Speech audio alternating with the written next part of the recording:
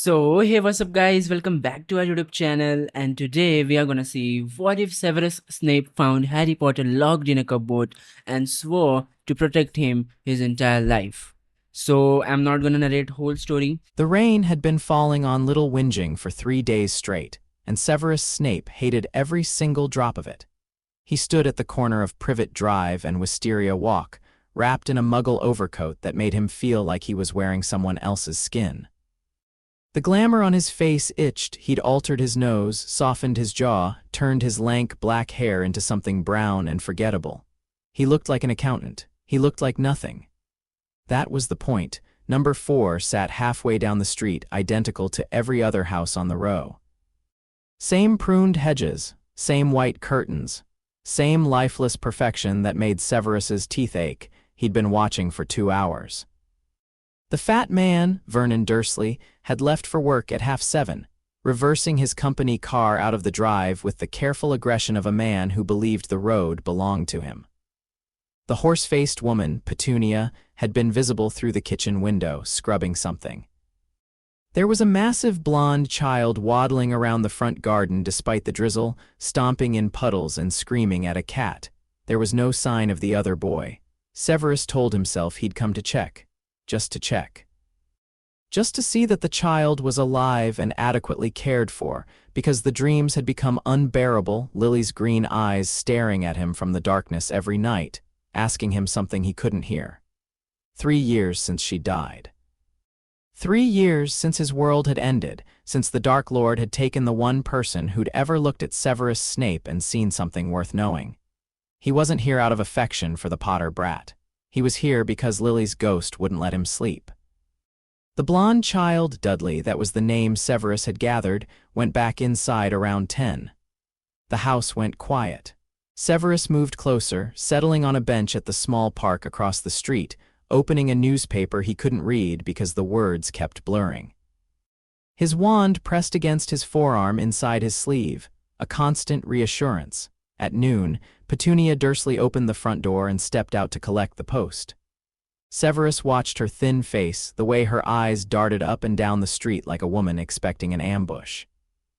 He'd known Petunia as a girl, known the jealousy that curdled behind her prim smile, the way she'd spat the word freak at Lily with enough venom to make a 9-year-old cry. He hadn't thought about it much then. Children were cruel. But looking at this woman, at the rigid set of her shoulders, at the way she glanced back into the house with an expression that was not maternal, Severus felt something cold settle in his stomach. He waited until evening. Vernon Dursley came home at 5:30, and through the lit kitchen window, Severus watched the family sit down to dinner. 3 place settings. Vernon, Petunia, and Dudley, who was given a plate piled so high with food that it would have fed 2 children. 3 place settings. Where was the boy? Severus crossed the street. He moved along the side of the house, careful and silent, years of spying making his footsteps ghost-like on the wet grass. The kitchen window was cracked open an inch. Petunia must have been airing out cooking steam, and he pressed himself against the wall beneath it, listening. Seconds, Mummy, of course, Didikins. Vernon passed the potatoes, the scrape of cutlery. The wet sound of the Dursley boy eating with his mouth open. Vernon grunting something about a deal at work, a drill order, someone called Henderson who was an absolute Burke, normal, mundane, and only 3 voices. Severus moved to the back of the house. The garden was small and aggressively tidy, a square of lawn, a shed, a flower bed with military-precise rows of petunias. Petunia planting petunias. Lily would have laughed at that. Severus felt something twist in his chest and crushed it. The back door had a simple lock. He could have used a Alohomora, but he didn't want to risk triggering whatever monitoring charms Dumbledore might have placed on the property. Instead, he waited. Patience was the only virtue Severus had ever cultivated, and he'd cultivated it to a razor's edge. At 8 o'clock, the kitchen light went off. The sitting room light came on, the television's blue glow flickered through the curtains.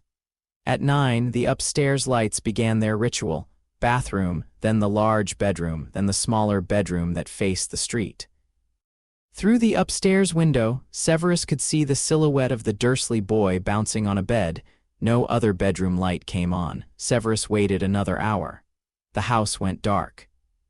He counted to 500, then cast a silent notice-me-not on himself so thorough that even the neighborhood cats would forget he existed, and approached the back door. Alohomora was a whisper, barely a breath of magic, and the lock clicked open. He eased the door inward inch by inch, stepping into a kitchen that smelled of boiled cabbage and furniture polish. Everything was painfully clean. Everything was in its place. He stood in the darkness, letting his eyes adjust, and listened to the house. Snoring from upstairs, deep, rumbling, the unmistakable sound of Vernon Dursley. A lighter rasp beside it that would be Petunia, the house settling, a clock ticking somewhere, and something else, a small sound so faint he almost missed it. A whimper, quick and stifled, like a child who'd learned that crying too loud brought consequences. It was coming from beneath the staircase. Severus moved through the kitchen into the narrow hallway. The stairs rose to his left. Beneath them, set into the wall, was a small door, painted the same cream as the rest of the hallway, with a latch, and Severus noticed with a prickling sensation spreading across his scalp, a bolt. A bolt on the outside. The whimper came again. He slid the bolt back. It scraped, metal on metal, and the sound from inside the door went silent, the sudden, total silence of a small animal that knows a predator is near. Severus opened the door. The cupboard was perhaps 4 feet deep and 3 feet wide at its broadest point, narrowing where the stairs angled upward. There was a thin mattress on the floor, not a proper mattress, Severus realized, but a folded blanket laid over bare boards. A single threadbare sheet, no pillow. Spiders had built webs in the upper corners, and the space smelled of dust, damp, and something else. The sour, unmistakable smell of a child who hadn't been bathed in days. Curled in the far corner, knees drawn to his chest, eyes enormous in the darkness, was a boy. He was small. Far too small for 4 years old. His black hair was matted and wild, sticking up in every direction. He wore a gray t-shirt that hung off his frame like a tent. It must have been the Dursley boys, 3 sizes too large. His arms, where they wrapped around his knees, were thin as kindling. And on those arms, even in the darkness, Severus could see bruises, finger-shaped bruises, the kind that came from being grabbed and squeezed and shaken. The boy's eyes caught the faint light from the hallway, and they were green. They were so green that Severus stopped breathing. Lily's eyes. Lily's exact eyes, staring up at him from a face that was all James Potter, the messy hair, the shape of the jaw, even at 4 years old. But those eyes were Lily's, and they were filled with a terror so practiced, so routine, that it was worse than if the child had screamed. The boy didn't scream. He pressed himself further into the corner, making himself as small as possible, and whispered, I'm sorry, I didn't mean to, I'll be quiet, I'm sorry." Severus couldn't speak. He'd seen things, he'd done things. He'd knelt before the Dark Lord and watched people writhe under the cruciatus and not flinched. He'd walked through the aftermath of raids and kept his face empty. He was Severus Snape, and he did not feel things, because feeling things was a luxury for people who hadn't sold their souls at 19 and lost everything that mattered at 21. But this, I'm sorry. The boy whispered again, and his voice cracked on the second word, and Severus felt something inside his chest shatter like glass, and what poured through the cracks was not grief, not guilt, but rage, pure white. Incandescent rage that started in his core and radiated outward until his fingertips burned with it. He knelt down. The hallway floor was hard under his knees. He made himself small, unthreatening, though every cell in his body was screaming at him to go upstairs and show Vernon Dursley what a Death Eater could do with a wand and a reason. "I am not going to hurt you," Severus said. His voice came out rough. He tried again, quieter. "I am not going to hurt you, child. You have nothing to apologize for." The boy stared at him, unblinking, not believing. "What is your name?" Severus asked, because he needed to hear the boy say it, needed the reality of it. "Harry," the boy whispered, then, as if reciting something he'd been told. "Harry Potter, I live in the cupboard. I live in the cupboard," as if it were an address, as if it were normal. Severus's wand hand was trembling. He hadn't trembled since the night Lily died. "Harry," he said, and the name felt strange in his mouth. He'd been thinking of the child as the Potter boy for 3 years, keeping him abstract, keeping him at a distance. because distance was safe and closeness was not. But this was not an abstraction. This was a child with Lily's eyes and bruises on his arms, and he lived in a cupboard. "Can you come out?" Severus asked. "I'd like to look at you to make sure you're all right." Harry shook his head, a tiny, frantic movement. "I'm not allowed out till morning," Uncle Vernon said. "Your Uncle Vernon," Severus said carefully, "is asleep, and I am here now, and I am telling you that you may come out." The boy studied him. Severus could see the calculation in those green eyes, not the calculation of a normal 4-year-old, but the survival calculus of a child who'd learned to read adults the way soldiers read terrain. Threat assessment. How angry is this one? Will he hit with an open hand or closed? Is there an escape route? No child should know how to think like that. Harry crawled forward. His movements were careful, pained, and when he reached the edge of the cupboard and the hallway light fell on him fully, Severus saw the rest of it. The bruise on his left cheek, yellowing at the edges, days old. The way he favored his right arm, holding it slightly away from his body. The hollows under his eyes. The prominent ribs visible where the oversized shirt slipped off one shoulder. Severus had learned healing magic out of necessity. You didn't survive in the Dark Lord's inner circle without learning how to patch yourself up. He cast a diagnostic charm, nonverbal, a subtle wave of his wand that the boy wouldn't even notice. The results made him close his eyes. A hairline fracture in the right forearm, partially healed, meaning it had never been set, never been treated. Malnutrition, dehydration, bruising across the torso consistent with repeated blunt impact. A barely healed cut on the back of the left hand. The boy was 4 years old. Severus opened his eyes. Harry was watching him with that terrible, quiet patience, waiting to find out what kind of pain this new adult would bring. "Harry," Severus said, "I knew your mother." Something shifted in the boy's face. A flicker, not hope exactly, because hope had been beaten down too far for that, but attention. Interest, a tiny crack in the wall. "My mummy?" "Yes, she was." Severus's throat closed. He forced the words through. "She was my friend when we were children. She was the best person I have ever known." Harry's lower lip trembled. "Aunt Petunia says she was a drunk. She says that's how my mum and dad died, in a car crash, because they were drunks." The rage flared again, so hot Severus thought it might actually burn through his skin. He breathed through it. "That is a lie," he said flatly. "Your mother never touched alcohol in her life. She died protecting you, Harry. She died because she loved you more than anything in this world, and she put herself between you and the man who wanted to kill you. Your father did the same. They were heroes, both of them." He hadn't planned to say that about James Potter. The word hero applied to James Bloody Potter tasted like ash, but it was true, and the boy deserved truth more than Severus deserved his grudges. Harry's eyes filled with tears. He didn't let them fall. 4 years old, and he'd already learned to hold his tears in. "I want to see your arm," Severus said. "The one that hurts. Will you let me?" Harry extended his right arm slowly, like an offering. Severus took it with a gentleness he didn't know he possessed, rolling back the ridiculous oversized sleeve, and looked at the swelling around the forearm where the fracture was. He pressed his wand tip against the skin and murmured a bone-mending charm, basic, precise, effective.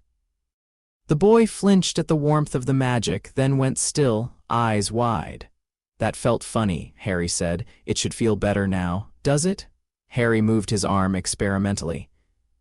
The pain was gone. Severus could see it in the way the boy's shoulders dropped, releasing a tension he'd probably been carrying for weeks. "It doesn't hurt anymore," Harry said, and his voice was filled with such bewildered wonder that Severus had to look away for a moment. He healed the rest.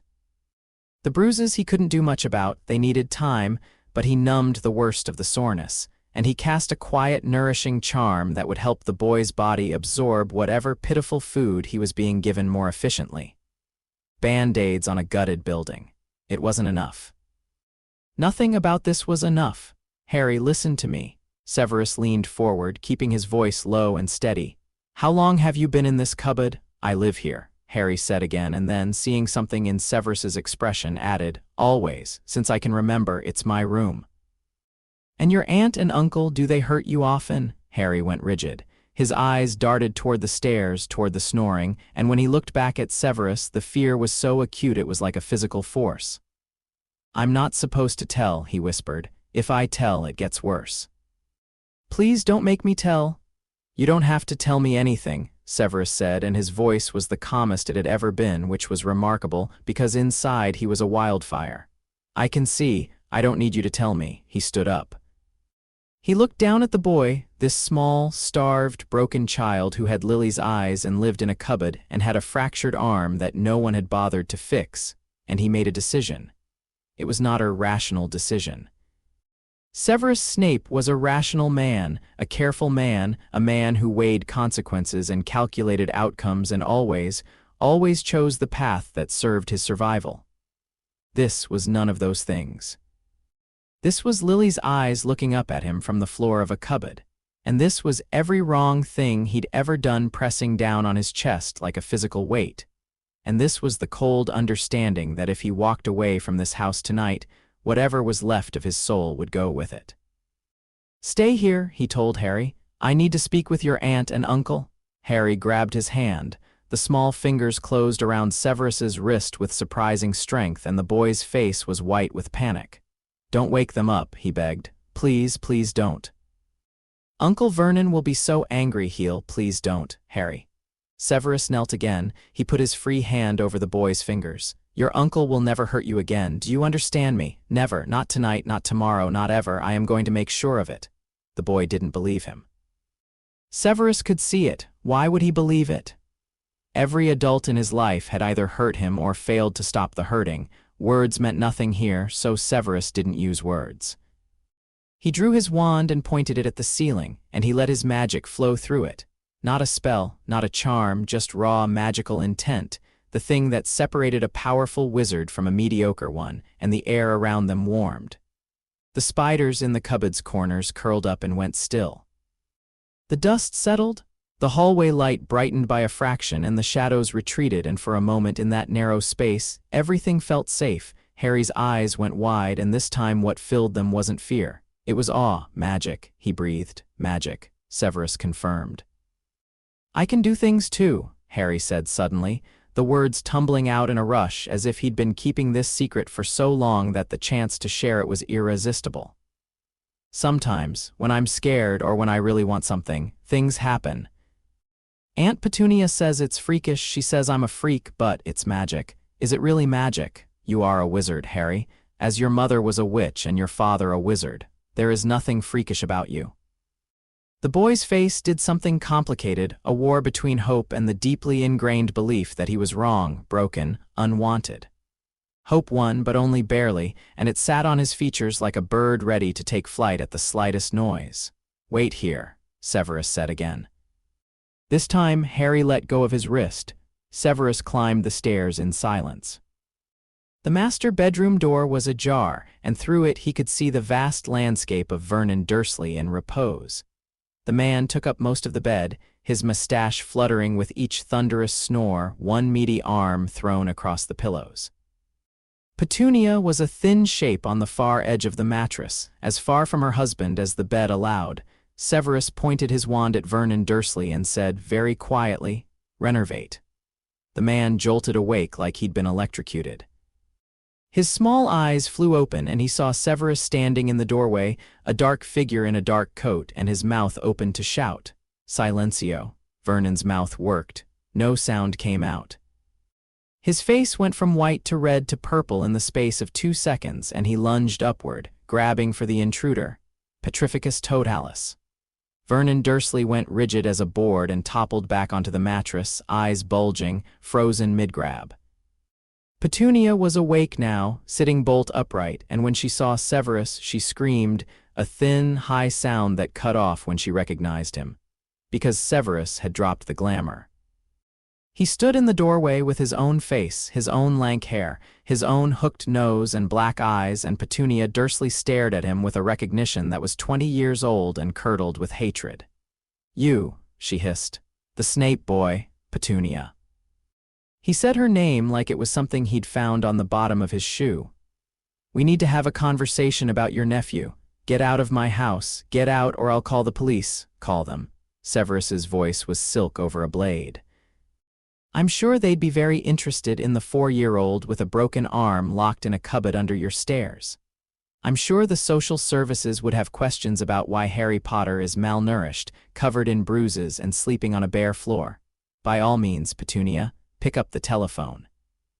Petunia's mouth snapped shut. I didn't think so. Severus stepped into the room. Vernon's eyes tracked him, wild with impotent fury, but the body bind held. Here is what is going to happen. I am going to take Harry. You are never going to see him again. And you are going to be grateful, deeply, profoundly grateful, that I am choosing to take him rather than do what I want to do, which is curse your husband into something that would need to be scraped off the wallpaper. You can't take him. Petunia whispered, and her voice had a reedy, desperate quality.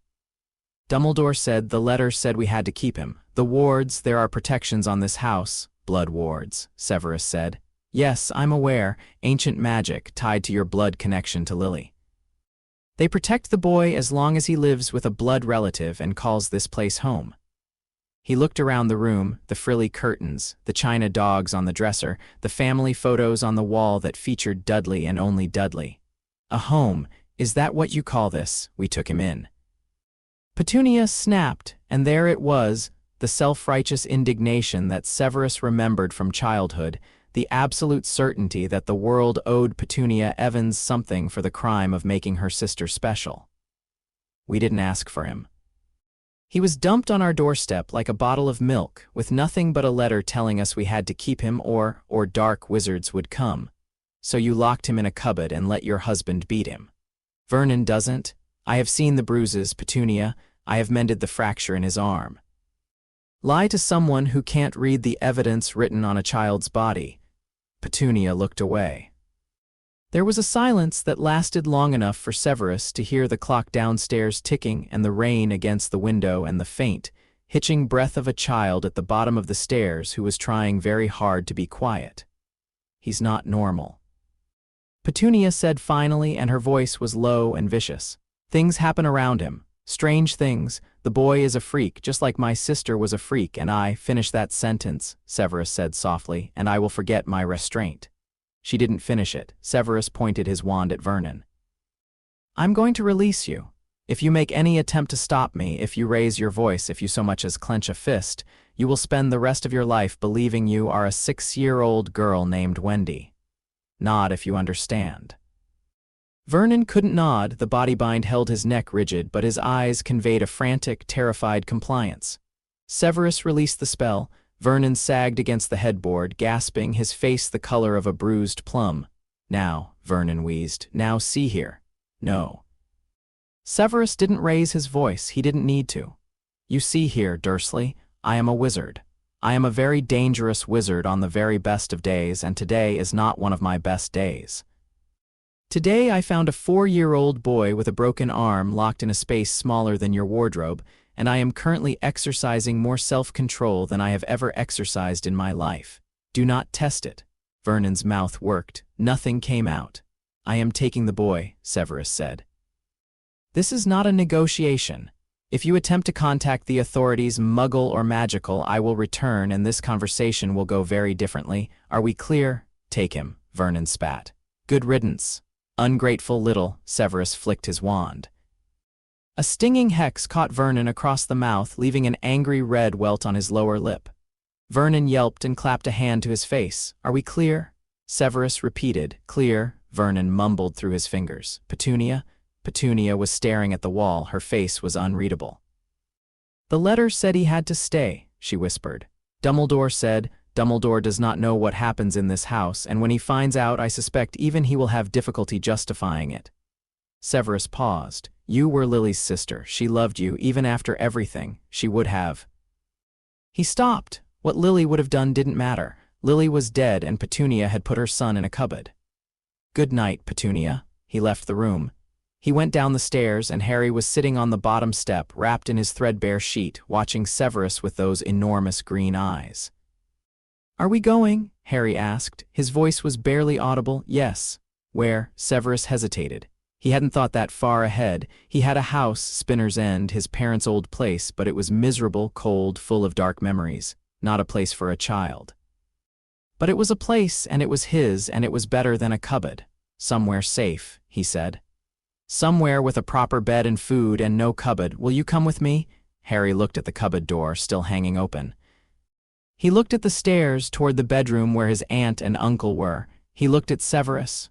Okay, he said. It was the smallest word. It broke Severus's heart. He gathered the boy up. Harry weighed nothing, absolutely nothing, like lifting an armful of sticks and cloth, and carried him to the back door. The rain had stopped. The night air was cool and clean after the stuffy horror of that house, and Harry pressed his face into Severus's shoulder and breathed deep, as if he'd never been outside at night before. He probably hadn't. Severus walked to the end of the garden, through the back gate, into the narrow alley that ran behind the houses. He needed to apparate, but side along with a child this young was risky, especially a child this fragile. He'd need to be precise. He focused on Spinner's End, the sitting room, specifically the threadbare rug in front of the fireplace, and tightened his hold on Harry. This will feel strange, he warned. Hold on to me. Harry's arms tightened around his neck. Severus turned on the spot, and the world compressed into a tube of darkness and pressure. And then they were standing in his sitting room at Spinner's End, and Harry was coughing and trembling but alive, unhurt and free. Severus set the boy down on the rug. The house was cold. He hadn't been here in weeks, and he sent a nonverbal incendio at the fireplace. Flames leapt up, casting warm light across the shabby room. Books lined every wall. The furniture was old, dark, mismatched. It looked nothing like Privet Drive. It looked like a place where a person actually lived. Harry stood on the rug and stared at the fire. Then he stared at the books. Then he stared at Severus. Is this your house? Yes, it has lots of books. Yes, I like books. Dudley doesn't. He got some for his birthday, and I read them when everyone was asleep. Harry paused. I'm not supposed to tell. Something in Severus's chest tightened again. He reached up and massaged the bridge of his nose, a habitual gesture when his emotions were threatening to breach his defenses. You may read any book in this house, he said. Except the ones on the top shelf. Those will try to bite you. Harry's eyes went round. Books can bite. These particular books have strong opinions about being read without permission. We'll discuss it when you're older. He steered the boy into the kitchen, which was slightly less depressing than the sitting room. He opened the refrigerator and found it predictably empty save for a jar of pickled something and half a bottle of fire whiskey he'd hidden behind the Muggle milk that had gone solid weeks ago. He vanished the expired food with a wave, then summoned a pot and began heating water. Can you eat soup? He asked. I'm going to make you something. It won't be elaborate, but it will be warm. I can eat anything. Harry said, and the way he said it, the earnest desperation, as if he was afraid the offer might be withdrawn, made Severus grip the edge of the counter until his knuckles went white. He made soup. Simple, quick, potatoes and onions from a stasis cupboard he kept stocked for emergencies. A few basic ingredients combined with more magic than culinary skill. He added a mild, stomach-soothing draft to the broth, because a child this malnourished would likely be sick if he ate too much too fast, and set a bowl in front of Harry at the kitchen table. Harry stared at the bowl. Steam curled up from it, fogging his glasses, round, wire-framed, held together with tape on one side. Severus made a mental note to fix those. This is all for me? Harry asked. Yes, just me. Harry, eat. The boy ate. He ate like someone who'd learned that food could be taken away at any moment, hunching over the bowl, spooning soup into his mouth so fast he nearly choked. Severus watched, saying nothing, keeping his face neutral while his mind ran calculations. How long it would take to get the boy to a healthy weight, what potions he'd need, what damage the malnutrition had done to his development, whether the magical core had been affected. When Harry finished, he looked up at Severus with a soup-stained chin and said, "Thank you, sir." "You don't need to call me sir." "What do I call you?" Severus thought about it. "My name is Severus Snape. You may call me Severus or Snape or Professor if you're feeling formal, whatever suits you." "Severus," Harry said, mangling it slightly. "Close enough." He found a shirt of his own, black obviously. Everything he owned was black, and transfigured it into something approximating pajamas. They were too big, but they were clean and warm, and Harry held them like they were made of gold. "These are mine," he said, "for tonight. Tomorrow we'll get you proper clothes." "I've never had proper clothes." Severus helped the boy change, cataloging each bruise and scar with clinical precision and volcanic fury, filing them away in his memory where they would fuel him for years. Then he took Harry upstairs to the second bedroom that had been his as a child. It was small and sparse, a single bed, a wardrobe, a desk, but the mattress was real and the sheets were clean and there was an actual pillow. Harry climbed into the bed and pulled the covers up to his chin. He lay there, rigid, staring at the ceiling. "What's wrong?" Severus asked. "It's so big," Harry whispered. Severus understood. The boy had spent his entire conscious life in a cupboard. A real bed in a real room must have felt enormous, exposed, unsafe in its openness. He pulled the desk chair to the bedside and sat down. "I will stay here until you fall asleep." "You don't have to." "I know I don't have to. I'm choosing to. Go to sleep, Harry." The boy watched him for a long time. Those green eyes, fighting to stay open, examining Severus's face as if memorizing it, as if afraid this was a dream that would evaporate by morning.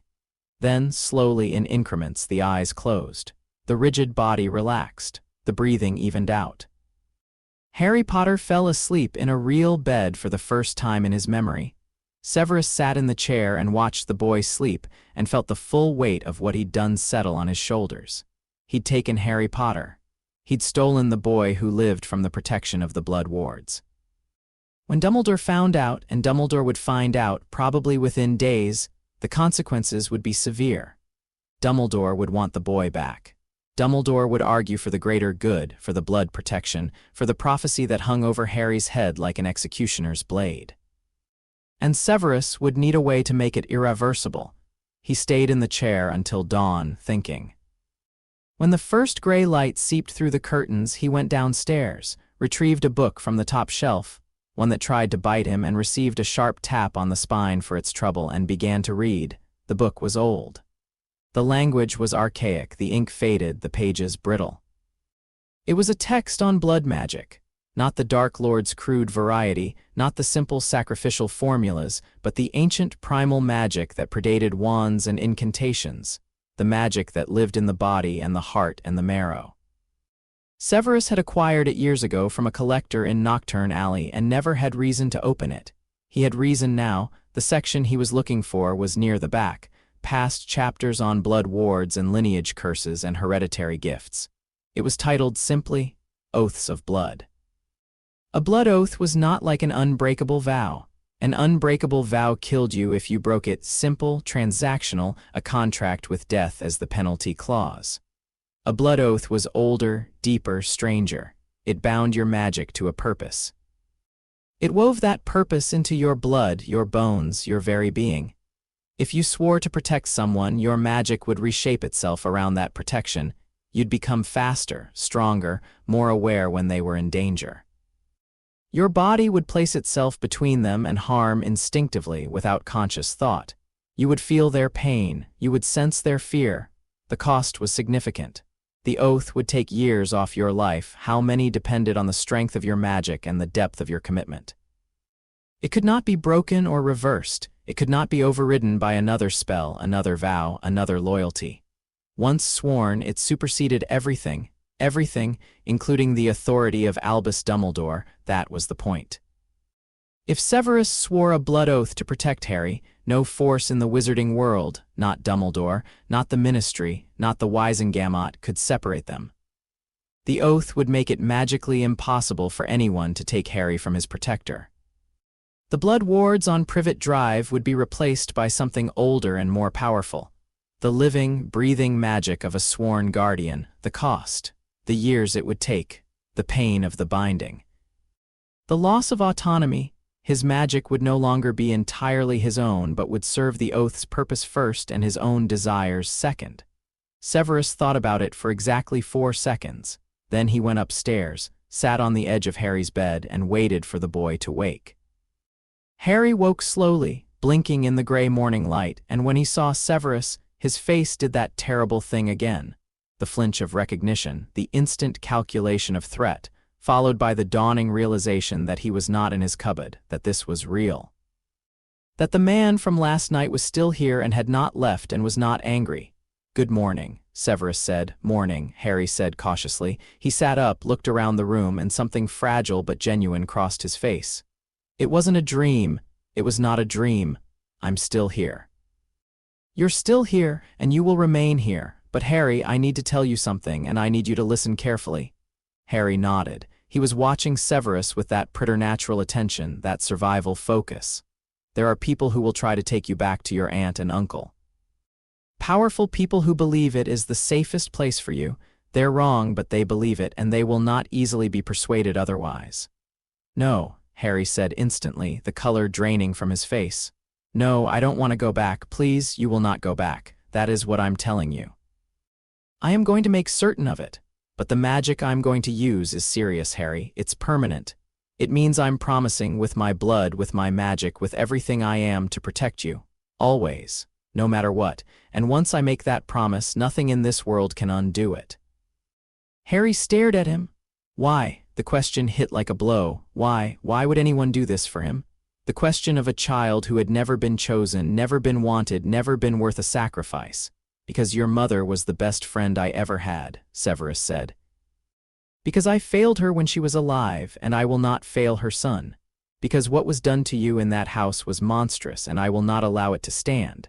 And because," he paused, searching for honesty, "because someone should have come for you sooner, and I am sorry that no one did."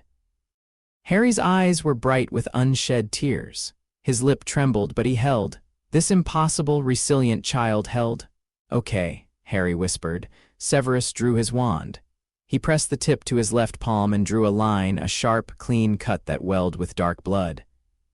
He hissed at the sting but didn't waver. Then he held out his hand to Harry. "I need a drop of your blood, just a drop. It will sting, but only for a moment." Harry extended his hand without hesitation.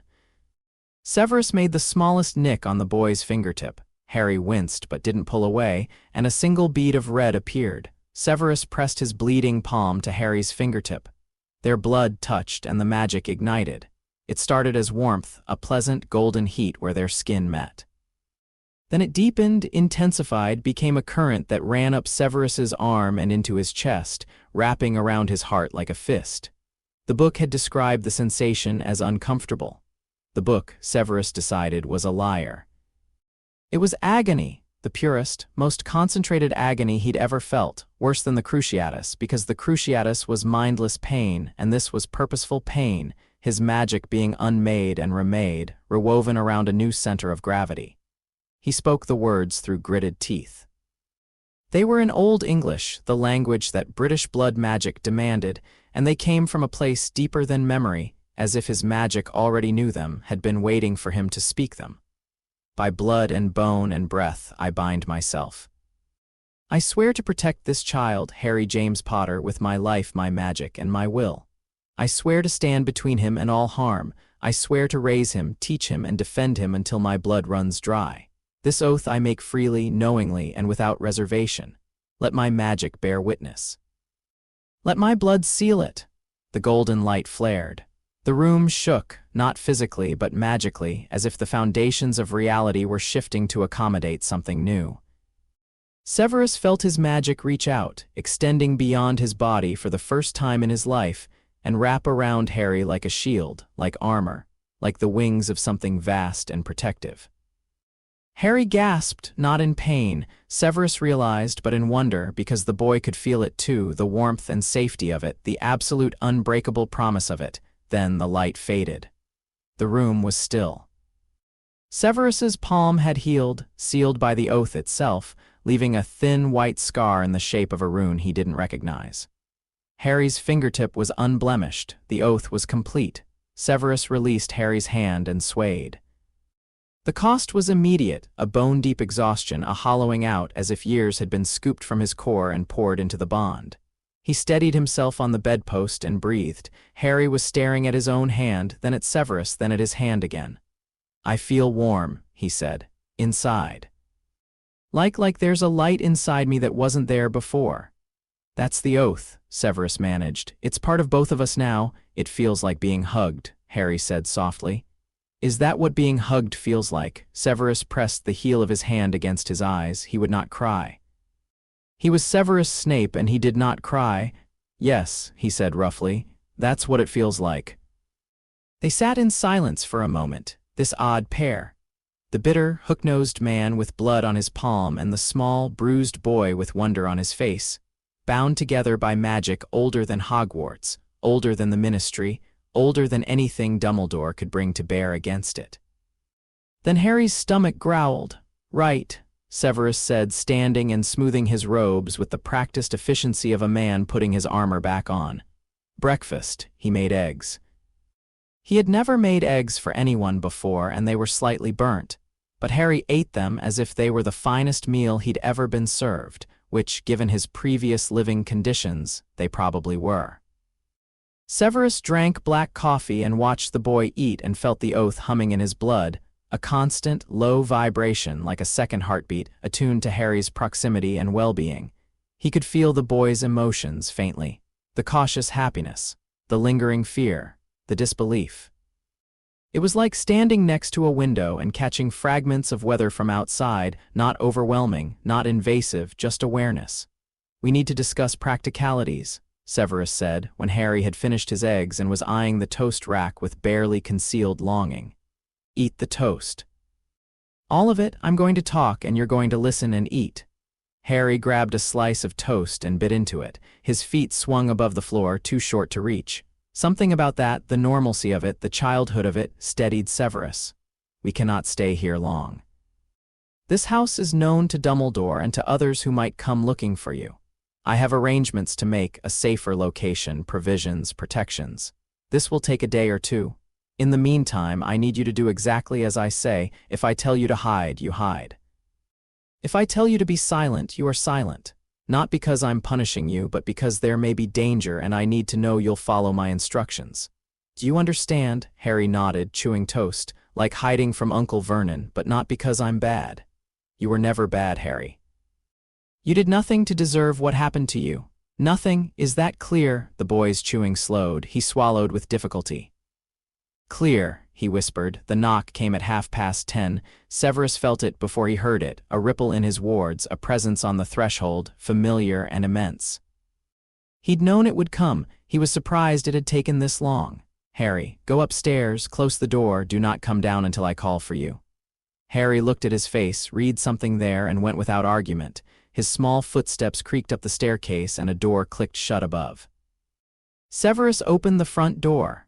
Albus Dumbledore stood on the step at Spinner's End, wearing the expression of a man whose chess piece had moved without his permission. He was dressed in Muggle clothes, a tweed suit that might have been fashionable in 1940, but the power radiating from him was anything but mundane. His blue eyes were not twinkling. Not today. Severus, Dumbledore said, Headmaster, may I come in? Severus stepped aside. He had no choice. Refusing Dumbledore entry would only delay the confrontation, and Severus was done delaying. He led the old man into the sitting room where the fire had burned down to embers and did not offer tea. Dumbledore settled into the armchair, Severus's armchair, typically, but he didn't contest it. He remained standing, his back to the mantelpiece, his wand accessible. The monitoring charms on Privet Drive alerted me at 3 o'clock this morning. Dumbledore said, his voice mild and conversational, as if discussing weather. Harry was removed from the house. The blood wards collapsed. Mrs. Figg reported no unusual activity in the neighborhood, which suggests the removal was done with considerable skill. He paused. Shall I continue, or would you prefer to tell me your version? There is only one version, Severus said. I went to check on the boy. I found him locked in a cupboard under the stairs. He was malnourished, dehydrated, and had a broken arm. He was covered in bruises. He was 4 years old and sleeping on a bare floor in a space the size of a coffin. I took him. A silence. Dumbledore's expression shifted, not dramatically, not obviously, but Severus had spent years reading the old man's face and he saw it. A flicker of something, discomfort. Perhaps even guilt. But it was gone quickly, replaced by that calm, maddeningly reasonable demeanor. I was not aware the situation had become so severe, Dumbledore said carefully. Were you aware it was severe at all? I knew the Dursleys were not. ideal guardians. Arabella's reports suggested Harry was not treated as warmly as one might hope. But the blood wards, Severus said, and his voice was very quiet, required Harry to call that place home. He did. He called it home because it was the only home he'd ever known, a cupboard. That was his home, Dumbledore, and the wards fed on what? The boy's suffering, his resignation. Is that the foundation you built your great protection on? Dumbledore's fingers laced together in his lap. The wards were sustained by Petunia's blood connection to Lily and by Harry's residence in her household. They provided absolute protection against Voldemort and his followers. No Death Eater could have, no Death Eater needed to. The Dursleys were doing the job themselves. Another silence. Longer this time? Severus, Dumbledore said, and now his voice carried weight, authority, the gravity of a man who had defeated Grindelwald and shaped the wizarding world for half a century. I understand your anger. I share it more than you may believe, but Harry must be returned to Privet Drive. The blood protection is irreplaceable. It is the only thing standing between Harry and those who would. No, the word was flat and final, a door slamming shut. Dumbledore's eyes sharpened. Severus, I have sworn a blood oath. The room went very still. Severus watched Dumbledore's face with grim satisfaction. He'd never seen the old man lost for words before. It was, he had to admit, immensely gratifying. A blood oath. Dumbledore repeated, and for the first time his composure cracked, real shock beneath the surface, quickly mastered but undeniably present. Severus, that is ancient magic. The consequences, I am aware of the consequences. The years it will take from your life, my life, mine to spend. It cannot be reversed. That is rather the point. Dumbledore rose from the chair. He seemed to grow as he stood, filling the room with his presence, and Severus had a vivid, unwelcome memory of being 11 years old and standing before this man for the first time. But he was not 11 anymore. He was 24. He was a killer and a spy and a man who had just sworn the most powerful protective magic in existence, and he did not flinch. You have removed Harry from the only protection that can shield him from Voldemort, Dumbledore said, and there was steel in his voice now. The blood oath is powerful, Severus, but it is not the same as a blood ward. It protects through you, through your body, your magic, your presence. What happens when you cannot be present? What happens when you sleep, when you are called away? The oath does not require my physical presence to function. You know this. The protection is woven into Harry's very being now, as it is woven into mine. It operates constantly, as the blood wards did, but with a critical difference. It does not require the boy to live with people who beat him. Dumbledore's jaw tightened. It was a subtle movement, but Severus caught it. There will be those who question your motives, Dumbledore said quietly. A former Death Eater taking custody of Harry Potter. The Wisengamot, let them question. I will submit to Veritaserum. I will open my mind to any legilimens. I will prove my intentions by every means available, but I will not return that child to Privet Drive. And if I insist, Severus met Dumbledore's gaze. The old man's legilimency pressed against his occlumency shields, not aggressively, not forcefully, but it was there, a testing touch, like a hand on a door handle. Severus held. His shields were iron, honed by years of lying to the Dark Lord himself, and Dumbledore's probe slid off them like water off stone. If you insist, Severus said, then you will find that the blood oath makes it magically impossible for you to separate us. You can try. Your magic will fail. The oath predates the Hogwarts Charter, predates the Ministry, predates your authority. You cannot overrule it. No one can. Dumbledore looked at him for a long time. Those blue eyes, famous for their warmth and wisdom, were cold with calculation. Severus could practically see the gears turning, the old man reassessing, recalculating, adjusting his plans to accommodate this new and unwelcome variable. You realize, Dumbledore said at last, that this changes everything. The plans I had in place for Harry's protection, his education, his eventual sacrifice. The words were out before Severus could stop them, sharp as broken glass. Is that what you were going to say, Dumbledore? His eventual role in your war? His eventual preparation for a conflict that is not over, Dumbledore said firmly. Voldemort is not dead, Severus. You know this as well as I do. He will return, and when he does, Harry will be at the center of it, whether we wish it or not. The prophecy? I am aware of the prophecy. I am the one who brought it to the Dark Lord, if you recall. I will carry that guilt until I die and likely beyond, but the prophecy does not require the boy to be raised in misery. It does not require him to be weak, frightened, and desperate for any scrap of kindness. If Harry must face Voldemort, and I accept that he must, then he will face him trained, prepared, and loved. Not broken. The word loved hung in the air between them. It was not a word either man used easily. Dumbledore sat back down. The steel went out of him, slowly, like air from a punctured tire, and what was left was an old man, an impossibly old, impossibly tired man who looked at Severus with something that might have been respect or might have been resignation. You intend to raise him, Dumbledore said. I intend to raise him. You are 24 years old, Severus. You are a potions professor. You have no experience with children. I have been a child, a badly treated one. I know what not to do. That alone puts me ahead of the Dursleys. A ghost of something, not a smile, not quite crossed Dumbledore's face. And your position at Hogwarts? I intend to keep it. The boy will need to attend Hogwarts eventually, and you will need me in place when the Dark Lord returns. You still intend to spy. I intend to do whatever is necessary to protect Harry. If that means kneeling before the Dark Lord again, I will kneel, but I will do it on my terms, not yours. The oath supersedes your authority, Dumbledore. I answer to it now and only to it.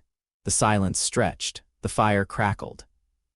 Upstairs, a floorboard creaked. Harry, unable to hold still, probably pressing his ear to the floor. Severus made a mental note to teach the boy stealth. Soon. I could fight you on this, Dumbledore said softly. I could bring the Wizengamot into it. I could, you could, and I would fight back. And the ensuing spectacle would alert every remaining Death Eater in Britain to the fact that Harry Potter has been moved from Dumbledore's protection, which I suspect is not an outcome you desire. Dumbledore inclined his head. Checkmate, and they both knew it. You are more formidable than I gave you credit for, Dumbledore said, and there was genuine surprise in his voice. I have underestimated you, Severus. Most people do. I prefer it that way. Another pause. Then Dumbledore stood, brushing off his tweed trousers with a weary gesture. I will want to see the boy regularly. I will want assurances of his safety and progress. And when the time comes for him to attend Hogwarts, he will attend, as any child would, but he will not be your weapon, Dumbledore. He will not be your pawn. He will be a student, and he will be my ward, and if anyone attempts to use him, they will answer to me. Dumbledore walked to the door. He paused with his hand on the frame, not turning around. You loved her very much, he said. Severus said nothing. I wonder. Dumbledore said quietly, if you are doing this for Lily or for yourself. Does it matter? The boy is safe. Dumbledore left. The door closed behind him. Severus felt the old man's presence recede from his wards, pulling back like a tide, and then it was gone. He let out a breath he hadn't realized he'd been holding. You can come down now, he called, the thundering of small feet on stairs. Harry appeared at the bottom, breathless, his eyes wide behind his taped glasses. Was that, you said, Dumbledore? Was that Dumbledore? Dumbledore is real. Very real, very powerful, and very unhappy with me at the moment. He wanted to send me back. It wasn't a question. Harry had heard enough through the floor to understand. He wanted to. He can't. The oath prevents it. You are staying with me, Harry. That is final and permanent. Do you understand? Harry nodded. Then he crossed the room, and before Severus could react, the boy had wrapped his arms around Severus's waist and pressed his face into his stomach. Severus stood there, frozen. He couldn't remember the last time anyone had touched him voluntarily. His arms hung at his sides like broken wings, useless, uncertain. The boy's grip was fierce, desperately, achingly fierce, and the oath pulsed between them, warm and steady and alive. Slowly, with the awkwardness of a man performing an unfamiliar task, Severus placed one hand on the back of Harry's head. We have a great deal of work to do, he said, and his voice was not entirely steady. New house, new protections, proper clothes and food and supplies. This will not be easy. I don't care, Harry mumbled into his shirt. You will need to learn. Magic, discipline, how the wizarding world operates. I will be strict, I will push you, I will not be warm or gentle or any of the things a proper guardian ought to be. I don't care. Stop saying you don't care. You should care, these are important, you came. Harry pulled back and looked up at him with Lily's eyes, bright and wet and shining. Nobody ever came before, you came and you got me and you promised. I don't care about the rest. Severus looked down at this boy, James Potter's face, Lily's eyes, bruises fading on his arms, clutching Severus's shirt like a lifeline, and felt the blood oath hum in his bones, steady as a drumbeat, ancient as stone, unbreakable as the promise he'd made. I need to find us a house. Severus said gruffly, detaching the boy from his shirt with careful hands. One that doesn't smell of mildew and bad memories. There's a property I know of, a cottage, well outside any wizarding settlement with enough land for proper wards. It belonged to a wizard who died without heirs. It's been sitting empty for decades. Can I come? You are coming everywhere I go for the foreseeable future. That is the nature of what we are now. He paused, then added with reluctant honesty, I have no idea how to do this, Harry. I want you to know that. I am not a good man. I've done terrible things. I'm impatient, irritable, and I have been told on numerous occasions that my personality could curdle milk. Harry's lip twitched. It was almost a smile. That's funny. It was not intended to be, still funny. Severus stared at the boy stared back. And something happened between them, not the blood oath, not magic, but something simpler and more terrifying. A connection. Human, fragile, real. Get your shoes, Severus said. We're leaving? I don't have shoes, Harry said. I had Dudley's old trainers, but they were too big and I left them at the house. Severus closed his eyes, counted to 10, opened them. Then I will carry you, he said, until we can get you shoes that fit. Come, he held out his hand. Harry took it. They left Spinner's End together, stepping out into a gray morning that was, against all odds and evidence, brighter than either of them had seen in a very long time.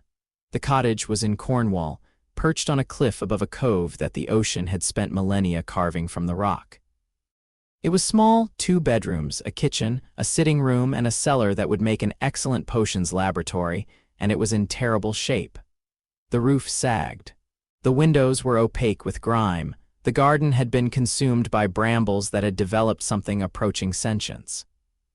Harry loved it instantly. It's so high up, he breathed, standing at the cliff's edge while Severus cast ward after ward, layering protections so dense that the air shimmered. You can see forever. Step back from the edge. But, Harry, back. The boy retreated 2 steps, which was not far enough but would have to do. Severus continued his work, muggle-repelling charms, anti-apparition wards, notice-me-not fields, intruder alerts, a Fidelius charm with himself as secret keeper. It took hours. By the time he finished, the cottage was invisible to anyone he hadn't personally told about it, and the cliff appeared to be nothing more than an unremarkable stretch of coastline. They spent the rest of the day making the cottage habitable. Severus repaired the roof with a series of increasingly creative charms. Harry, given a damp cloth and instructions to wipe surfaces, threw himself into the task with the desperate enthusiasm of a child who'd been trained to clean but had never been allowed to take pride in it. He chattered as he worked, the first time Severus had heard the boy talk freely, a stream of questions about magic, about his mother, about Hogwarts, about everything. Was my mum good at magic? She was exceptional. Was my dad good at magic? Severus paused in the middle of repairing a window. Your father, he said carefully, was talented, particularly at transfiguration. Were you friends with him too? No. How come? That is a long and complicated story that we will discuss when you're older. You keep saying when you're older. When's older? Older than 4. Harry accepted this with the philosophical grace of a child who was used to not getting answers.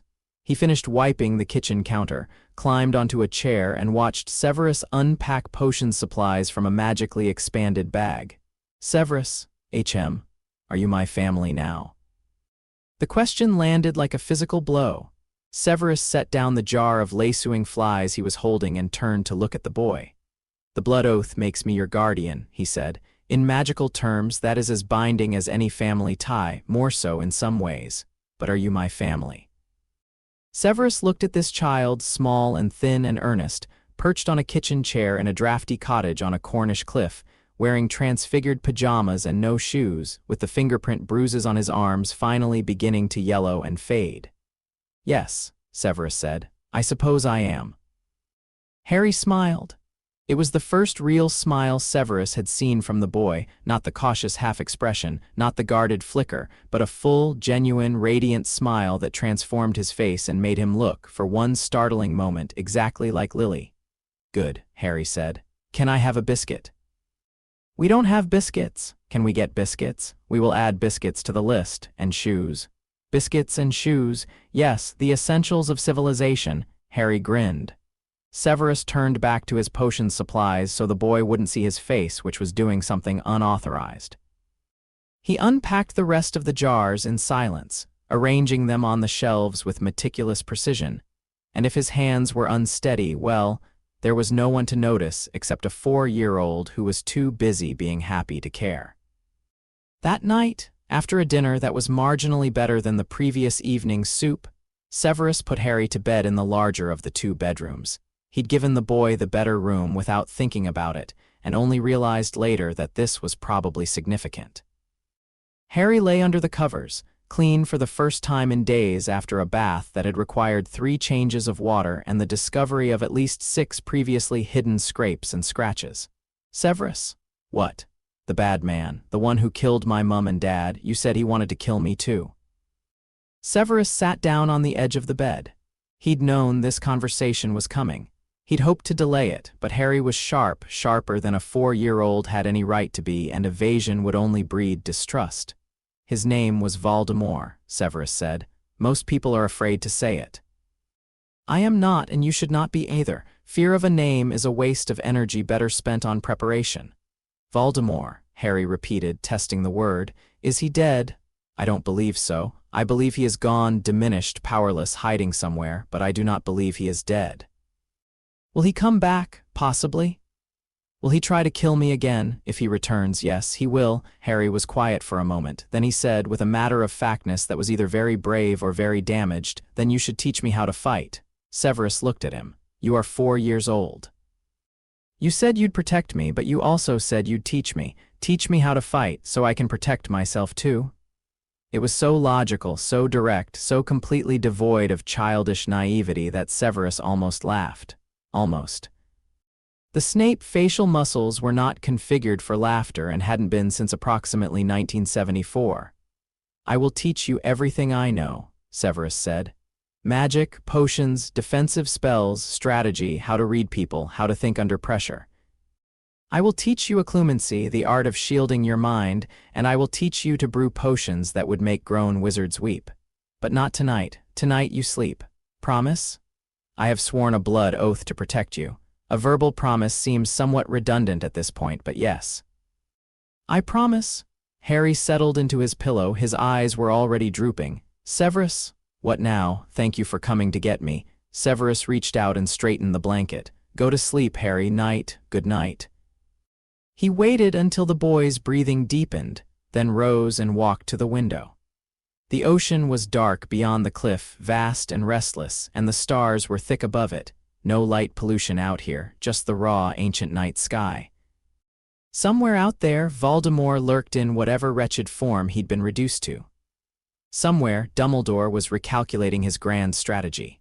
Somewhere, Death Eaters moved in shadows, and the world that Lily had died to protect turned on, oblivious and ungrateful.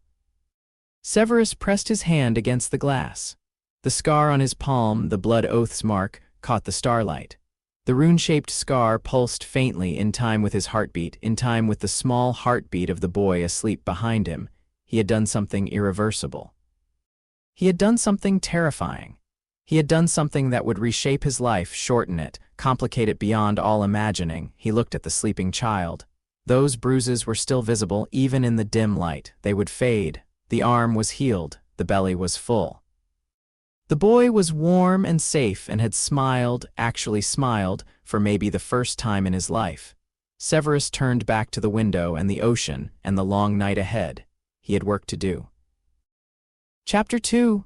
The making of a wizard the first month was a disaster, not a dramatic disaster, no dark lords at the door, no ministry raids, no Dumbledore materializing in the kitchen with ultimatums. A quieter kind of disaster, the domestic kind. The kind that happens when a man who has lived alone for his entire adult life suddenly finds himself responsible for a 4-year-old who flinches at raised voices, hoards food under his pillow, and wakes screaming 3 times a night.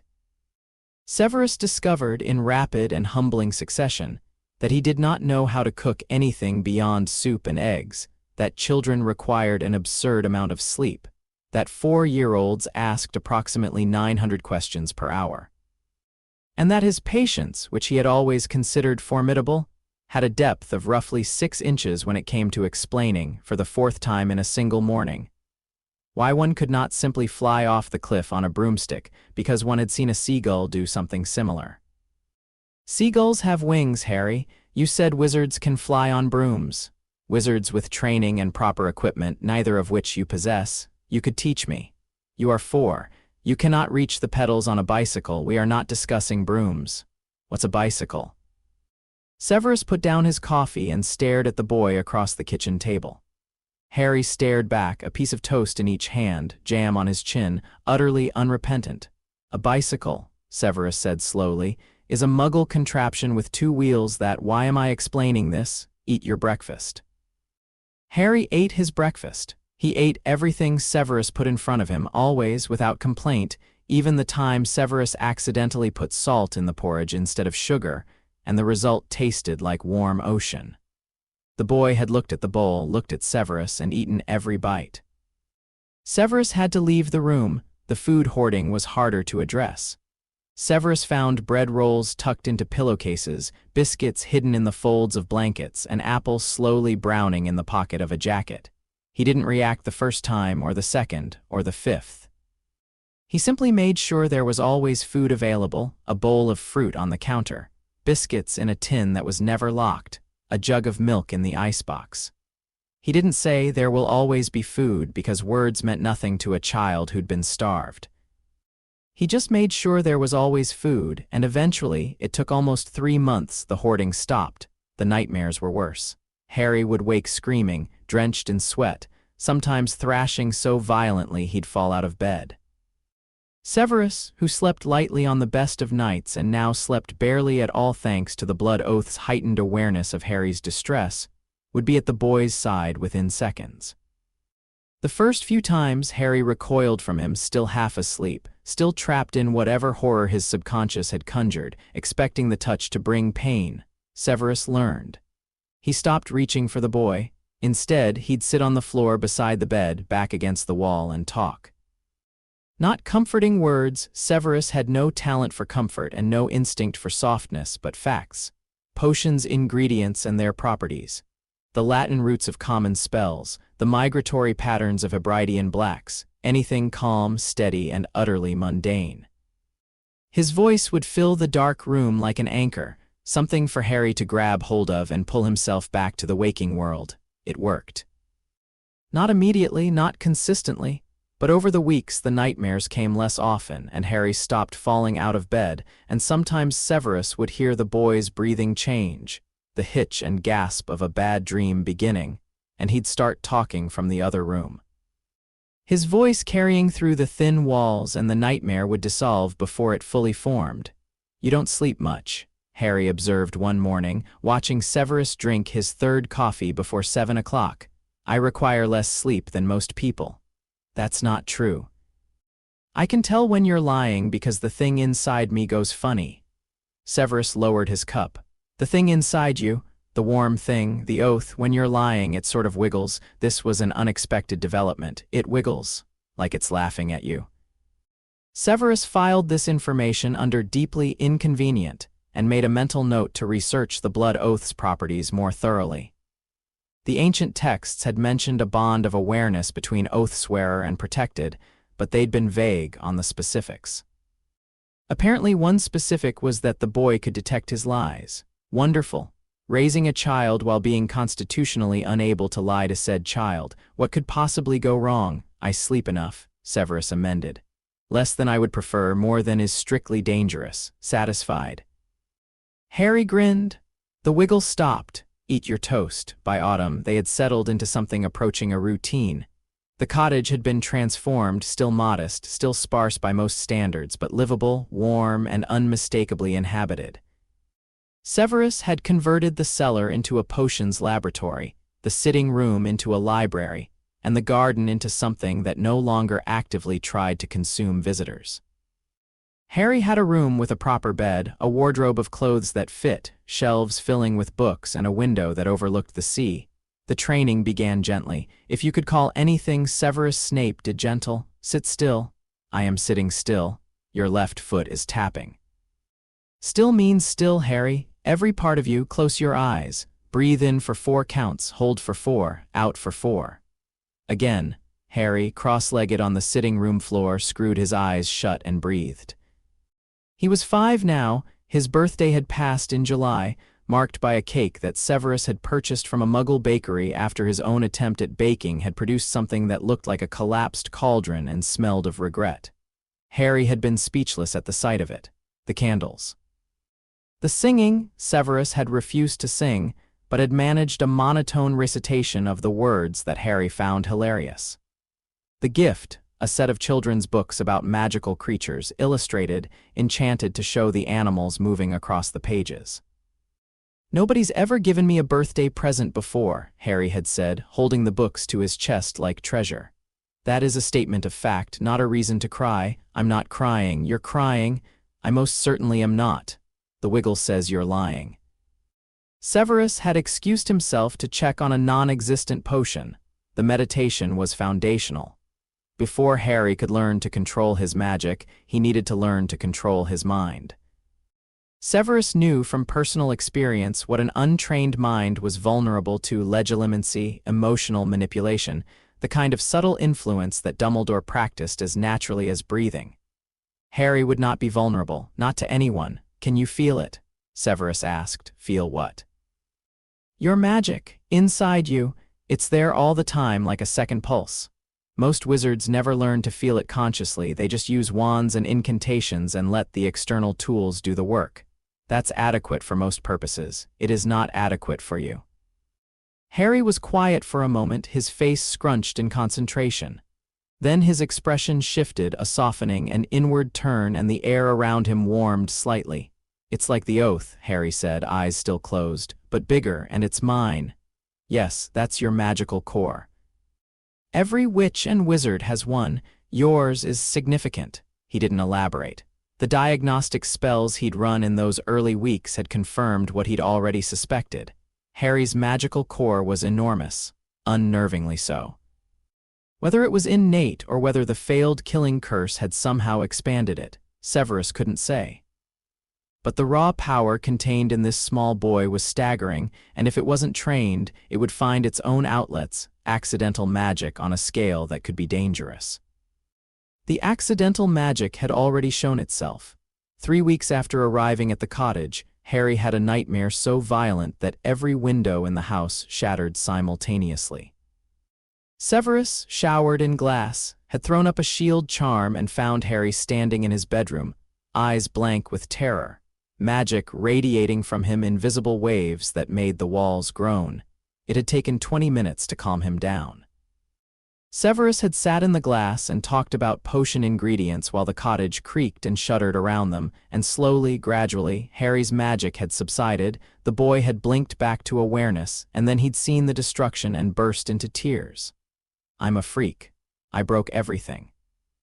I'm sorry. You are not a freak.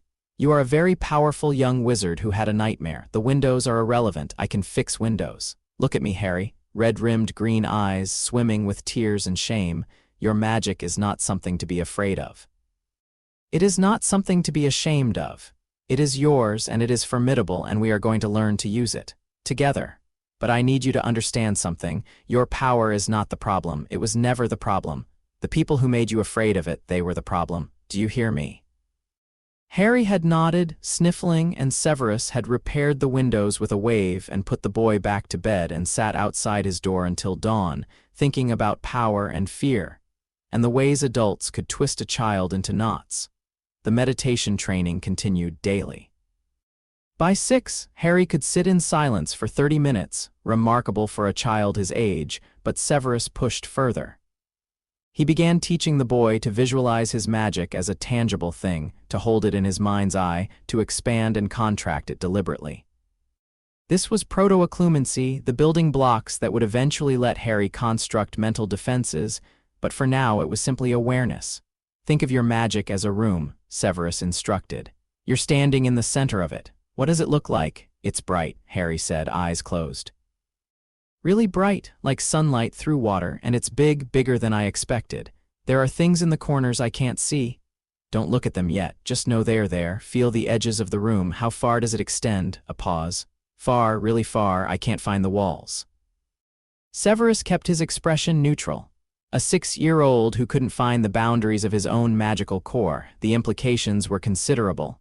That's enough for today, he said. Let's work on something practical. Practical in Severus's curriculum meant potions. He started Harry in the laboratory on a Tuesday morning when the boy was 5.5. And the moment Harry descended the cellar stairs and saw the shelves of ingredients, the gleaming cauldrons, the precision scales and crystal phials, his face lit up with a wonder that made the blood oath hum. This is where you make potions. This is where we make potions. Hands clean, sleeves rolled. Hair back, though in your case I suspect hair management is a genetic impossibility. Harry's hair, like James Potter's before him, defied all attempts at control. It stuck up, fell sideways, rearranged itself the moment a comb was put away, and generally behaved as though gravity was a suggestion rather than a law. Severus had given up on it within the first week. He started Harry on the simplest brews. A boil cure, a basic sleeping draught, a pepper-up that was so mild it barely qualified. The boy was meticulous, surprisingly so for his age, and his small hands were steady as he measured ingredients, stirred in prescribed patterns, and watched the color changes with rapt attention. 3 clockwise, 1 counterclockwise. Good, now wait, watch the surface. What do you see? Bubbles, small ones, they're turning silver. That means the flux suite has activated. Add the porcupine quills gently, one at a time. If you drop them in too fast, it'll explode. It will produce a gas that smells like a troll's undergarments and stains everything it touches permanently blue, which is worse. Harry added the quills with exaggerated care, tongue poking out between his teeth. The potion simmered, turned the correct shade of turquoise, and emitted a faint mint-scented steam. Severus inspected it, dipping a glass rod and watching the viscosity. Acceptable, he said. Harry beamed. He'd learned quickly that acceptable from Severus was high praise. The man's grading scale ran from catastrophic to adequate to acceptable to competent to the mythical impressive, which Harry had never heard him use. The potions lessons were twice a week, then 3 times, then daily as Harry's skill grew and his appetite for the subject proved insatiable. By 7, the boy could brew a dozen basic potions from memory. By 8, he was attempting intermediate work, draught of peace, witch-sharpening potion, a modified strengthening solution that Severus had adapted for training purposes. He made mistakes, of course, a melted cauldron here, a minor explosion there, one memorable incident involving bubituber pus that required Severus to regrow the skin on Harry's left hand. But his instincts were remarkable. He understood the logic of potions in a way that most Hogwarts students never grasped. Not just the recipes, but the why certain ingredients reacted, why stirring patterns mattered, why the same base could produce a healing draught or a poison depending on a single variable. You have your mother's talent for this, Severus said one afternoon, watching Harry adjust the flame under a shrinking solution with a confidence that belied his 8 years. He hadn't meant to say it.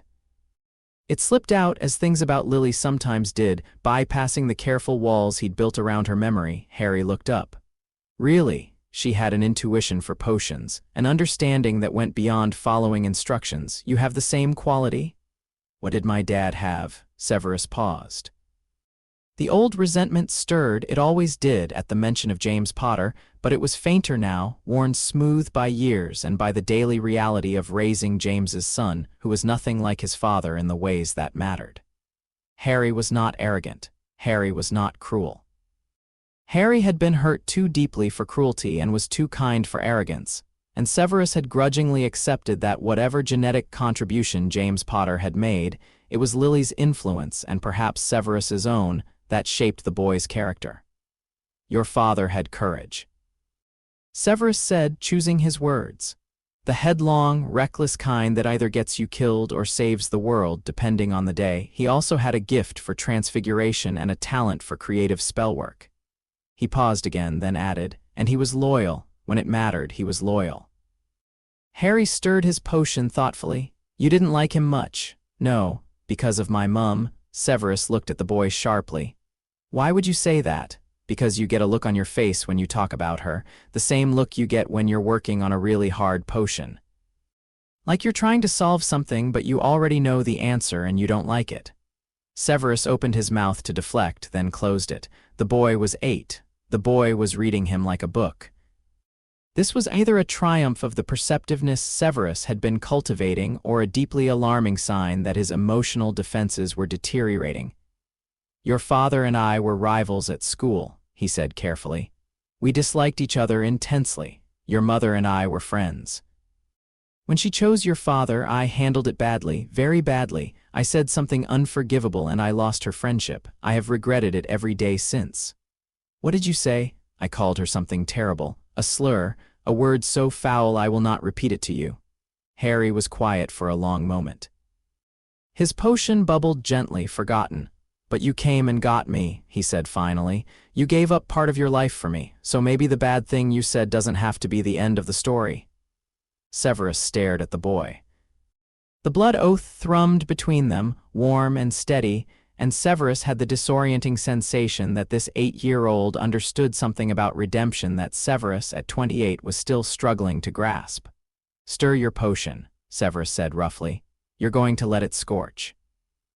Harry stirred his potion. He was smiling. The defensive magic lessons started at 6, against Severus's better judgment. He'd planned to wait until 7, but Harry's accidental magic was intensifying. Objects levitating when he was excited, books flying off shelves when he was absorbed in reading, and on one alarming occasion, a full, Patronus-like burst of silver light that had erupted from his hands when Severus had tripped on the cellar stairs, and Harry thought he was falling. I didn't mean to, Harry had cried, staring at his glowing palms with something between terror and excitement. I know you didn't. That's precisely why we need to start training. No wand, not yet. Wands were for Hogwarts, for Ollivanders, for the proper ceremonial weight of a young wizard's first purchase. Instead, Severus taught Harry to channel magic through his hands and his intent, the way wizards had done for millennia before wands were invented. It was harder, less precise, more demanding, and it built a foundation of raw magical control that would make wand work feel effortless by comparison. Raise your hand, palm out, feel the magic in your core. You know how to find it now. Good, draw it up like drawing water from a well. Let it pool in your palm, don't push it out yet, just hold it. Harry stood in the garden, arm extended, face tight with concentration. The air around his hand shimmered, distorted like heat haze. Now, push, gently. A pulse of force erupted from Harry's palm. It was invisible but tangible. The grass flattened in a cone in front of him, and the training target Severus had set up, a battered old chair, slid backward 3 feet. Again, harder, Harry pushed. The chair skidded 10 feet and toppled over. Again, don't think about the chair, think about the magic, feel it. Harry pushed. The chair exploded. They both stared at the scattered debris. Harry turned to Severus, wide-eyed. Was that too much? That, Severus said, vanishing the splinters with a flick, was a demonstration of why control matters. Raw power without precision is a weapon with no handle. You'll hurt yourself and everyone near you. We are going to practice this until you can push that chair 1 inch, not 2, not half, exactly 1, and stop. Understood, understood, good, new chair. He conjured another one and they began again. The occlumency training started formally at 7. Severus had been laying the groundwork for 2 years, the meditation, the visualization, the awareness of magical core, but now they moved into the real work, building mental defenses. He explained it simply, sitting across from Harry at the kitchen table on a rainy afternoon, mugs of hot chocolate between them because the boy had recently discovered hot chocolate and consumed it with a fervor that bordered on religious. Your mind is a house. Right now, the doors are open and the windows are unlocked. Anyone with the skill can walk in and see your thoughts, your memories, your feelings. Legilimency, the art of reading minds, is more common than you might think. Dumbledore practices it almost unconsciously. The Dark Lord was a master of it. Others will try for their own purposes. You need to learn to lock the doors. How? By building walls. Not physical walls, mental constructs, barriers between your conscious thoughts and the deeper layers of your mind.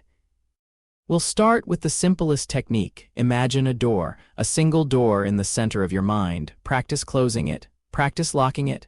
When someone tries to enter your thoughts, that door is the first thing they'll encounter. Harry closed his eyes. A minute passed, 2, then.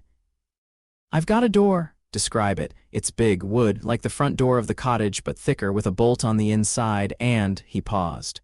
There's a light coming from under it, bright green light. Severus kept his voice steady. Can you lock it? I think so. I'm sliding the bolt. It's heavy. But it's moving. Good. Lock it. Remember how that feels, the weight of the bolt, the sound of it sliding home, the sensation of the door being sealed. That feeling is your shield. You need to be able to summon it instantly without thinking, the way you breathe. They practiced every day. Severus would attempt light legilimency, the barest touch, nothing invasive, nothing that would traumatize a child, and Harry would resist. At first, the boy's defenses crumbled at the slightest pressure, his surface thoughts spilling out like water from a broken cup. An image of the ocean, the taste of hot chocolate, a fragment of a nightmare, Severus's face smiling. Did he smile? He supposed he must occasionally without realizing it, but Harry improved. Rapidly. By 8, the boy could hold a basic occlumency shield for 10 minutes. By 9, Severus had to push with genuine force to break through, and the effort left him with a headache. By 10, he couldn't break through at all without using a level of legilimency that he wasn't willing to use on a child. Your shields are excellent, Severus told him, the word excellent escaping before he could downgrade it to adequate, and Harry's face lit up. Don't let it go to your head. Shields are passive. They're the first layer, not the last. Next, we work on misdirection, feeding false thoughts to anyone who gets through the outer wall, and after that, counterattack. Counterattack? If someone enters your mind uninvited, you don't just push them out, you push back. You enter their mind, you make them regret trying. Harry's grin was sharp and bright and just a little dangerous, and Severus felt a complicated surge of pride and unease. He was raising a weapon. He knew that. He'd accepted it from the moment he'd read the prophecy's implications. But he was also raising a person, a kind, funny, stubborn, brilliant person, and the weapon and the person needed to coexist, and that was a balance Severus was navigating daily. The years accumulated like sediment, layer upon layer. Harry at 6, learning to read magical texts, sounding out Latin incantations with the solemn concentration of a scholar decades his senior. Harry at 7, brewing his first unsupervised potion, a simple cure for boils, while Severus watched from the cellar doorway, arms crossed, heart hammering. Saying nothing because the boy needed to learn independence, even though every protective instinct in Severus's body screamed to intervene when the cauldron wobbled. Harry at 8, sitting on the cliff's edge, he'd been given permission to sit on the edge as long as the safety wards were active, reading a battered copy of Hogwarts. A history and shouting questions down to Severus in the garden. It says here that the Sorting Hat was Godric Gryffindor's hat. Is that true? What house were you in? Was my mum in Gryffindor? Did the giant squid really eat a first year in 1437? The squid did not eat a first year. It rescued one from drowning and was slandered for its trouble. That's not fair. Welcome to the world. Harry at 9, running full tilt across the clifftop with his hands trailing light, raw magic streaming from his fingers like sparklers, laughing with a wild, unrestrained joy that made the blood oath sing in Severus's chest. The boy was powerful. Absurdly, almost frighteningly powerful. The wandless exercises that had started as basic force pushes had evolved into something extraordinary. Harry could levitate objects the size of boulders, conjure shields that rang like bells when struck, and once, during a particularly intense training session, had produced a blast of concussive force that had knocked Severus off his feet from 30 yards away. Severus had picked himself up, brushed dirt off his robes, and said, "We're going to need a bigger training ground." He was not afraid of the boy's power. He refused to be. He had seen what happened when powerful children were taught to fear themselves, the suppression, the shame, the eventual catastrophic release.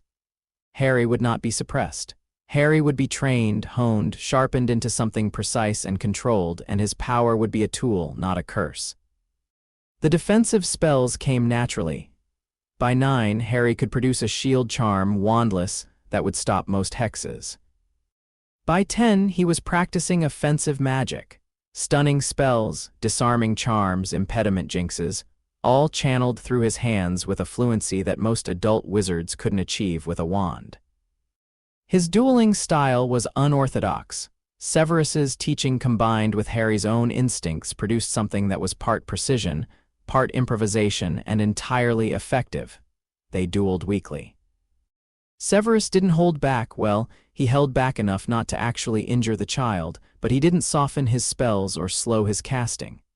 Harry needed to learn what a real fight felt like, not a sanitized practice session. Faster, Harry. A Death Eater won't wait for you to. Good, that was good. But you dropped your shield when you attacked. Never drop your shield. Split your focus. One hand defends, one hand attacks. Again. Harry wiped sweat from his forehead and raised his hands. He was 10, lean and quick, the malnourishment of his early years long since overcome by proper nutrition and the enhanced metabolism of an active magical core. His green eyes were sharp behind his glasses. Severus had replaced the taped-together pair with proper ones, enchanted for durability and clarity, and there was a set to his jaw that reminded Severus, uncomfortably, of himself. Again, Harry said. Severus attacked. A volley of stunners, rapid fire, aimed at different angles. Harry deflected 2, dodged 1, shielded the 4th, and sent a disarming charm back through the gap that nearly caught Severus's wand hand. Severus sidestepped, countered, pressed forward. Harry gave ground, then stopped giving ground, planted his feet, and threw up a shield so dense that Severus's next spell ricocheted off it and blew a hole in the garden fence. "Hold," Severus said. They stood in the wreckage of what had once been a presentable hedge, both breathing hard. Harry's hands were glowing faintly residual magic, the boy's core still fizzing with energy. "Your shield work is strong," Severus said. "Your counterattacks are improving. Your footwork is still terrible. You always say my footwork is terrible, because it is always terrible. You plant your feet like you're putting down roots. A stationary target is a dead target. Move, Harry, always move. You don't move, you just stand there and cast like a statue. I have 30 years of experience and a wand. When you have both, you may stand still. Until then, move." Harry rolled his eyes. He'd developed an eye roll at roughly age 8 that was so perfectly dismissive it could have been trademarked, and raised his hands again. They trained for another hour, until the sun was low over the ocean, and Harry was swaying with exhaustion. Severus called a halt, repaired the fence with a wave, and led the boy inside for dinner. He'd improved his cooking over the years, though improved was relative. His repertoire now included shepherd's pie, roast chicken, and a creditable fish and chips, all augmented by the mild preservation and flavor enhancement charms that made up for his fundamental lack of culinary instinct. Severus. Harry said over dinner, and the name was properly pronounced now, the childish Severus long since grown out of, though Severus sometimes missed it with an intensity he'd never admit. "What happens when I get to Hogwarts? You attend classes, you learn. You make friends, presumably, though given that you've inherited my social graces, this may prove challenging." "That's not what I mean. I mean, what happens with us? Everyone thinks I'm living with the Dursleys, right? Dumbledore hasn't told anyone you've got me." "The headmaster has kept the arrangement confidential, yes." Publicly, Harry Potter's whereabouts are unknown. There's been speculation in the press, various theories, most of them idiotic. The prevailing assumption is that you're hidden somewhere under Dumbledore's protection. So when I turn up at Hogwarts as Harry Potter and you're there as Professor Snape, we will need to be careful. Severus set down his fork. I will be your potions teacher, you will be my student, our personal connection cannot be publicly known, not yet. There are too many former Death Eaters with children at that school, too many potential channels back to the Dark Lord. If it becomes known that Severus Snape, former Death Eater, is raising the boy who lived, the consequences could be severe for both of us. Harry frowned. So I have to pretend I don't know you. You have to pretend I am your teacher and nothing more. In class, I will likely be unpleasant. I am unpleasant to all my students. Showing you favoritism would raise exactly the kind of questions we cannot afford. You want me to act like you're just some grumpy professor? I am just some grumpy professor. The fact that I am also your guardian is information that protects us both by remaining secret. Harry pushed a piece of chicken around his plate. I don't like it, he said flatly. I didn't ask you to like it, I asked you to understand it. I understand it, I still don't like it. Duly noted, eat your vegetables. They sat in silence for a while. The ocean sounded against the cliffs outside, the eternal rhythm that had become the soundtrack of Harry's childhood. The boy ate his vegetables, he'd never been a picky eater, and Severus suspected the years of deprivation had permanently cured any tendency toward food preferences. I'll do it, Harry said finally. The pretending, but when all this is over, when it's safe, I want people to know. When what is over? Whatever's coming, the thing you've been training me for, Voldemort. Harry said the name without flinching as Severus had taught him. He's coming back. You've been preparing me for it since I was 4. I'm not stupid, Severus. I know what this is. Severus looked at the boy. 10 years old, sitting at a kitchen table in a cottage in Cornwall, talking about the return of the most dangerous dark wizard in history with the calm pragmatism of a seasoned strategist. This was what Severus had made. This was what his teaching, his training, his blood oath had produced, a child who was not afraid. Yes, Severus said, he's coming back, and yes, I have been preparing you. You have a right to know the full truth, and I've been considering when to tell you. It appears you've decided for me. Tell me now. So Severus told him. He told him about the prophecy, the real one, not the fragments, but the whole thing, as Dumbledore had revealed it to him in the aftermath of Lily's death. The one with the power to vanquish the Dark Lord approaches, born to those who have thrice defied him, born as the 7th month dies. He told Harry what it meant, that Voldemort had chosen Harry as his target, that the failed killing curse had created a connection between them, that Voldemort would seek to finish what he'd started. He told Harry about the Horcruxes. Not everything, he didn't know everything, and what he knew came from fragments, inferences, and Dumbledore's careful hints over the years, but enough. The Dark Lord had split his soul. He could not truly die until those fragments were destroyed. The war would not end with a single battle. Harry listened in absolute silence. His face was still, his eyes steady, and his occlumency shields were locked tight. Severus could feel it through the bond. The boy's mind sealed against the emotional onslaught of what he was hearing. When Severus finished, Harry was quiet for a long time. The clock ticked, the sea breathed. The scar, Harry said. Severus went very still. My scar, Harry repeated, touching his forehead. It's one of them, isn't it? A Horcrux. That's why I can sometimes feel him, not clearly, not like thoughts, but like a pressure, a darkness at the edge. I thought it was nightmares, but it's him. Severus had known this moment would come. He'd known it since the night he'd first run a diagnostic on the scar and found something embedded there that was not Harry's. A foreign magical signature, dark and parasitic, wrapped around the boy's soul like a vine around a tree. He'd spent years researching it, consulting texts so dark they were banned in every civilized country, and he'd found only dead ends and horrors. Yes, Severus said, I believe it is. Can you remove it? I don't know yet. I'm working on it. I've been working on it for years. What if you can't? Then we find another way. There is always another way, Harry. The prophecy says you have the power to vanquish him. It does not say you must die doing it. Harry nodded slowly. Dumbledore thinks I have to die, doesn't he? That's why he put me with the Dursleys. He was raising a sacrifice. The accuracy of that statement hit Severus like a hex to the chest. "I don't know what Dumbledore thinks," he said carefully. "I know that his plans for you were different from mine. I know that he views the prophecy through a particular lens, one that emphasizes destiny and sacrifice. I view it differently." "How do you view it?" Severus leaned forward. "I view it as a problem to be solved. The Dark Lord marked you, fine. He created a connection between you, fine. These are facts, and facts are raw material. They can be shaped, redirected, used. You are not fated to die, Harry. You are fated to fight, and I have spent the last 6 years making damn sure you'll win." Harry's mouth twitched. "You said damn. The situation warrants it. Can I say damn?" "When you're 12, Harry laughed.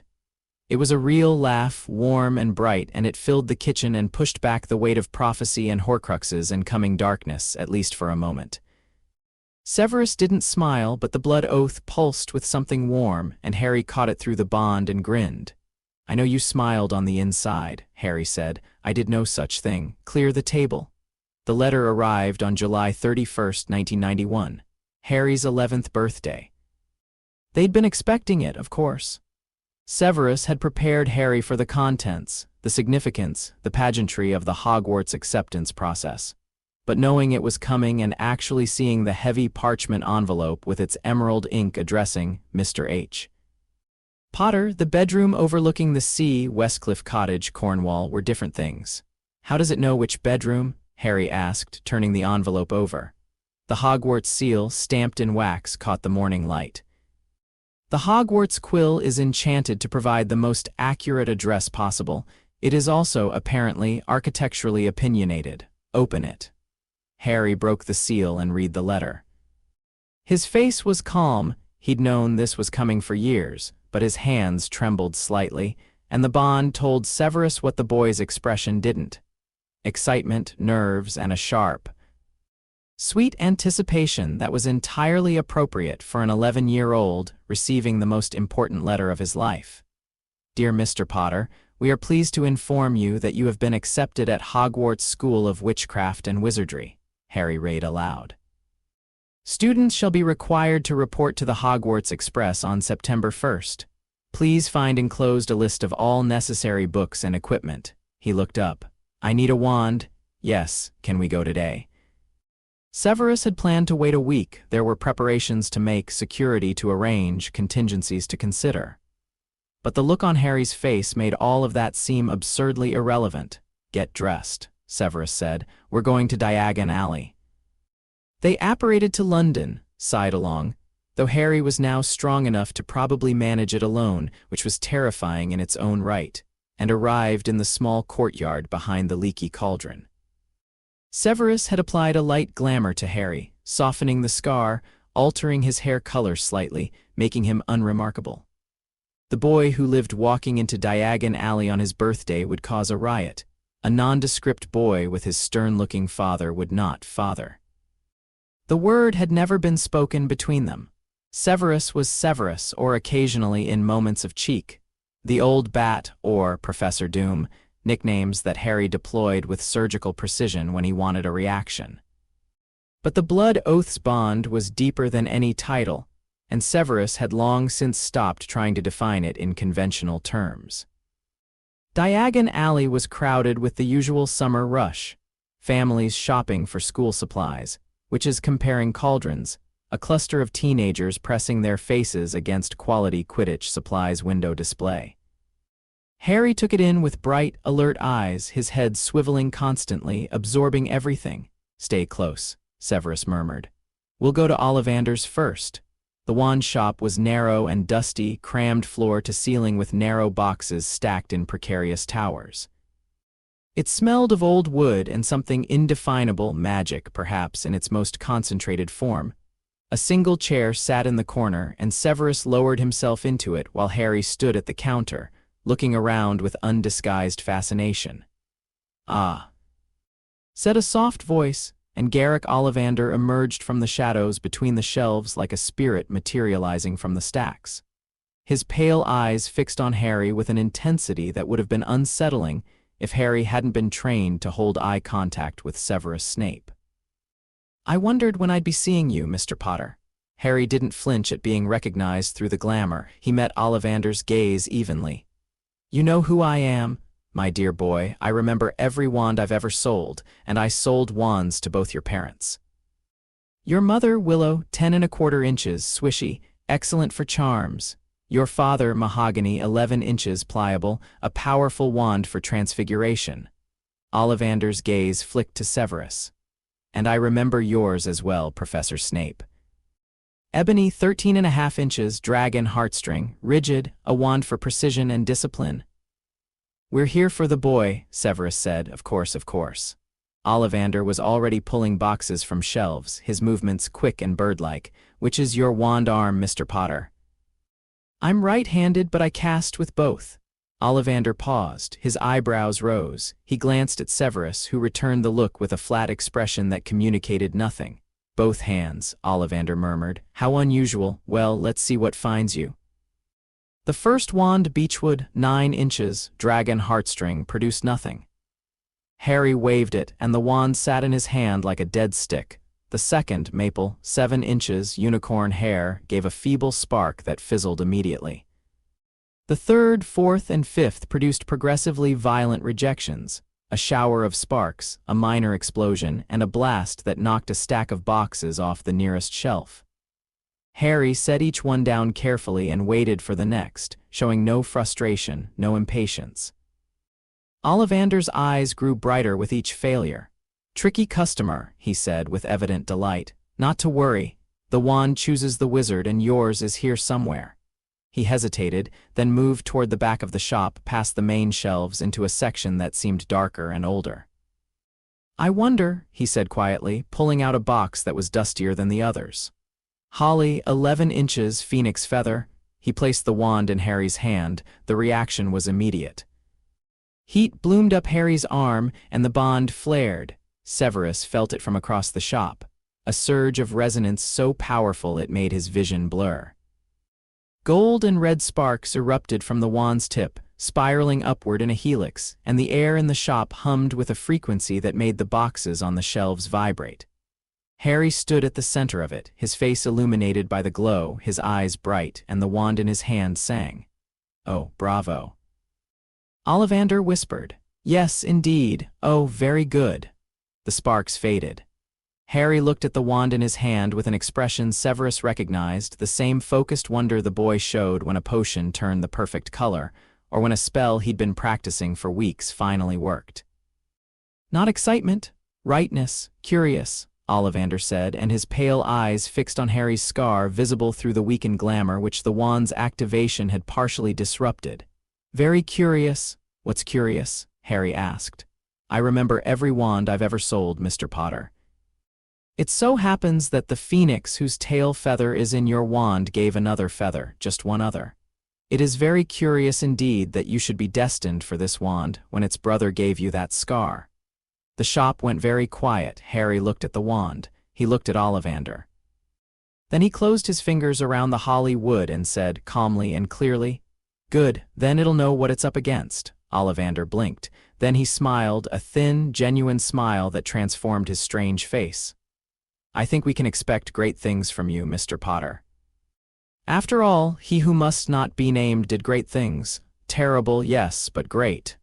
"He's not the only one who can do great things," Harry said. Severus stood, dropped 7 galleons on the counter, and steered Harry toward the door before the boy could say anything else that would make Ollivander stare. Outside, in the bustle of the alley, he gripped Harry's shoulder and leaned down. That was well handled. "But perhaps fewer dramatic declarations in public." He started it. He's Ollivander. Starting things is what he does. "Come on, books next." They moved through the list efficiently. Books from Flourish and Blots. Harry wanted to buy the entire shop and had to be physically restrained from the restricted section. Cauldrons, Scales, and Files from the Apothecary, where Severus spent 20 minutes critiquing the quality of the beetle eyes, and the shopkeeper looked progressively more suicidal. Robes from Madame Malkin's, where Harry stood on a fitting stool and held still with the practiced patience of someone used to following instructions. The boy on the next stool was blond, pale, and pointed, with the unmistakable air of someone who expected the world to arrange itself around him. He looked at Harry with the evaluating gaze of a child raised in politics. "Hogwarts too?" the blond boy asked. "Obviously," Harry said, gesturing at the Hogwarts robes being pinned around him. The boy's mouth twitched, not quite a smile. "I'm Malfoy, Draco Malfoy." Harry glanced at him. Severus, browsing fabric bolts by the window and pretending not to listen, felt the boy's recognition through the bond. Harry knew the Malfoy name, knew it from Severus's careful briefings on the political landscape of the wizarding world. Knew that Lucius Malfoy had been a Death Eater and was now a prominent figure in Ministry politics, and that his son would likely be a Slytherin. "Nice to meet you," Harry said, politely and non-committally. "What house do you think you'll be in?" "I'll be Slytherin, of course. My whole family has been. Father says Gryffindor's full of brash idiots and Hufflepuff's barely worth mentioning." "I suppose the hat will decide." Draco looked at him more carefully. "You're very calm about it. Most kids our age are practically wetting themselves over the sorting." "Are they?" Harry said in a tone that was pure Severus Snape, mild, dry, utterly unbothered.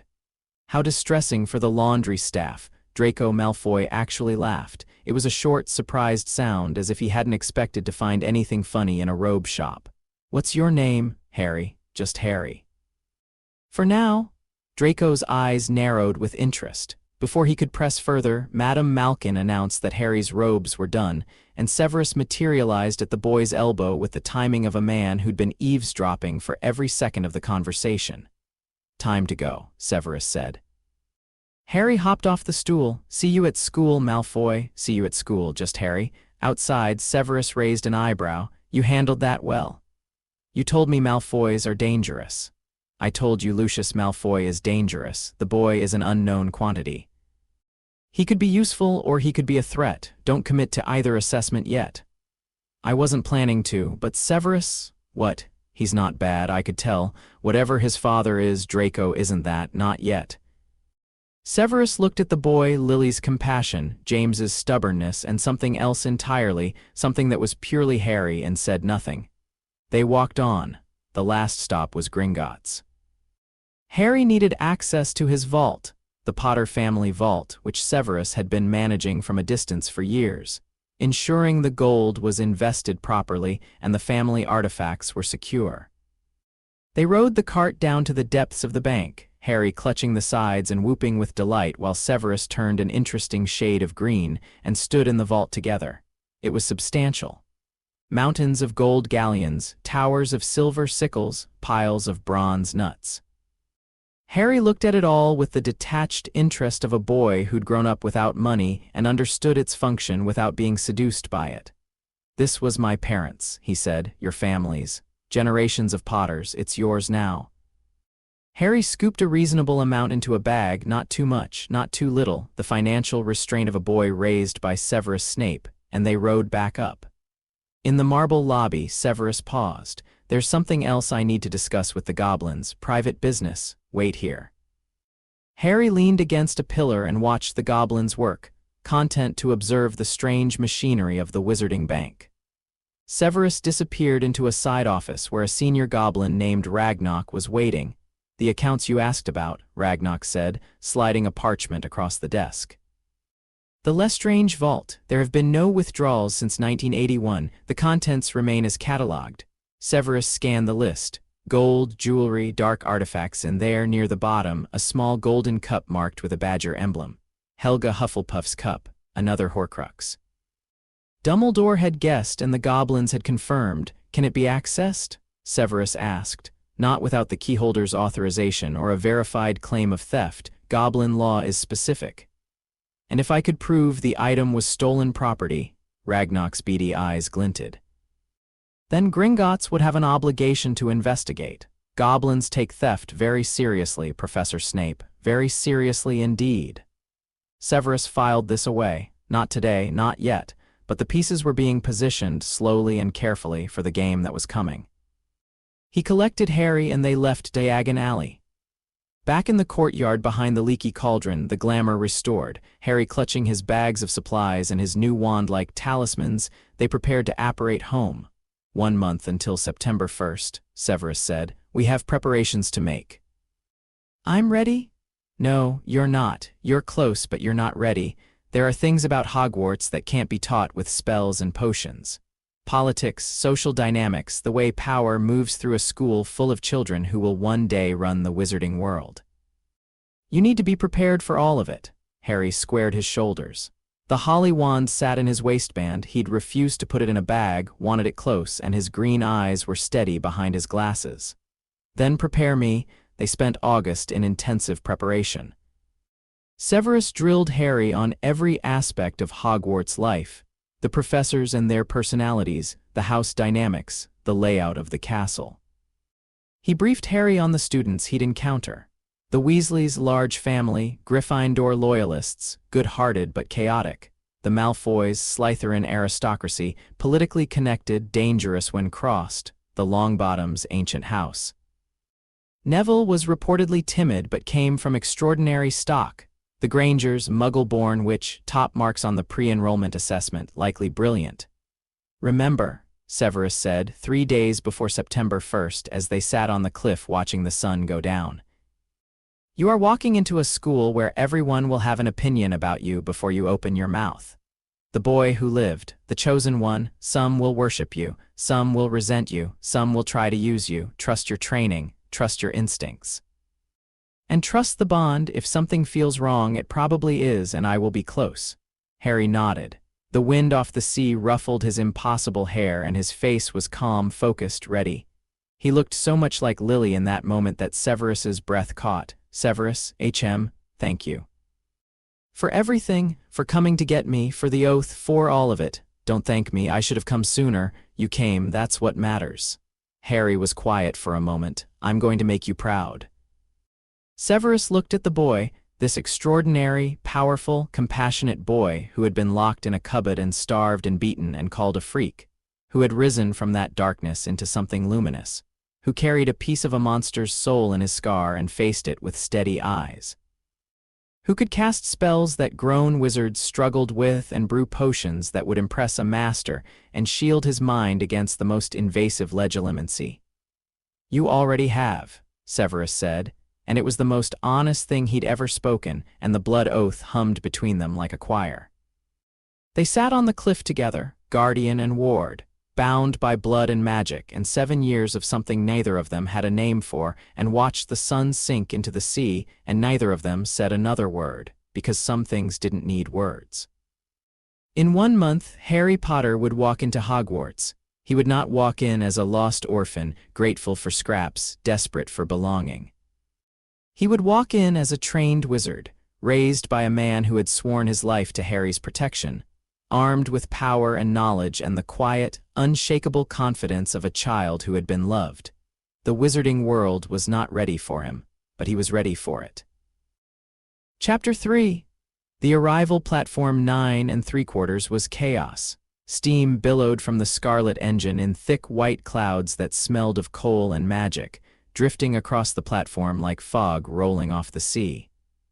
Families milled everywhere, parents fussing with trunks, first years clutching pet carriers with white-knuckled hands, older students shouting greetings across the crowd with the casual volume of people who'd done this before.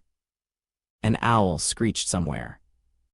A toad made a break for freedom and was tackled by a round-faced boy who dove for it with the desperate commitment of someone who'd lost that toad before. Harry stood at the barrier between platforms 9 and 10, his trunk at his feet, his owl, a snowy white bird named Hedwig that Severus had presented to him 2 weeks ago with the gruff explanation that a wizard should have a familiar, and you need something to keep you company when I can't be there, perched on his shoulder and took it all in. Remember, Severus said, standing beside him in full Muggle attire that made him look like an undertaker on his day off. I will arrive at Hogwarts separately. On the train and at the feast, you are a student, I am a professor. We do not know each other beyond what would be expected. We've been over this. We're going over it again. Your occlumency shields stay up at all times. Dumbledore will attempt to read you at the feast. It's reflexive for him. He does it to every new student.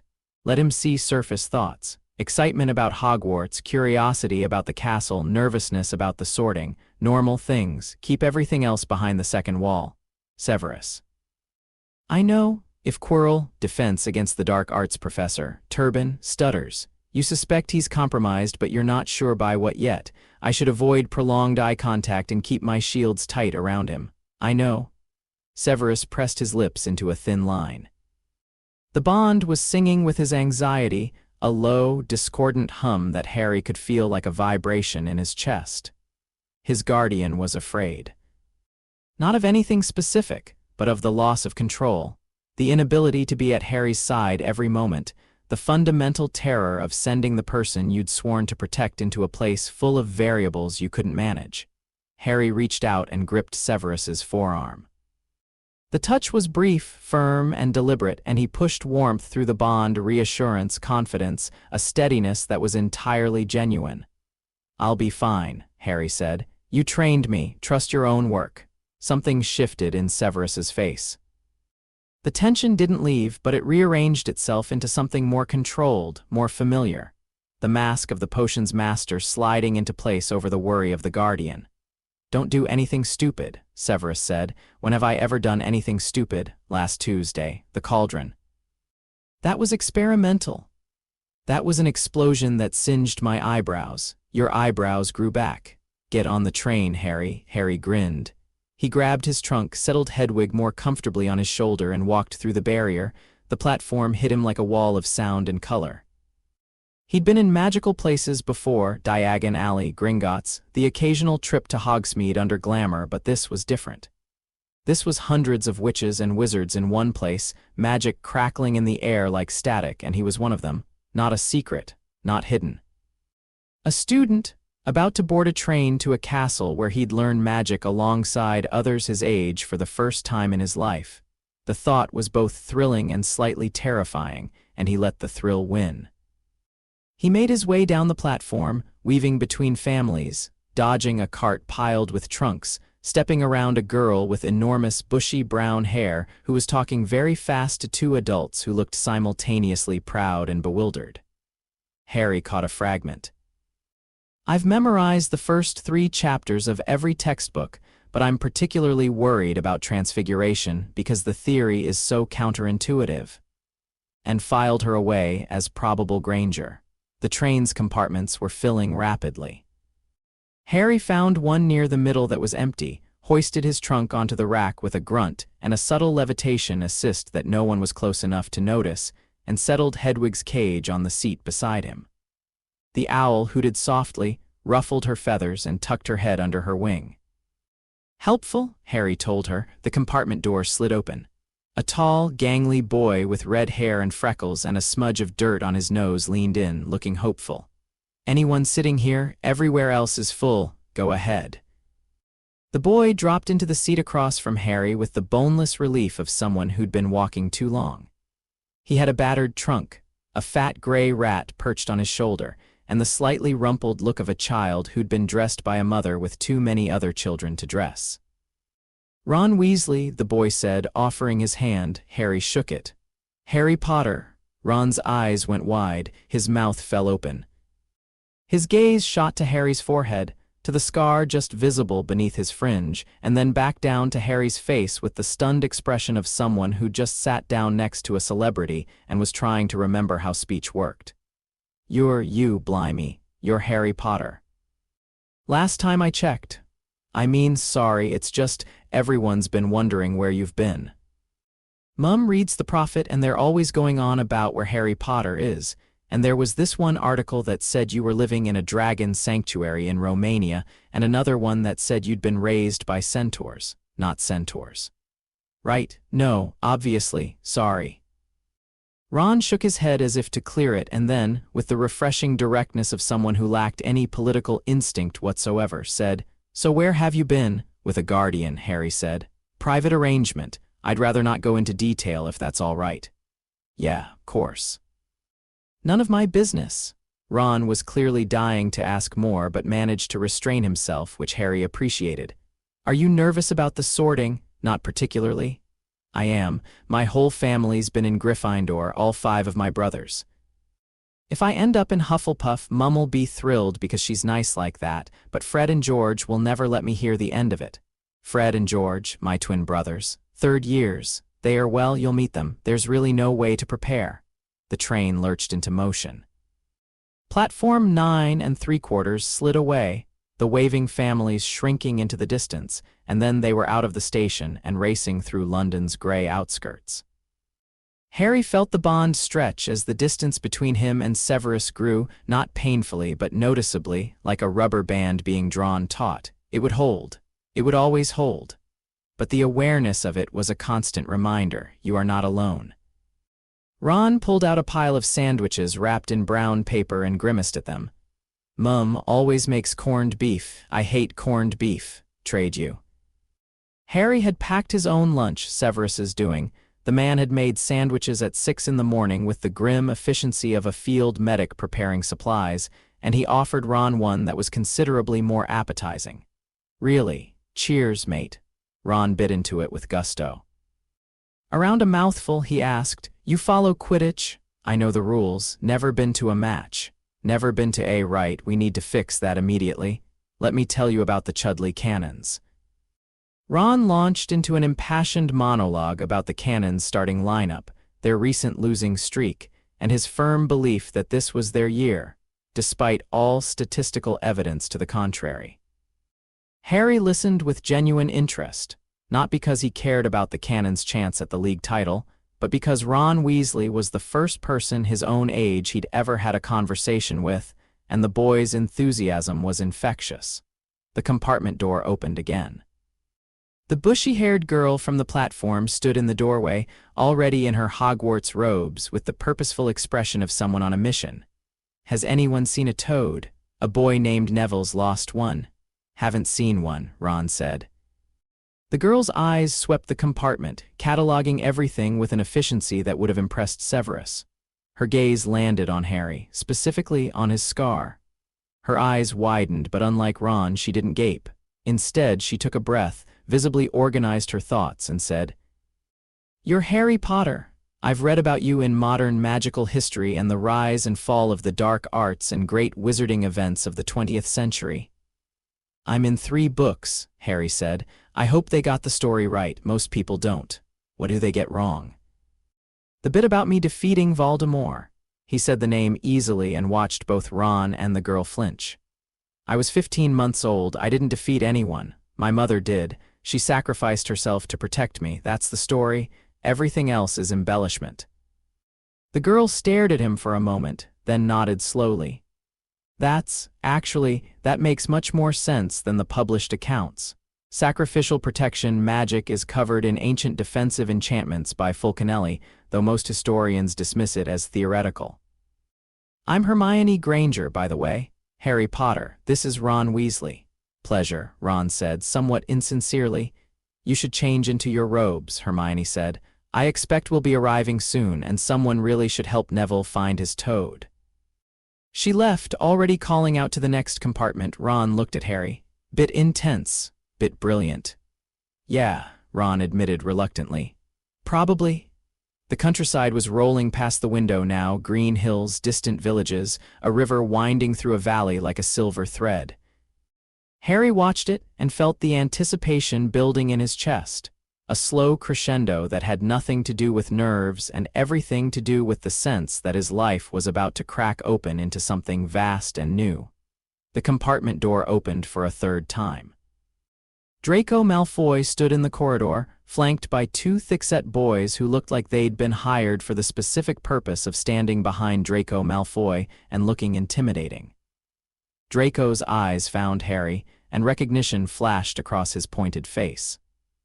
I've been hearing up and down the train that Harry Potter's in this compartment. His gaze dropped to the scar. So the rumors are true. We've met before, Madam Malkins. You said your name was just Harry. Very clever. Malfoy, Harry said, keeping his voice neutral. Good to see you. Draco's eyebrow rose fractionally. He'd been expecting hostility, perhaps, or awe, and had received neither. This is Crabbe and Goyle. He nodded at his flankers with the air of a general introducing his troops. You'll find some wizarding families are better than others, Potter. I can help you there, Draco. Harry leaned forward, elbows on his knees, and his voice dropped into the conversational register that Severus used when he wanted someone to listen carefully. I appreciate the offer. I don't need help sorting out wizarding families. I've had a thorough education on the subject. But I'd rather have allies than enemies, and I'd rather judge people by what they do than what their surname is. So here's what I'll say. I'm not going to pretend I don't know who your father is, and you shouldn't pretend you don't know who I am. Let's skip the posturing and see where we end up. Ron was staring at Harry. Draco was staring at Harry. Even Crabbe and Goyle were staring at Harry, though their expressions suggested this was a default state. Draco's mouth worked for a moment, then a slow, grudging smirk spread across his face. Fair enough, Potter, fair enough. He straightened. See you at the sorting. He left.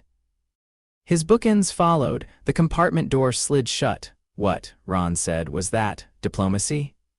That was mental. He came in here doing his whole I'm a Malfoy routine, and you just talked to him like a normal person. He is a normal person. A normal 11-year-old who's repeating things his father taught him doesn't mean that's all he is. Ron looked dubious but let it go. The train rumbled on. The sky was dark and full of stars when the Hogwarts Express slowed, and by the time it stopped, the platform at Hogsmeade was lit with swaying lanterns that cast everything in warm gold. A massive figure stood at the far end, holding a lamp that looked normal-sized in his dinner-plate hands, bellowing, furs years over here, Hagrid." Severus had briefed Harry on the groundskeeper, half-giant, fiercely loyal to Dumbledore, kind-hearted to the point of recklessness, with a fondness for dangerous creatures that bordered on suicidal. Harry liked him on sight. The man's face, mostly hidden behind a wild black beard, radiated a warmth that was impossible to fake. "All rig there, Harry," Hagrid said, beaming down at him. "I'd know ye anywhere. Ye look just like your dad. Got your mum's eyes, though, I've been told," Harry said, smiling. "Nice to meet you, Hagrid. Knew your parents, I did. Great people, great people." Hagrid's voice went thick with emotion, and he blinked rapidly. "Rig then, everyone in, boats, no more'n 4 to a boat." The boats were small, wooden, and appeared to navigate themselves. Harry climbed into one with Ron, Hermione, who'd appeared at his elbow with the navigational precision of someone who'd memorized the platform layout, and Neville Longbottom, the round-faced toad loser, who looked like he might be sick. "I've never been on a boat before," Neville said, gripping the sides. "You'll be fine," Harry said. "Just breathe." The boats slid across the lake, black water parting before them, and then they rounded a bend, and Hogwarts appeared. Harry had seen pictures. He'd read descriptions. Severus had told him about the castle in clinical detail, the towers, the moving staircases, the great hall's enchanted ceiling. None of it had prepared him for this. The castle rose from the cliff like something grown rather than built, its towers and turrets reaching toward the stars, every window lit with golden light. It was vast and ancient and alive with magic. Harry could feel it, even from the lake, a deep, slow pulse of power that resonated with his core like a tuning fork. The castle was sentient in some way that defied easy categorization. It knew they were coming. It was watching. "Wow," Ron breathed.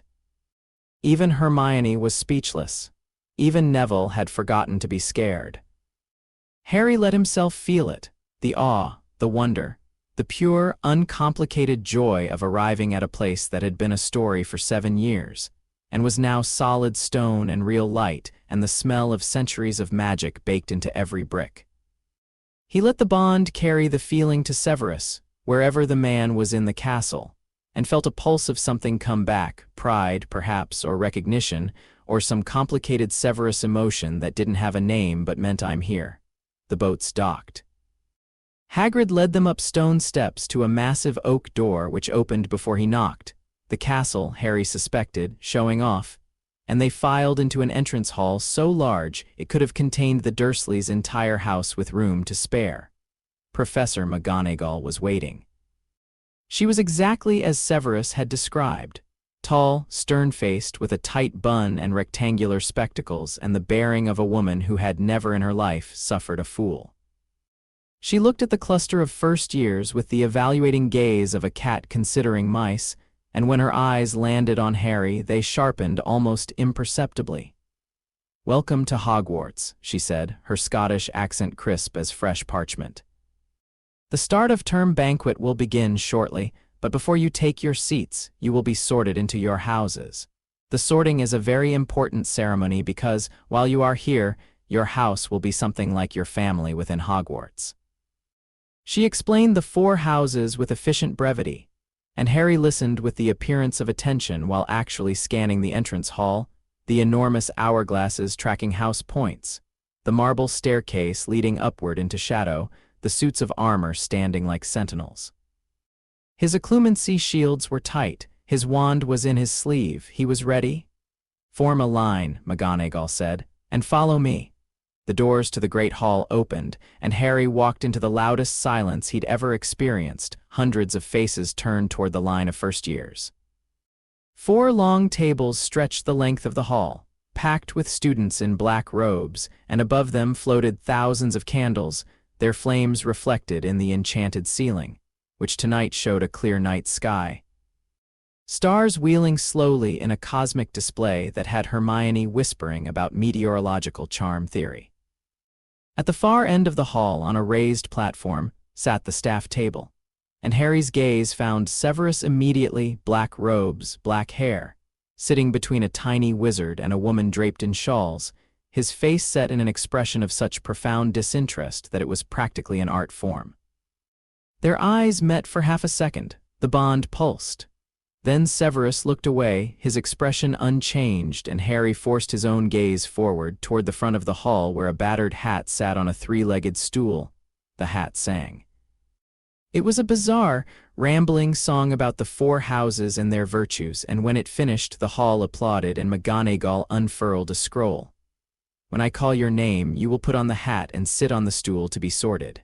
Abbot Hannah." A girl with blonde pigtails stumbled forward, jammed the hat on her head, and after a moment's pause, the brim opened wide and shouted, "Hufflepuff!" The Hufflepuff table erupted. Hannah Abbott scurried toward them, pink-faced with relief. The list continued. Bones, Susan, Hufflepuff. Boot, Terry, Ravenclaw. Brown, Lavender, Gryffindor. Each name was a small drama, the hat sometimes deciding instantly, sometimes deliberating for minutes while the student sat in visible agony. Harry watched and catalogued, matching names to Severus's briefings, building a mental map of allegiances and potential alliances. Granger, Hermione. Hermione practically ran to the stool. The hat sat on her head for nearly a minute. Harry could see her lips moving, arguing with it, probably presenting a structured case for her preferred house with footnotes and citations. Gryffindor. Hermione beamed and hurried to the Gryffindor table where a Weasley twin, or possibly both, they were seated close together and appeared to share a single personality, gave her a high five. Longbottom, Neville. The hat took even longer with Neville. The boy sat on the stool looking like he was awaiting execution, and the hat seemed genuinely conflicted. Harry studied Neville's face and saw something beneath the fear, something stubborn and deep, a bedrock quality that reminded him oddly of Severus, Gryffindor. Neville nearly fell off the stool in his relief. He was so flustered he tried to walk to the Gryffindor table with the hat still on his head and had to jog back to return it. Malfoy, Draco. The hat barely touched Draco's head before screaming Slytherin. A result that surprised absolutely no one, least of all Draco, who strolled to the Slytherin table with the satisfied air of a man arriving at his own party. More names. The list dwindled, and then, Potter, Harry. The hall went still. It wasn't silence exactly, it was a held breath, hundreds of people inhaling simultaneously, a collective suspension of noise that was louder than any shout. Whispers broke out like fire through dry grass. Potter, Harry Potter. The Harry Potter. Harry walked to the stool. He didn't hurry. He didn't hesitate. He moved with the measured, unhurried stride that Severus had drilled into him, the walk of someone who had nothing to prove and nothing to fear, and sat down. McGonagall lowered the hat onto his head. It dropped past his eyes, plunging him into darkness. "Well, well, well," said a small voice in his ear. "Harry Potter, I've been looking forward to this." Hello, Harry thought. Oh my, occlumency shields. At 11 and strong ones too. Someone's been training you. Let me see, let me see. You're letting me pass the outer wall, that's polite of you, Courage, yes, plenty of that, but it's not the reckless kind. It's the cold kind, the calculated kind. You'd walk into danger, but you'd bring a plan. I'd bring several. Ha, yes, I see that. Intelligence, considerable, but you don't value knowledge for its own sake. You value it as a tool. Not Ravenclaw, then. Loyalty, deep, fierce, but narrow. You don't give it easily. When you do, it's absolute. Hufflepuff would bore you and you'd bore them, probably.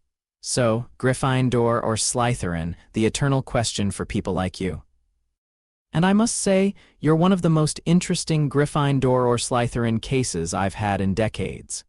The ambition is there, you want to be great, not for glory, but because greatness is what survival requires. That's very Slytherin.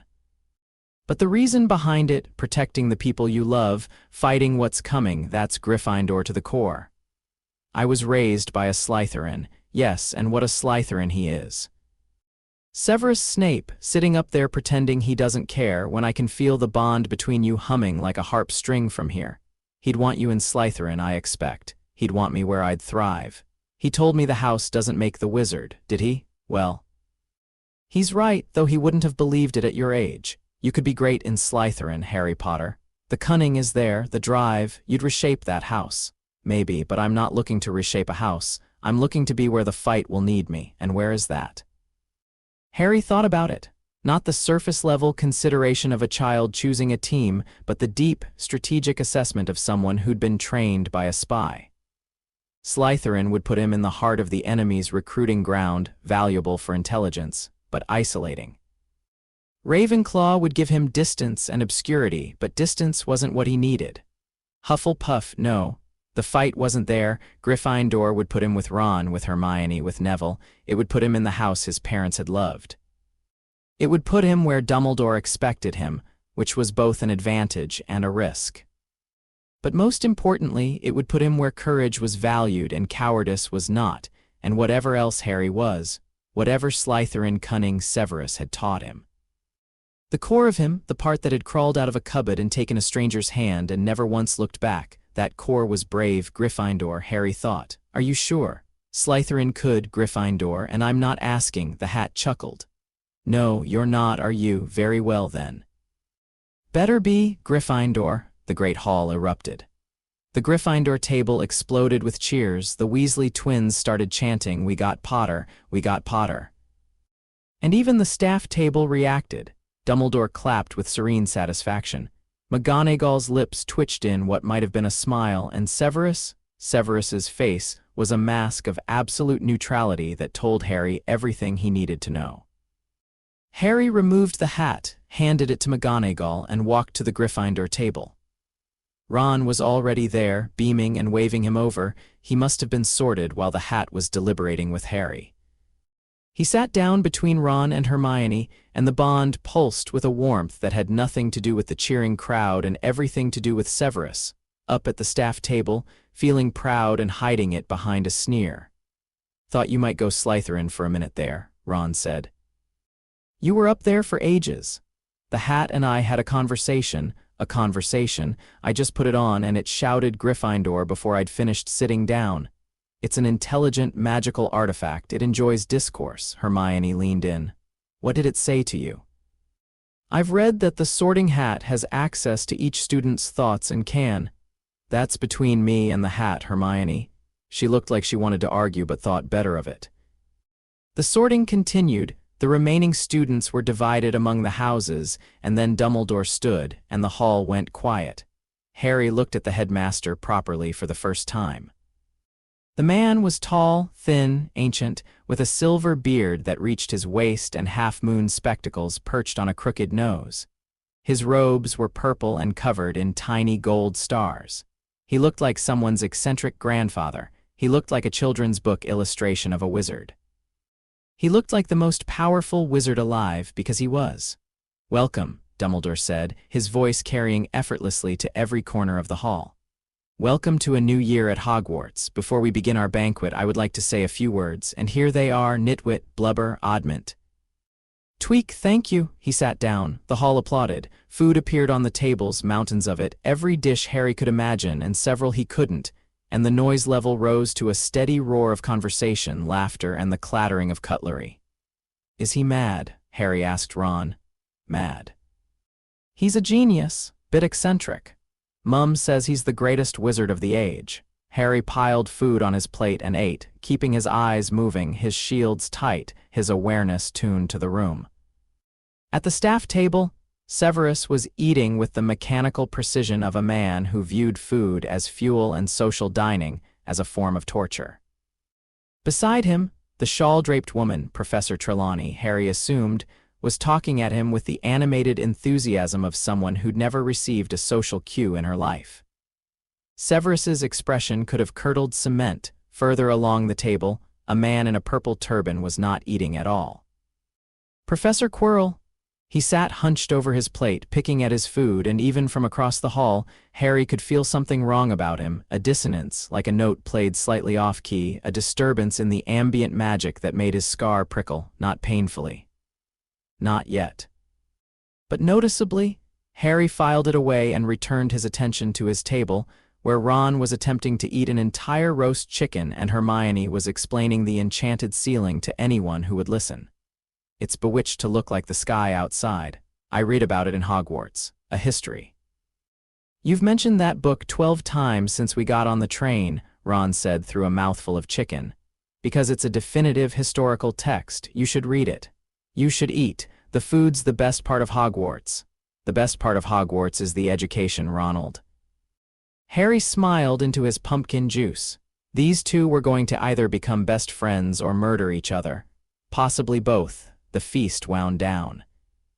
Dumbledore stood again for announcements. The third-floor corridor was forbidden. The Forbidden Forest was forbidden. Filch had a list of forbidden items that was apparently longer than some novels. And then the prefects led the first years to their dormitories. Harry followed the Gryffindor prefect, a tall boy named Percy Weasley. Another one, Severus, hadn't been exaggerating about the family's size. Through corridors and up moving staircases, past portraits that whispered and pointed at him. Through a hidden door behind a painting of a fat lady who demanded a password. The Gryffindor common room was warm, round, and hung with scarlet and gold. A fire crackled in a massive fireplace. Squashy armchairs were scattered around, and the walls were lined with bookshelves and bulletin boards, and the accumulated detritus of centuries of students making a space their own. Harry stood in the doorway and felt, for the first time since leaving the cottage in Cornwall, something like home. The boys' dormitory was a circular room at the top of a tower, with 5 four-poster beds hung with deep red curtains.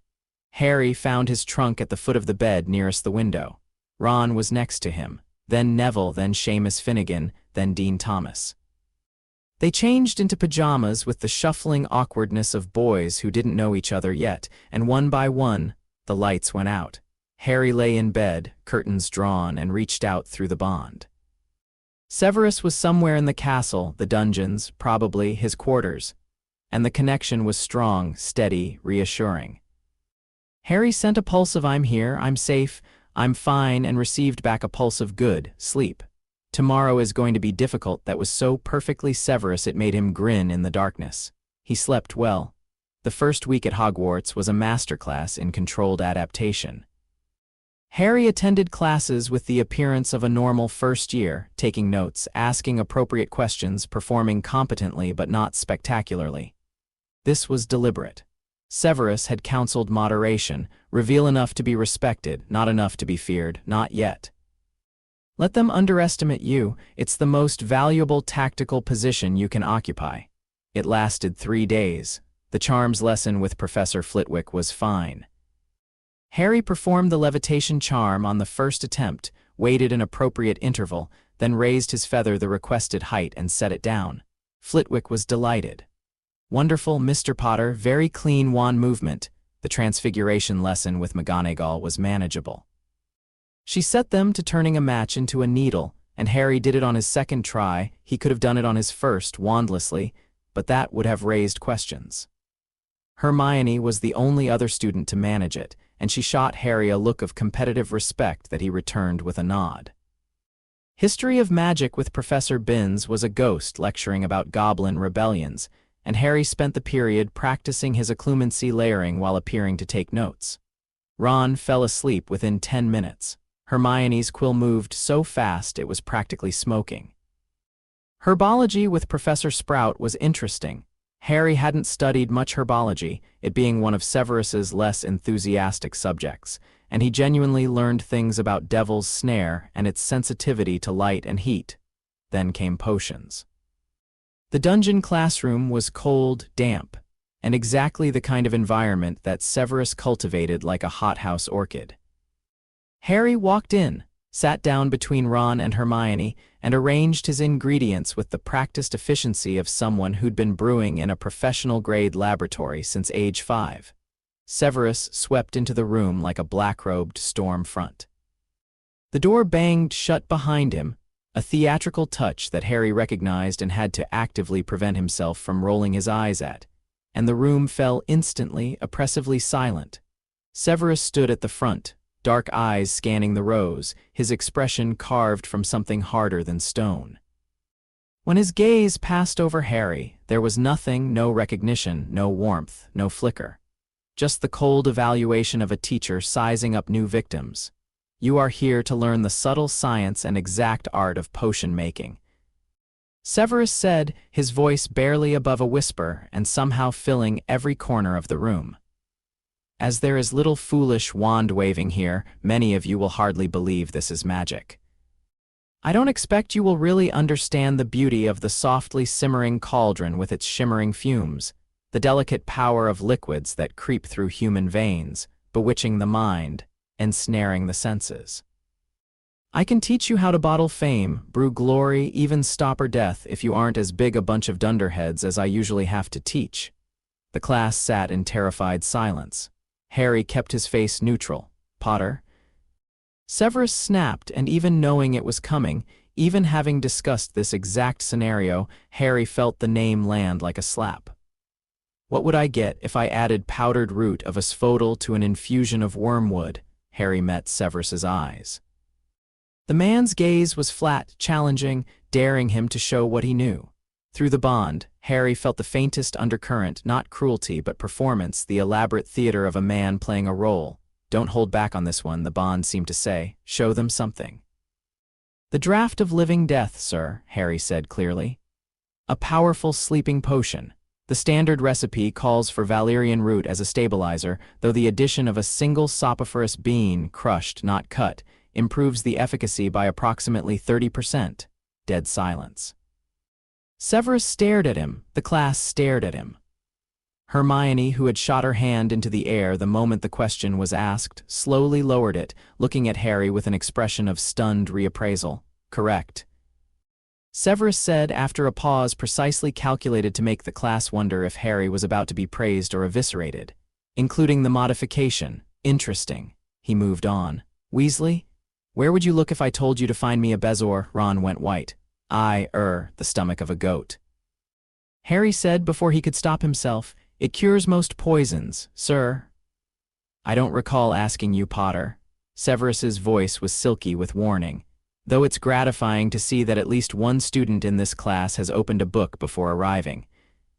5 points from Gryffindor for speaking out of turn. Ron shot Harry a grateful look. Harry gave the tiniest shrug. The lesson continued, and Severus was exactly as advertised, sharp, demanding, merciless with criticism, offering praise so rarely that when he told Draco Malfoy's potion it was not entirely incompetent. The entire Slytherin side of the room puffed up as if they'd won the House Cup. Harry brewed his boil cure potion perfectly. Of course he did. He'd brewed it 100 times. He could do it blindfolded. He could probably do it in his sleep. He measured, stirred, adjusted the flame with the casual mastery of someone for whom this was as natural as breathing.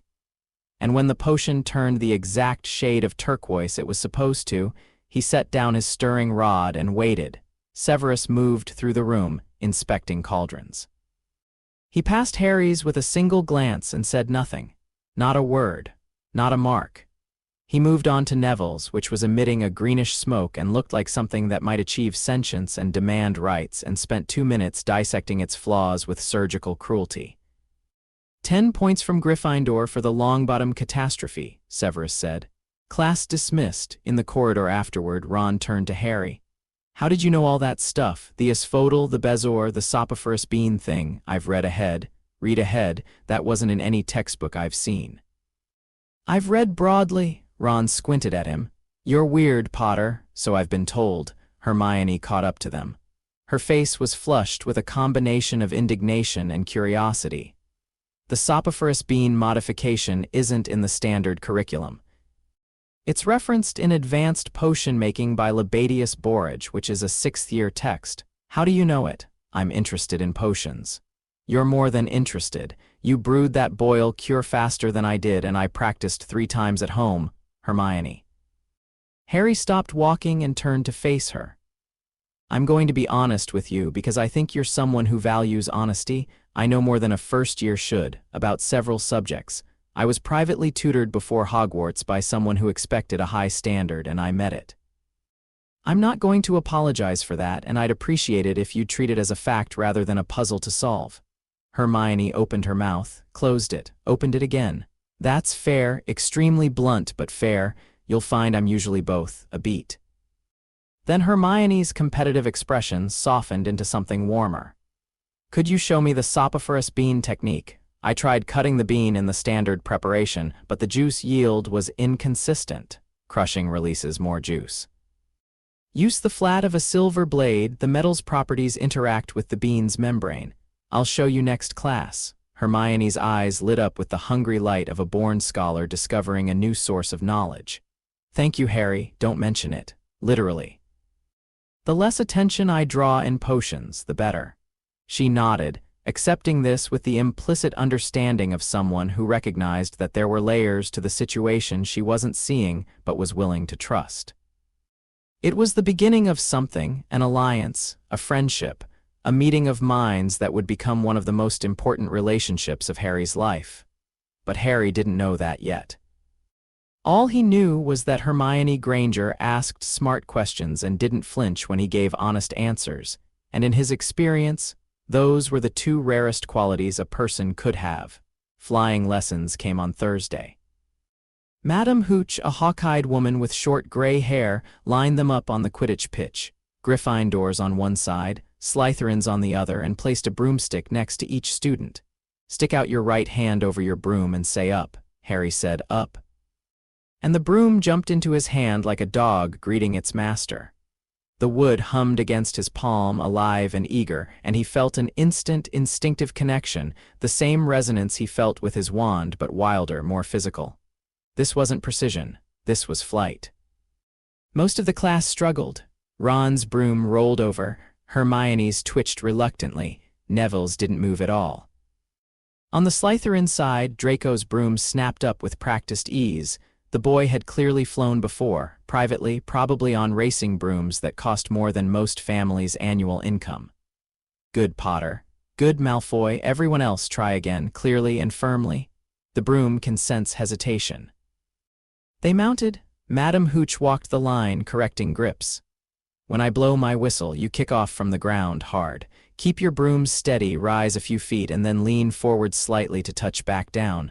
On my whistle, 3, 2. Neville, nervous and overcorrecting, kicked off too early. His broom shot upward like a cork from a bottle, the boy clinging to it with a yelp that became a scream as it kept rising 10 feet, 20, 30. His grip failed. He slipped sideways. He fell. Harry moved. He didn't think about it. Didn't calculate. The bond flared, not with Severus's presence but with its own protective imperative, the deep magic responding to someone in danger near its charge, and Harry's body acted before his conscious mind engaged. He kicked off hard, and his broom rocketed upward, and everything else fell away. Flying there was no word for it.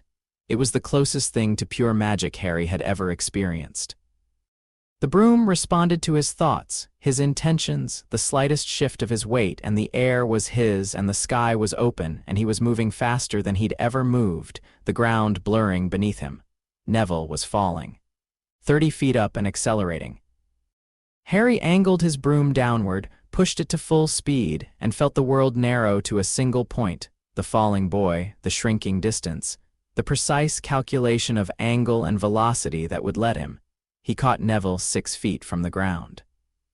One arm around the boy's waist, the other controlling the broom, a banking turn so sharp it should have been impossible, and they were down, both feet on the grass. Neville gasping and white-faced but alive and unbroken. The pitch was silent, then it erupted. Madame Hooch was running toward them, her face a war between fury and astonishment. The Gryffindors were screaming. Even some of the Slytherins looked impressed. Draco's eyebrows had climbed nearly to his hairline. That was, Madame Hooch started, then stopped, then started again. That was the most reckless, irresponsible, that was the finest piece of flying I've seen from a student in 20 years. Potter, have you flown before? No, ma'am, first time. Madame Hooch stared at him. She looked at the broom. She looked at Neville, who was sitting on the grass with the dazed expression of someone who'd just been saved from death by a boy on a broomstick. She looked back at Harry. Wait here, she said, and marched toward the castle. She returned 10 minutes later with Professor McGonagall, who looked at Harry with an expression he couldn't read, sharp, assessing, but with something burning behind it that might have been excitement. Follow me, Potter. Harry followed her into the castle, through corridors and upstairs, to an empty classroom where a burly 5th-year boy was pulled from his lesson. Potter, this is Oliver Wood. Wood, I've found you a seeker. Wood looked at Harry. Harry looked at Wood. He's a first-year, Wood said. He caught a falling student from 30 feet at full dive, one-handed, in his first time on a broom. McGonagall's lips were thin and pressed together in the way that Harry was learning meant she was suppressing strong emotion. The rules about first years and house teams exist as a guideline, not a commandment. I will speak with the headmaster. Wood's skepticism transformed degree by degree into something that looked disturbingly like religious fervor. Can you do it again? The dive? Probably. Can you catch a snitch? I've never tried. We'll fix that. Practice starts next week. Tuesday and Thursday evenings, 7 o'clock. Don't be late. Wood stuck out his hand. Welcome to the team, Potter. Harry shook it, looking forward to it. McGonagall walked him back to the corridor and paused. Your father was an excellent Quidditch player as well. He'd have been proud. She hesitated, then added, You have remarkable reflexes, Potter. Remarkable? Thank you, Professor. She nodded crisply and left. Harry stood in the corridor alone, his heart still hammering from the dive, the blood oath pulsing with a strange, elated energy, and allowed himself a moment of pure, unapologetic satisfaction. Then he went to dinner. The news spread through the school like wildfire. By the next morning, everyone knew that Harry Potter had caught a falling student midair and been appointed the youngest seeker in a century. Reactions were mixed. Gryffindor was ecstatic, Slytherin was resentful, Ravenclaw was analytical. The aerodynamics of that dive are fascinating. And Hufflepuff was generally just happy no one had died. Draco caught Harry in the corridor between classes. Youngest seeker in a century, so they tell me. My father will hear about this. I imagine he'll hear about most things I do, Malfoy. That's the nature of the situation. Draco studied him. You're not like what I expected. What did you expect? Some wide-eyed orphan stumbling around being amazed by everything. The boy who lived, all humble and heroic. You're not that. No, I'm not. What are you then? Harry considered the question. Prepared. He said and walked away. The first Quidditch practice was a revelation. Wood put Harry through his paces, diving drills, pursuit patterns, reaction tests, using golf balls that the captain lobbed at him from various angles. Harry caught everyone. The broom responded to him as if they shared a nervous system, and the flying was freedom in its purest form, the one arena where Harry's power and instinct and training converged into something seamless and euphoric. Where did you learn to fly like that? Wood demanded, after watching Harry execute a Wronski feint so convincing that the Gryffindor chasers had scattered. Natural talent. Nobody's that natural, Harry shrugged. I had a good teacher for everything else. This one's mine. It was the truth. Severus had never taught him to fly.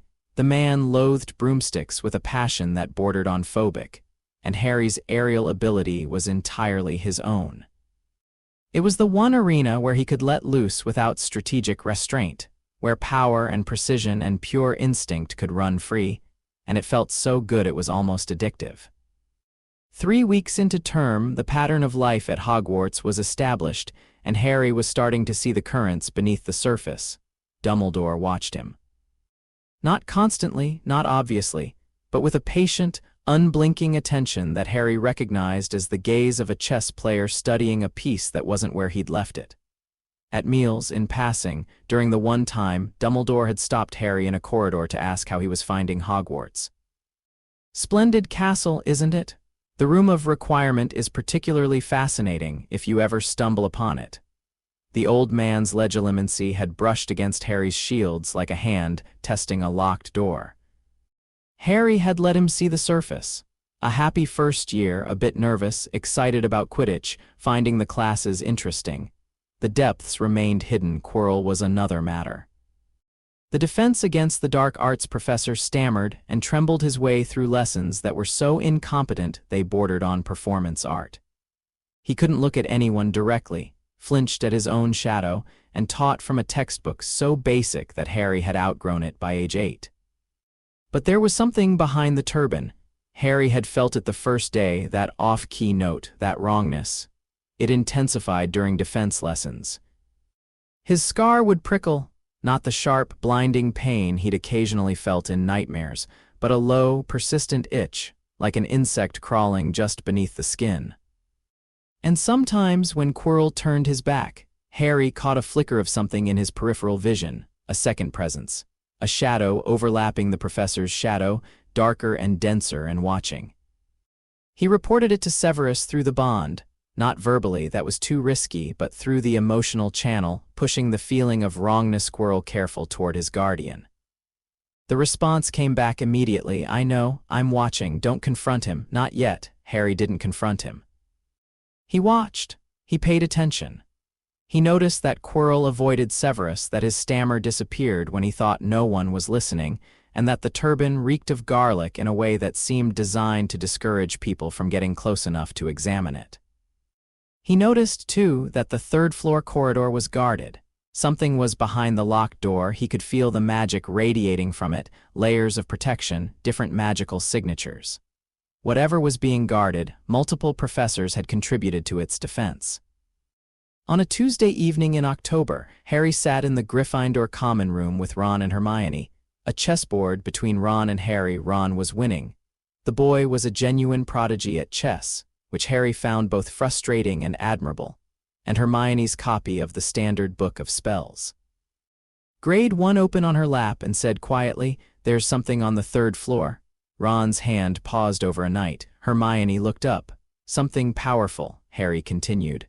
"Multiple layers of protection, at least 5 or 6 different magical signatures in the wards. Whatever's behind that door, it's important enough to hide in a school full of children." "How do you know all that?" Hermione asked. "I can feel the magic. It's complicated, trust me." Dumbledore said the corridor was out of bounds, Ron said. "On pain of death." He wasn't joking. No. He wasn't, which means what's behind that door is dangerous enough that someone might die trying to get to it. Harry moved a bishop. "And I think someone's going to try." "Who?" Hermione whispered. Harry didn't answer directly. "Have either of you noticed anything odd about Quirrell?" Ron snorted. "He's a nutter, scared of his own turban." "He's not scared, he's hiding. There's a difference." Harry looked at Hermione. "You've read about Voldemort. What happened to him when the killing curse rebounded?" Hermione's face went pale. "He lost his body. The books say he was destroyed, but there are theories that he survived in some diminished form. A wraith or a parasitic spirit needing a host to." She stopped. Her eyes widened. "You think he's possessing Quirrell?" "I think something is. Something dark enough to make my scar hurt when I'm near him. Something that wants whatever's behind that door." Ron had gone very white.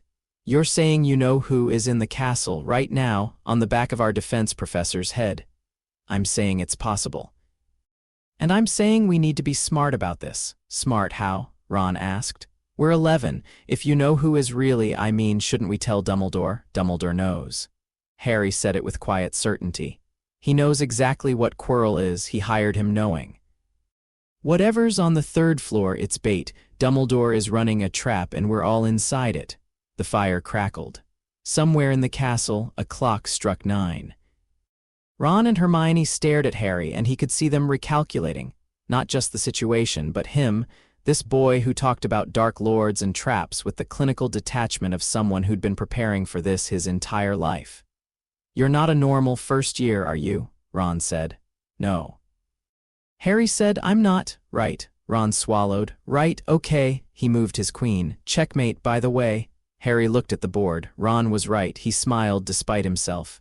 "So what do we do?" Hermione asked. "For now, we watch, we learn. We don't go near the third floor, that's what Dumbledore wants, and I'm not interested in playing his game. But we pay attention to Quirrell, we note anything unusual, and we prepare. Prepare for what? For whatever happens when the trap springs." The three of them sat in the firelight, 11 years old and already in over their heads, and the castle hummed around them with its ancient, watching magic, and somewhere in the dungeons. Severus Snape felt his ward's determination through the bond and closed his eyes and thought, "He's ready. God help us all, but he's ready." Halloween came with a feast and a troll. Harry was sitting at the Gryffindor table, surrounded by floating pumpkins and the smell of roasted everything, when Quirrell burst through the doors. "Troll, in the dungeons, troll in the dungeons." He staggered forward, eyes rolling, the very image of panic. "Thought you ought to know," he fainted, or pretended to faint. Harry watched him crumple to the floor and felt his scar twitch and thought, interesting timing. Dumbledore stood and called for calm, sent the students to their dormitories with prefects, and directed the teachers toward the dungeons. In the chaos of several hundred students scrambling for the doors, Harry grabbed Ron's arm. "Hermione's not here." Ron looked at the empty space where Hermione should have been. She'd been absent since the afternoon. She'd been crying in the bathroom, Ron had heard, after Ron had said something unkind about her in Charms. Ron's face went from confusion to guilt to panic in about 2 seconds. The bathroom. "She doesn't know about the troll." "And the troll isn't in the dungeons," Harry said. "Quirrell let it in as a diversion. He wants the teachers away from the third floor, but trolls are stupid. It won't stay where he put it. It'll wander." Toward the bathrooms, Ron breathed. "Move," they ran. Harry's wand was in his hand before they'd rounded the first corner, and his senses were stretched wide. The ambient magic of the castle, the bond's warning pulse, the faint magical signature of a mountain troll that was getting closer with every step. He could smell it before he saw it, a stench like a sewer crossed with a landfill, and then they turned the corner and there it was, 12 feet tall. Granite gray, tiny head, massive body, a club the size of a small tree dragging on the stone floor. It was shambling toward the girls' bathroom, and from inside that bathroom, Harry could hear a scream. Ron made a strangled noise. That's really big. Stay behind me." Harry raised his wand and pushed magic through it, not a specific spell but raw, channeled force, the wandless technique adapted through the Holly wand's amplification. The air in the corridor compressed. The troll turned. Its tiny eyes fixed on Harry with the dim, predatory recognition of something that had identified prey. "Oi!" Ron shouted and threw a piece of pipe that bounced off the troll's shoulder. The troll grunted and swung its club. Ron dove sideways. Harry didn't shout. He didn't throw things.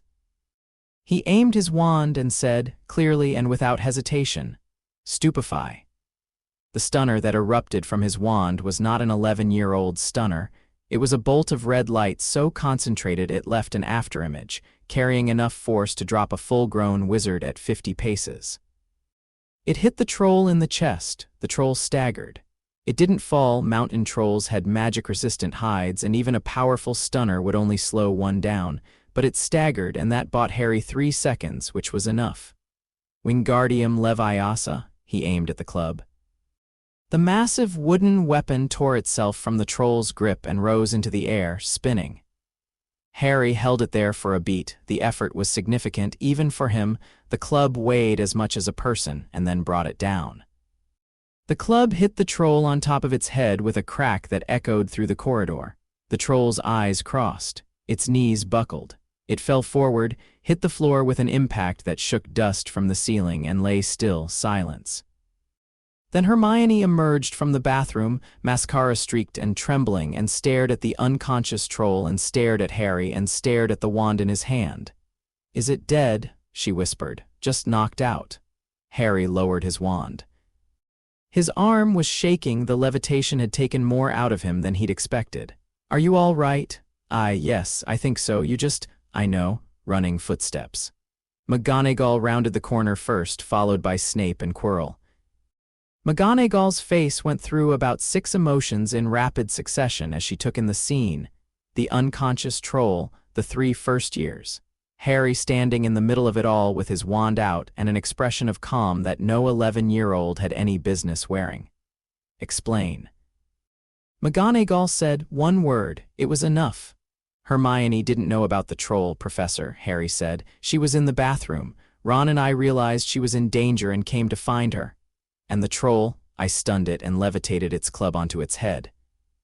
Standard approach for a Class 3 magical creature with a magic-resistant hide. Direct spellwork is inefficient, so you use its own mass against it. McGonagall stared at him. Behind her, Severus stared at him. Even Quirrell was staring, and Harry caught it. Just a flash, there and gone, something behind the turban, a sharp intelligence in Quirrell's eyes that had nothing to do with the stammering professor and everything to do with whatever was riding him. "That is a 7th-year tactical assessment." McGonagall said, "I read ahead." A sound that might have been a suppressed cough came from Severus's direction. 5 points from Gryffindor, McGonagall said, for reckless endangerment, and 20 points to Gryffindor for sheer dumb luck and an exceptionally advanced spellwork. "Get to your dormitory now, all of you." They went. In the corridor outside the common room, Hermione stopped. "You saved my life," she said. "Ron helped." "I threw a pipe," Ron said. "You dropped a troll." Hermione looked at both of them, and her chin trembled, and then she straightened, pushed her hair back from her face, and said with remarkable composure, "I think we should be friends." "I think we already are," Harry said. Hermione nodded once fiercely and gave the fat lady the password, and they went inside. Ron elbowed Harry as they climbed the stairs to the dormitory. "You stunned a mountain troll." "Yeah, with 1 spell. 2, technically. The levitation, you stunned a mountain troll, Harry." "I'm aware, Ron. That was brilliant. That was Tuesday. Go to sleep." Ron laughed, the startled, slightly manic laugh of someone who'd had too much adrenaline and not enough time to process it, and they went to bed. And Harry lay in the darkness and felt the bond pulse with a complicated emotion from Severus that translated roughly as "I'm furious and I'm proud. And if you ever do anything that reckless again, I will lock you in the potions cupboard." Harry smiled, sent back "I love you too," and closed his eyes. In the morning, the school was still buzzing about the troll.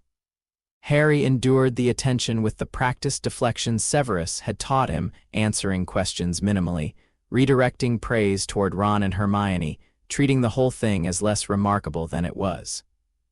But the damage was done. The story had spread, grown, mutated in the retelling. By lunch, the version circulating among the upper years had Harry dueling the troll bare-handed while simultaneously solving a Rubik's Cube. "I don't even know what a Rubik's Cube is," Harry said to Hermione, who was trying not to laugh. "It's a muggle puzzle. I'll get you one for Christmas. The point is, people are watching you now, more than before." "I know. What are you going to do about it?" Harry looked across the great hall at the staff table, where Dumbledore was eating marmalade toast with serene contentment, and Severus was glaring at his coffee with the intensity of a man willing it to become something stronger. Quirrell was absent, his chair empty, his plate untouched. "The same thing I've been doing," Harry said. "Watch, learn, and wait, but I think the waiting is almost over." "Why?" "Because Quirrell is getting desperate. The troll was a test, a distraction to see how the teachers would respond to probe the third-floor defenses. It failed. He'll try something else, something bigger." Hermione's expression hardened. She wasn't afraid, she was focused, analytical, already working through possibilities. "Then we need to be ready. We will be." Ron sat down next to them, plate loaded with sausages, completely oblivious to the strategic conversation he'd just walked into. "What are we talking about?" "The future," Harry said. "Sounds heavy. Want a sausage?" Harry took a sausage. Hermione rolled her eyes. And through the bond, faint but clear, he felt Severus's presence, watchful, protective, ready, a constant warmth in his chest that nothing and no one could extinguish. The game was in motion. The pieces were moving. And Harry Potter, 11 years old, trained by a man who'd sworn his blood and his life, sat in the great hall of Hogwarts and ate a sausage and planned for war. Chapter 4. The game begins. November settled over Hogwarts like a damp gray blanket, stripping the trees bare and turning the grounds into a watercolor of mud and mist. The lake went dark and still, its surface reflecting a sky that couldn't decide between rain and something worse. Students retreated indoors, clustering around fireplaces, and the corridors smelled of wet wool and the particular desperation of teenagers trapped inside a stone building with limited entertainment options. Harry barely noticed the weather. He was busy. The pattern had established itself in the weeks since Halloween. Mornings in class, performing well enough to satisfy his professors without triggering the kind of scrutiny that came with being extraordinary. Afternoons split between the library with Hermione, the common room with Ron, or, when he could manage it without being followed, the 7th floor. Where a particular stretch of wall opposite a tapestry of Barnabas, the Barmy concealed something that Dumbledore had hinted at, and Harry had spent 2 weeks locating: the room of requirement. He'd found it on a Thursday night, pacing the corridor with the focused intention of "I need somewhere to practice," and a door had materialized in the wall like an answer to a prayer. The room beyond was perfect, large, padded, equipped with practice dummies and targeting ranges and a dueling platform that adjusted its wards to match the caster's level. Harry had stood in the doorway, grinning, and thought, "This school has secrets, and the secrets want to help me." He trained there 3 nights a week after curfew under his invisibility cloak, another gift, this one anonymous, appearing at the foot of his bed on Christmas morning with a note that said, "Only your father left this in my possession before he died. It is time it was returned to you. Use it well." The handwriting was Dumbledore's.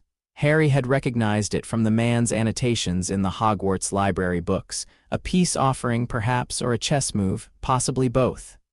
Harry used the cloak regardless. A tool was a tool, regardless of who handed it to you. In the room of requirement, he pushed himself. Hard. Harder than Severus would have allowed, probably, but Severus wasn't here at 2 in the morning, and the bond conveyed emotion, not specifics.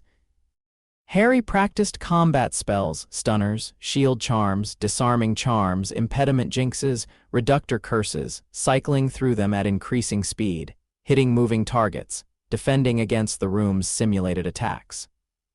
He practiced wandless casting alongside his wand work, switching between the two mid-duel, learning to use his hands when the wand was too slow, and the wand when his hands weren't precise enough. He practiced specifically and deliberately for what was coming, because Quirrell was escalating.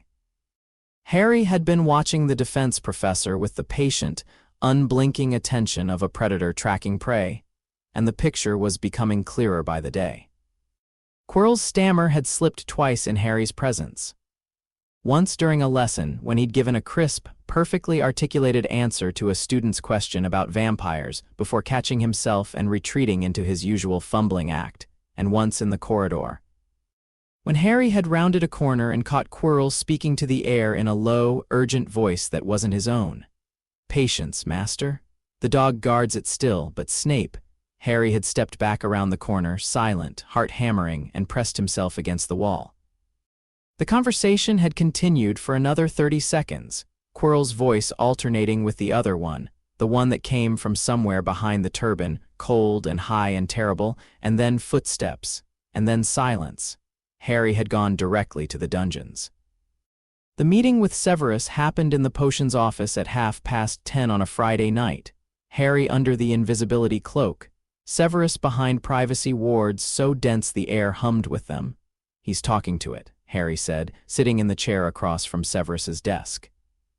The cloak was pooled in his lap.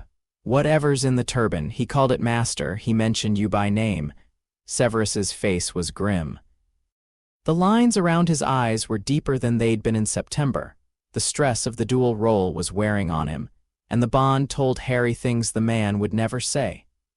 Exhaustion, worry, the constant low-grade fear that Harry was in danger and he couldn't be close enough to stop it.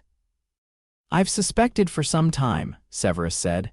"The turban is warded against detection heavily, expertly, but I felt the presence. The Dark Lord's magical signature is distinctive. It's Voldemort. I believe so." A fragment of him, at least, a wraith, parasitically attached to Quirrell, using the man's body and magic as a conduit. He's after the stone. The Philosopher's Stone. Severus's eyebrow rose. "You've worked it out." Hermione worked it out, actually. She cross-referenced the Gringotts' break-in from the summer. Vault 713 was emptied the same day Hagrid and I were in Diagon Alley, which means Dumbledore had it moved before someone tried to steal it, with the protections on the third floor, including the three-headed dog. Nicholas Flamel.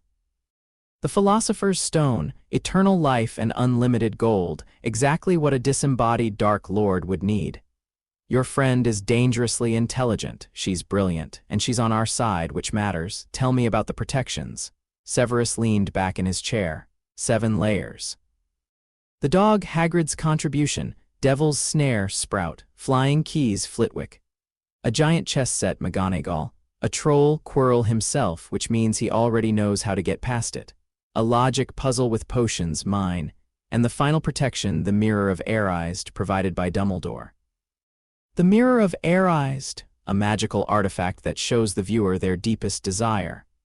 Dumbledore has enchanted it so that only someone who wants to find the stone but not use it can retrieve it from the mirror. It's elegant, I'll admit. Harry processed this.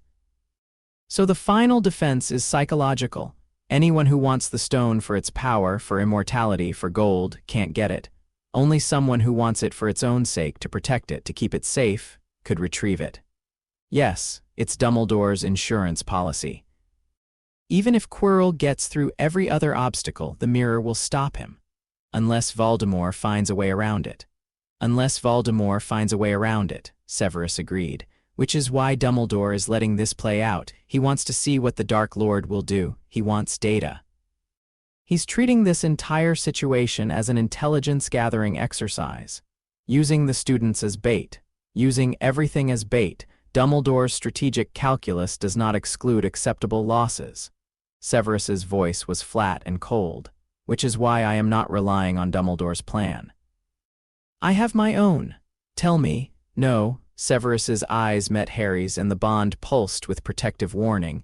"If something goes wrong and someone reads your thoughts, no one can read my thoughts. You know that. I know that your shields are exceptional. I also know that the Dark Lord is the most powerful Legilimens in history, and he is currently residing less than 200 meters from where you sleep. I will not risk it." Harry wanted to argue. The stubbornness that Severus had identified as his most Gryffindor quality and his most annoying surged up like a wave. But he'd also been trained by a Slytherin, which meant he understood the tactical logic of compartmentalized information, even when he hated it. "Fine," he said. "But I need you to tell me one thing." "What?"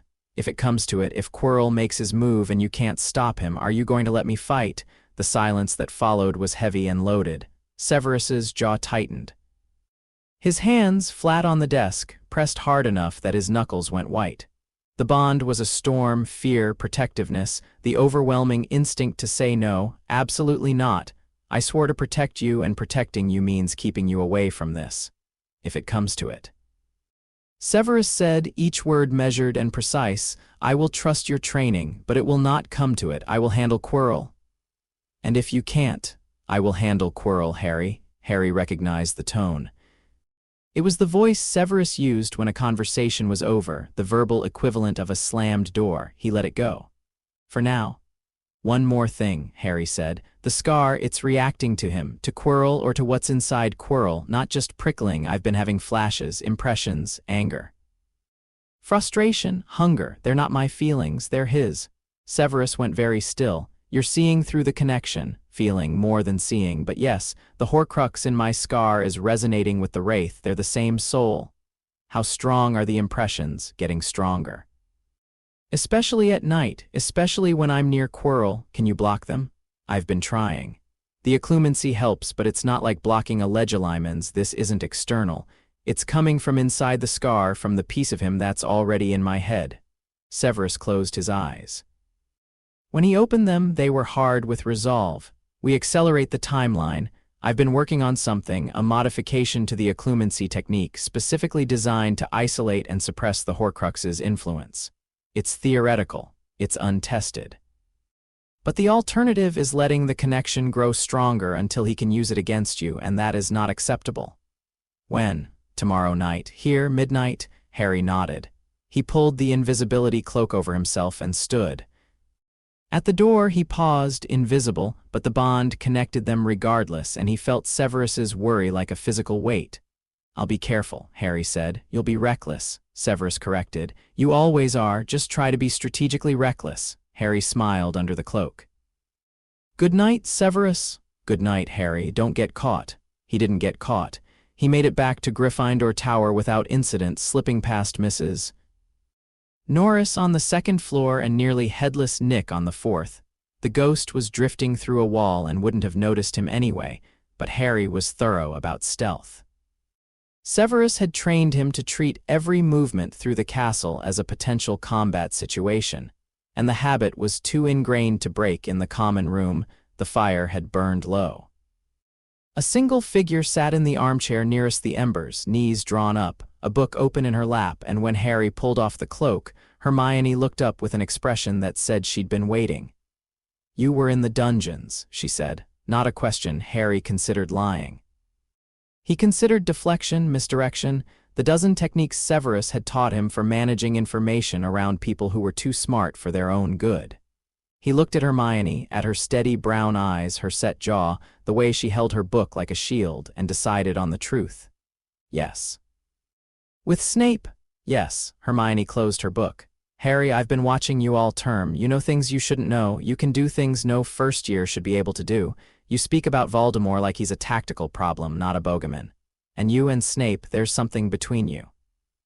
The way he looks at you in class when he thinks no one's paying attention. It's not how a teacher looks at a student."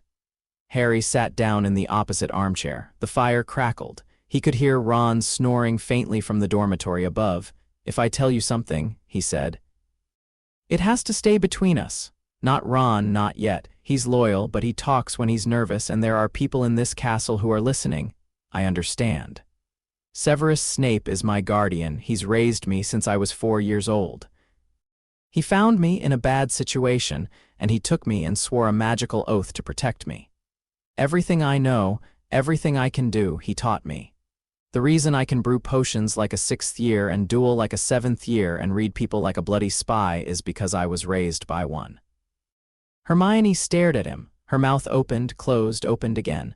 For possibly the first time in her life, Hermione Granger was speechless. "Snape," she said finally. "Snape, the man who takes points from Gryffindor for breathing too loudly, is your guardian, father figure, trainer." "It's complicated." Complicated is an understatement, but her eyes were already moving, processing, integrating this new information into her mental model. "That's why he asked you those questions on the first day, not to embarrass you, to establish a public dynamic. If people think he dislikes you, nobody questions why we're not close. It's a cover." "That's actually rather clever." She paused. "He's a former Death Eater. He's a spy. He was a spy for Dumbledore during the First War, and he'll be one again when Voldemort returns. He took the mark when he was young and stupid and desperate, and he's spent every day since trying to make up for it. And the oath, a blood oath, ancient magic, it binds his life to my protection. It can't be broken by anything, not Dumbledore, not the Ministry, not Voldemort. When he swore it, it became the defining fact of his existence." Hermione was quiet for a long time. The fire popped and sent a shower of sparks up the chimney. When she spoke, her voice was soft. "He loves you. He'd deny it if you asked him. Of course he would. He's Snape." A small smile. "But he does. It's obvious if you know what to look for. The way he positions himself in the Great Hall, always facing the Gryffindor table. The way he patrols the corridors near the tower. The way his voice changes when he says your name, even when he's being horrible about it." "You noticed all that?" "I notice everything. It's my best quality and my worst one." Harry smiled. "That's exactly what Severus would say. I'm going to take that as a compliment." Hermione pulled her legs up under her and wrapped her arms around her knees. So, Quirrell is possessed by Voldemort. The Philosopher's Stone is on the 3rd floor. Snape has a plan he won't tell you, and you're meeting him tomorrow night for some kind of experimental occlumency to block the Horcrux in your scar. She paused. Did I miss anything? You're terrifying. Thank you, so what's my role in this? Harry looked at her. She wasn't afraid. She was determined, focused, and vibrating with the particular energy of a person who has been given a puzzle worthy of her intellect. It occurred to Harry that Hermione Granger was the most dangerous kind of ally, brilliant, loyal, and utterly unable to leave a problem unsolved. Research, he said. I need everything you can find on the Mirror of Air-Eyes. How it works, what it does, whether there are recorded instances of anyone using it to store or protect objects. Dumbledore's using it as the final defense for the stone, and if Quirrell is going to make a move, we need to understand what he'll be facing. Done. What else? I need you to watch Quirrell. Not obviously, don't follow him, don't confront him, just pay attention. In class, in the corridors, at meals. Note his patterns. When does he leave the Great Hall early? Where does he go? Who does he talk to? Surveillance, I can do that. And Hermione, this is important. If something happens to me, if I'm hurt or taken or something goes wrong, go to Snape, not Dumbledore, Snape. Tell him I sent you and that the second wall is down. He'll know what it means. Hermione's expression shifted. The analytical mask cracked, and underneath it was a 12-year-old girl who had just been told that her friend might be in mortal danger. Harry, I'm being pragmatic, not fatalistic. I expect to be fine, but Severus taught me to plan for every outcome, including the bad ones. That sounds exhausting. You have no idea. She reached across the gap between the chairs and squeezed his hand. It was a quick, firm gesture, Hermione's version of a hug, and the warmth of it surprised him. The blood oath hummed appreciatively. I'm in, Hermione said. Whatever you need, I'm in. I know you are, thank you. She stood, collected her book, and headed for the girls' dormitory stairs. At the bottom, she turned back. Harry, for what it's worth, I'm glad Snape found you. You deserved better than whatever you came from, and I think he's done a good job. Don't tell him that. His ego is precisely calibrated, and a compliment might destabilize it. Hermione laughed, a quiet, genuine laugh, and disappeared up the stairs. Harry sat in the dying firelight for a long time, thinking about trust and secrets, and the strange, fierce comfort of having people who chose to stand beside you. The modified occlumency session the next night was brutal. Severus had cleared his office, pushed the desk against the wall, and drawn a containment circle on the floor in chalk and powdered moonstone. The runes were archaic, pre-Hogwarts, pre-ministry, the old language of blood and bone magic that the blood oath had been sworn in. Harry stood in the center of the circle and felt the wards close around him like a cage. This will hurt, Severus said. He stood outside the circle, wand raised, his face set in the particular expression of controlled fury that Harry recognized as Severus being afraid and refusing to show it. More than the oath, differently. The oath was a binding, a creation. This is a separation. We're going to isolate the Horcrux from your consciousness, build a wall around it within your mind, and cut off its access to your thoughts and emotions. The piece of the Dark Lord's soul will still be there. I cannot remove it, not yet, but it will be contained, quarantined. What's the risk? The Horcrux will resist. It's been living in your mind for 10 years. It's woven into your neural pathways, your magical core, the architecture of your thoughts. Isolating it will require me to enter your mind deeply enough to find the point where your consciousness ends and its begins. The process will be invasive.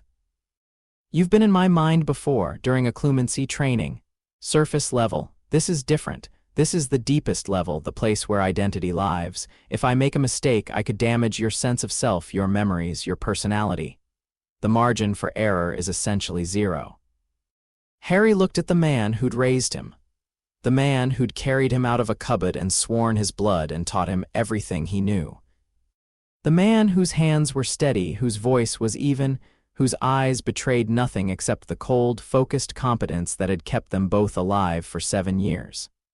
I trust you, Harry said. Severus's jaw tightened. Sit down, close your eyes, drop your shields, all of them, every layer. I need unrestricted access. Harry sat cross-legged in the center of the circle. He closed his eyes. And then he did something he hadn't done since he was 7 years old, since the early days of occlumency training when his mind had been open and undefended. He dropped his shields, all of them. The outer wall, the misdirection layer, the emotional buffers, the deep defenses that protected his core memories and his sense of self. Layer by layer, he dismantled the architecture that Severus had spent years helping him build, until his mind was naked, exposed, a house with every door thrown wide. It was terrifying. He felt vulnerable in a way that had nothing to do with physical danger. This was worse, deeper, the fundamental exposure of being known completely by another person. Every thought, every memory, every fear and hope and secret and shame laid bare. He felt Severus enter his mind. It was gentler than he'd expected. The legilimency was precise, surgical, moving through Harry's consciousness like a scalpel through tissue. Not cutting, not forcing, but parting, separating, navigating the impossible complexity of a human mind with the delicacy of a master surgeon. Harry felt Severus's presence as a dark, cool current flowing through his thoughts, familiar and safe, and he let it carry him deeper. Past the surface thoughts, school, friends, Quidditch, the taste of pumpkin juice. Past the emotional layer, fear of Quirrell, love for his friends, the complicated tangle of feelings about Dumbledore. Past the deep memories, Severus making soup at Spinner's End, the cottage in Cornwall, the cliff and the sea, training in the garden, the first time he'd brewed a potion, the first time he'd flown deeper still. Into the bedrock of identity, the foundational layer where Harry Potter was Harry Potter and nothing else, where consciousness existed in its purest form and, there, a darkness. Not the absence of light, but the presence of something other. A stain on the fabric of Harry's mind, black and oily and pulsing with a malevolence that was both alien and horribly, intimately familiar. It was woven into the neural architecture like a parasite through a host, tendrils extending outward, touching Harry's emotions, his perceptions, his magical core. It was the source of the scar pain, the dark impressions, the connection to Voldemort that had been growing stronger all term. It was alive, and it knew they were there. The Horcrux reacted. Pain erupted behind Harry's eyes, white-hot, blinding, the worst pain he'd ever felt, worse than the broken arm at the Dursleys, worse than the bubituber pus, worse than anything. The darkness surged, expanding, pushing back against Severus's intrusion with a fury that was primal and savage. Harry's body spasmed. He heard himself scream, a distant sound as if coming from another room, and felt Severus's presence in his mind waver. "Hold on," Severus commanded, and it wasn't spoken, it was thought directly into Harry's consciousness, a lifeline thrown across an abyss. "I'm here. Hold on to me." Harry held. He grabbed onto Severus's mental presence like a drowning man grabbing a rope and anchored himself against the storm. The Horcrux raged. He could feel its fury, its terror, the desperate survival instinct of a fragment of soul that knew it was being cornered, and it threw everything it had at them, images. Memories that weren't Harry's. A cold, high laugh, a flash of green light. A woman screaming, Lily screaming, and a nursery and a crib and a wand pointed at a baby's face. "That is not yours," Severus's voice said in his mind, and it was steady, it was iron, it was the voice that had talked Harry out of 1,000 nightmares. "Those memories belong to a dead man." "They have no power here." Severus's magic moved. Harry felt it, the precise, devastating application of occlumency at a level he'd never witnessed, never imagined. Severus wasn't building a wall, he was building a prison. Thread by thread, layer by layer, he was severing the Horcrux's tendrils from Harry's consciousness, cutting the connections it had formed over 10 years, and encasing the dark fragment in a shell of pure magical will that was as elegant as it was merciless. The Horcrux screamed. Harry felt it through his whole body, a shriek of rage and pain and something that might have been fear. And then the shell closed and the sound cut off, and there was silence. Harry opened his eyes. He was lying on the floor of the office, drenched in sweat, his head pounding, every muscle trembling. Severus was kneeling beside him, one hand on Harry's shoulder, his face the color of parchment, sweat beading on his forehead, his wand hand shaking. "Did it work?" Harry croaked. Severus's diagnostic charm was shaky but functional. He ran it twice, 3 times, checking and rechecking.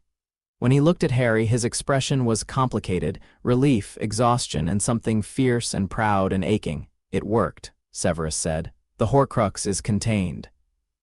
It's still there, still in your scar, still alive, but it's sealed. It can't reach your thoughts. It can't influence your emotions.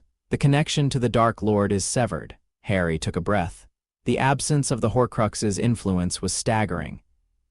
He hadn't realized how much noise it had been generating, a constant, low-level hum of darkness that he'd lived with for so long he'd stopped noticing it. Now it was gone, and the silence was extraordinary. His mind felt clean, sharp. "Thank you," Harry said. "Don't thank me yet. The containment will need to be maintained, reinforced periodically, and I still don't know how to destroy it without—" He stopped. "Without killing me," Harry finished. "Without killing you. Yes, but the containment gives us time. Time to research, to experiment, to find another way." Harry sat up. The room swam but steadied. "I feel different, clearer, like I was seeing through dirty glass and someone cleaned it. The Horcrux was affecting your perception more than I realized. It's been dampening your magical core, not significantly, but measurably. With it contained, your full power should be accessible. My full power wasn't accessible before, not entirely. The Horcrux was siphoning a small percentage of your magical output, feeding itself, maintaining its connection to the Wraith. That drain is now eliminated." Harry flexed his hand. Magic rippled through his fingers, visible for a moment, golden light, bright and clean, without the faint dark undertone he'd never consciously noticed but now recognized as the Horcrux's contamination. He felt it in his core, a depth of power that was vast and still and waiting like an ocean beneath a calm surface. "How much more power are we talking about?" he asked. Severus's expression was unreadable. "Enough to make a significant difference." Harry wanted numbers. He wanted specifics. But Severus's face said the conversation was over, and the man looked like he was about to collapse, and the bond was thrumming with the particular exhaustion that came from massive magical expenditure. Harry stood, steadied himself on the desk, and pulled the invisibility cloak from his pocket. "You need to rest," Harry said. "I need to write up the containment methodology before I forget the details. You need to rest, and you can write it up tomorrow. Don't make me pull rank. You don't have rank. I have the bond. If I tell it I'm worried about you, it'll keep you awake with anxiety all night, or I could just go to bed and let you sleep. Your choice." Severus stared at him. "You would not try me, a standoff, 2 sets of stubborn eyes." Then Severus's mouth twitched, not a smile, never a smile, but the ghost of one, and he stood, swaying slightly. "You are an impossible child. You raised me. Blame yourself." "I do. Frequently. Go to bed, Harry." Going. "Good night, Severus. Good night." Harry left the office under the cloak, climbed 7 floors to Gryffindor Tower, and fell into bed fully clothed. He was asleep before his head hit the pillow, and for the first time in months, his dreams were entirely his own. No dark impressions, no cold laughter, no green light. Just the sea and the cliff, and a voice talking about potion ingredients in the darkness, steady as a heartbeat. The first Quidditch match of the season arrived on a crisp Saturday morning in late November, and Harry walked onto the pitch to a wall of sound that hit him like a physical force. Gryffindor versus Slytherin, the rivalry match. The entire school had turned out, every seat in the stands was occupied, scarves and banners waving in the cold wind, and the noise was extraordinary.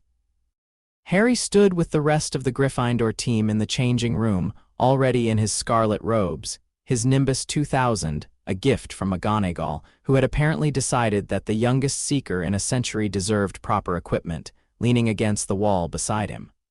Nervous. Oliver Wood asked for the 14th time, not remotely. "Good, because if we lose, I'll throw myself off the astronomy tower." "Please don't. The paperwork would be terrible." Wood stared at him, then barked a laugh. "You're all right, Potter."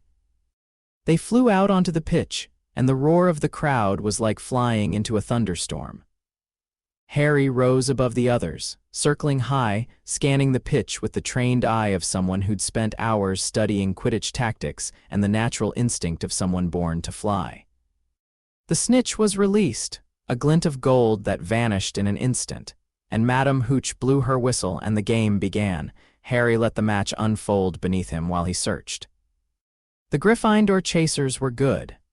Angelina Johnson, Katie Bell, and Alicia Spinnet moved like a single organism, passing and shooting with a fluidity that kept the quaffle in constant motion. The Slytherin team was bigger, meaner, and played with a deliberate brutality that bordered on foul but rarely crossed the line visibly enough for Hooch to call it. The snitch appeared twice in the first 20 minutes, once near the Slytherin hoops, once skimming the grass at center pitch. Both times Harry spotted it before the Slytherin seeker, Terence Higgs, and both times he held back. Not because he couldn't catch it, but because the score was close and Wood's pre-game strategy had been specific. Don't catch the snitch until we're ahead or within 10 points. A snitch catch when we're behind by more than 150 is a loss. The score was 40-30 to Gryffindor when Harry's broom lurched. It was subtle at first, a stutter in the broom's flight, a momentary loss of response, like a hiccup. Harry corrected instinctively, shifting his weight, and the broom steadied. Then it lurched again, harder, and this time it didn't stop. The nimbus bucked beneath him, shaking violently, and Harry gripped the handle with both hands as the broom jerked sideways, then up, then down in a sickening plunge that drew gasps from the crowd. Someone was jinxing his broom. Harry's first instinct was to look at Quirrell. He found the defense professor in the staff section of the stands, half hidden behind Hagrid's massive form, and Quirrell's eyes were fixed on Harry. Not with the vacant terror he usually wore, but with a cold, focused intensity that confirmed everything Harry had suspected. But Quirrell wasn't the only one staring. Harry's gaze swept the stands and found Severus 3 seats away from Quirrell, leaning forward, his mouth moving rapidly, his eyes locked on Harry's broom, counter-jinxing. Severus was fighting Quirrell's curse in real time, pouring his will into the broom's magic, trying to stabilize it against the Dark Lord's malice. The broom shuddered between the two competing forces, caught in a magical tug-of-war, and Harry was the rope. A normal first year would have panicked. A normal first year would have clung to the broom and prayed. Harry was not a normal first year. He closed his eyes for half a second, an eternity on a malfunctioning broomstick at 70 feet, and reached for his magic. Not through his wand, which was in his sleeve and useless while he needed both hands on the broom. Through his core. Through the raw, unfiltered power that Severus had unlocked by containing the Horcrux, the power that was deeper and wilder and more than anything Quirrell was prepared for. He pushed it into the broom, not a spell, not a charm. Just magic, his magic, dense and golden and furious, flooding through his hands into the Nimbus's enchantments, drowning out Quirrell's jinx like a bonfire drowning a candle. The broom stiffened, steadied, the violent shaking stopped. Harry opened his eyes and the broom was his again, responsive and eager, and he could feel Quirrell's magic retreating, overwhelmed, pushed back by sheer force. Down in the stands, Severus sagged with relief. Harry caught the motion in his peripheral vision and felt the bond pulse with a complicated cocktail of emotions. Pride, residual terror, and the particular flavor of exasperation that meant we are going to have a very long conversation about this later. Harry didn't have time for later. Because in the 3 seconds he'd been fighting the jinx, the snitch had appeared, hovering directly in front of the Slytherin goal hoops, golden and glittering and tantalizingly close to Terence Higgs, who hadn't noticed it yet because he'd been watching Harry nearly die. Harry flattened himself against the broom and dived. The Nimbus responded like a living thing, rocketing forward and down with an acceleration that pinned Harry's robes against his body and turned the crowd into a smear of color. Higgs saw Harry moving and reacted, angling his broom toward the snitch. But he was too far away and too slow, and Harry was already there, hand outstretched, fingers closing around the tiny golden ball with a certainty that felt like destiny. His feet touched the ground 3 seconds later. He held up the snitch and the Gryffindor section of the stands exploded. Wood was crying, actually crying. The twins were airborne, having jumped off their brooms mid-celebration and somehow caught each other. Angelina was screaming something about a party. Ron was on his feet in the stands, face redder than his hair, Bellowing at a volume that suggested permanent vocal cord damage, Harry stood in the middle of the pitch, the snitch pulsing in his fist, and allowed himself a moment. Just a moment. The cold wind, the roar, the golden light through the clouds, it was perfect, and it was his, and he'd earned it. Then the moment passed, and his mind was already turning back to the real game, the one that wasn't played on a Quidditch pitch. The celebration in the Gryffindor common room lasted until past midnight, fueled by smuggled butter beer, and the twins' seemingly infinite supply of Honeyjuke's chocolate. Harry stayed long enough to be present, to accept the congratulations, to laugh at Ron's increasingly exaggerated retelling of the catch, to sit on the arm of Hermione's chair and let her quietly describe what she'd seen in the stands. Quirrell was muttering the whole time your broom was going haywire. Continuous incantation, no blinking, classic Jinx posture, and Snape was counter-cursing. I could see his lips moving in the opposite rhythm. She paused. I almost set Quirrell's robes on fire. Harry turned to look at her. You what? I had a clear line of sight and a jar of bluebell flames. I thought about it. Breaking eye contact would have disrupted his concentration. But then your broom stabilized on its own, so I didn't have to. Hermione Granger, willing to commit arson in the Quidditch stands. I'm genuinely impressed. It would have been a controlled fire, very small, practically academic. Harry laughed, a real, full laugh that drew looks from across the common room. It felt good. It felt normal. For a few hours, he could be an 11-year-old who'd won a Quidditch match, sitting with his friends, drinking butterbeer that someone had warmed with a charm, and not thinking about Horcruxes or Dark Lords or the game behind the game. By 1 a.m, the common room had mostly emptied. Ron was asleep on a couch, chocolate smeared on his face. Hermione had gone up to bed with a stack of books and a meaningful look at Harry that said, "Be careful." The fire was embers. Harry slipped on the invisibility cloak and went to see Severus. The potions office was lit by a single candle. Severus was at his desk, not writing, not reading, just sitting with his hands flat on the surface and his eyes fixed on nothing. When Harry pulled off the cloak, Severus didn't look up. You overwhelmed the Jinx with raw power, Severus said. Yes, wandless on a broomstick, at 70 feet. Closer to 80, actually. Don't be glib. Severus looked up and his face was raw. The mask was down. The cool composure was gone. In its place was the face of a man who had watched his child nearly die and was still trying to breathe through the aftermath. He tried to kill you. In front of the entire school, in broad daylight, the Wraith is growing desperate. I know. This changes the timeline. He'll move soon, within weeks, possibly days. He knows the stone is there, he knows the protections, and now he knows that I'm actively working against him. The pretense is over. Harry sat down. What do? We prepare. The protections on the 3rd floor are comprehensive, but they're designed to stop a single intruder moving sequentially through each challenge. Quirrell will try to go through them alone at night when the castle is asleep and the teachers are in their quarters. Unless we stop him before he gets that far. We can't stop him overtly. If we confront Quirrell directly, we tip our hand. The Dark Lord will know I've turned against him, permanently, publicly, and every Death Eater still at liberty will have a target on my back. More importantly, on yours. So we let him go through the obstacles. We let him go through the obstacles, and we stop him at the end. The Mirror of Air-Eyes, Dumbledore's final defense. Quirrell won't be able to retrieve the stone from the mirror. The enchantment prevents anyone who desires the stone for power from obtaining it. But Voldemort might find a way around it. You said so yourself. Severus's jaw tightened. Yes. Which is why I won't be relying on the mirror alone. I have a contingency. A contingency you won't tell me about.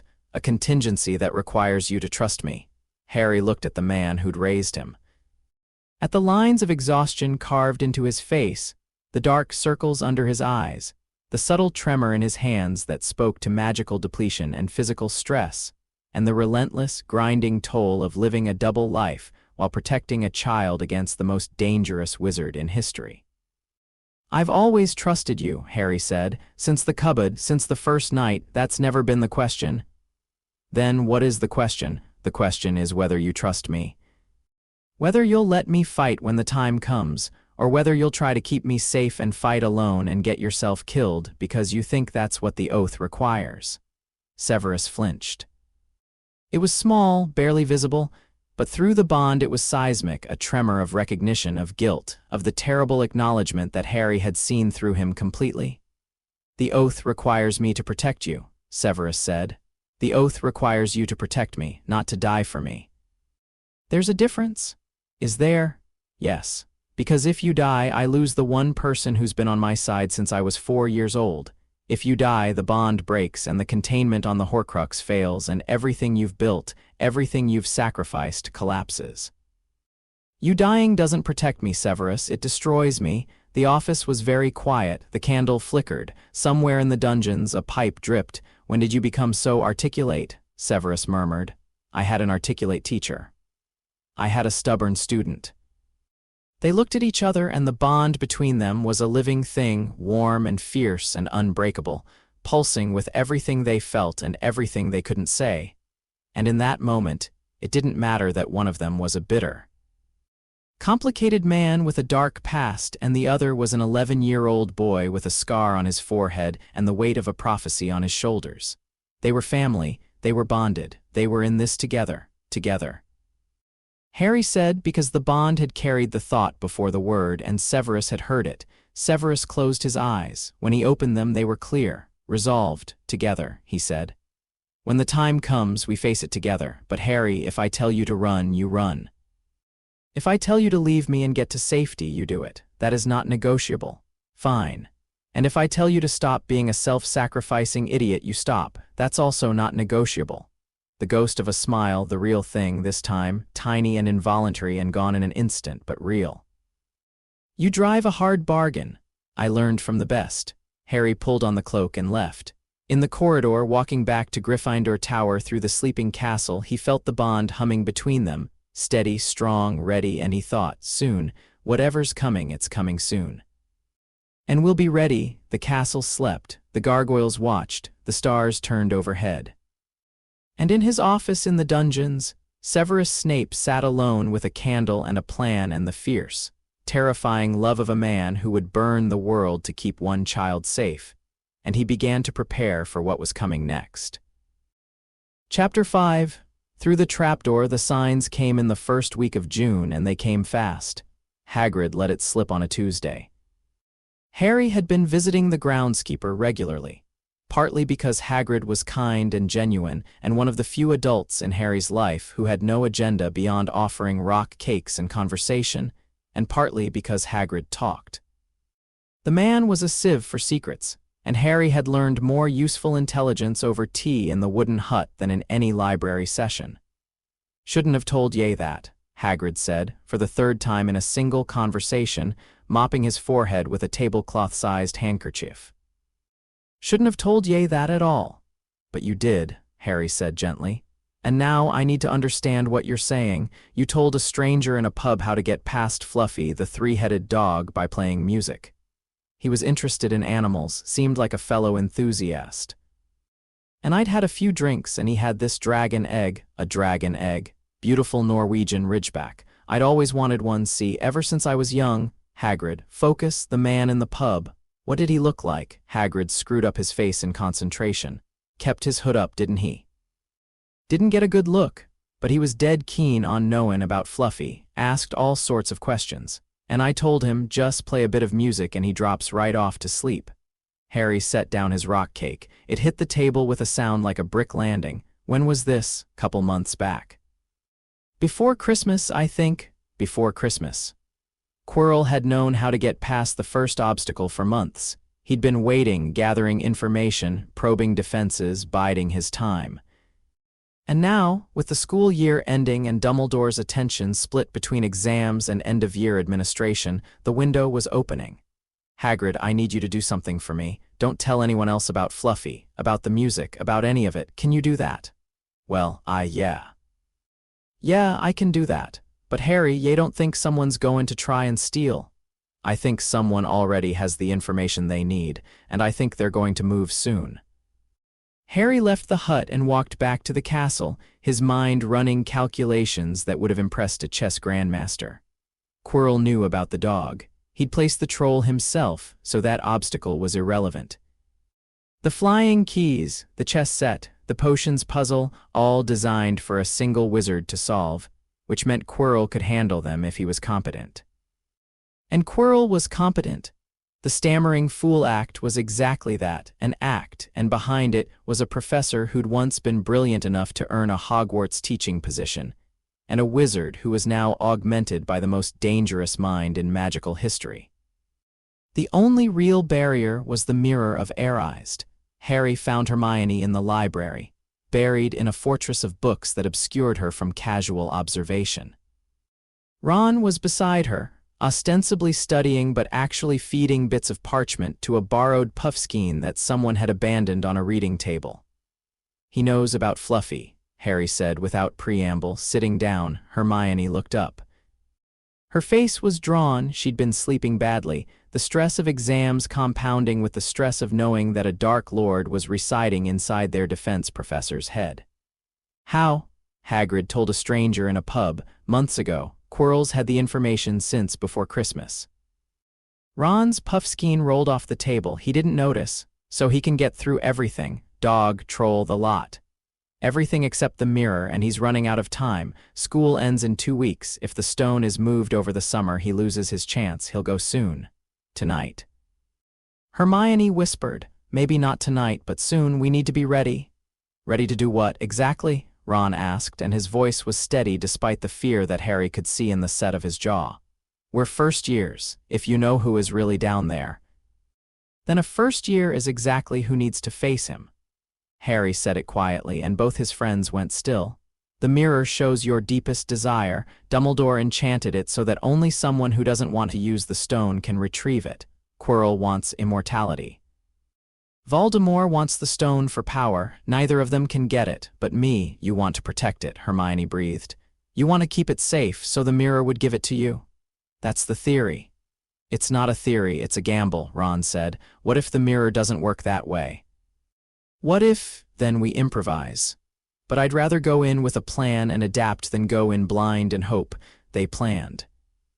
3 first years in a library, speaking in whispers, mapping out the obstacle course beneath the 3rd floor with the methodical precision that Harry's training demanded and Hermione's intellect sharpened. Ron contributed something neither of them had, an instinct for tactics that was pure, intuitive, and devastatingly practical. "The chess set," Ron said, leaning over Hermione's sketch of the known obstacles. "McGonagall designed it. She's a transfiguration master, which means the pieces will be real, full-size, enchanted, probably lethal. You don't beat McGonagall's chess set with power, you beat it with strategy." "You're the best chess player in Gryffindor," Hermione said. "I'm the best chess player in the school." Ron corrected without arrogance. It was simple fact. "If we get to the chess set, I can get us through."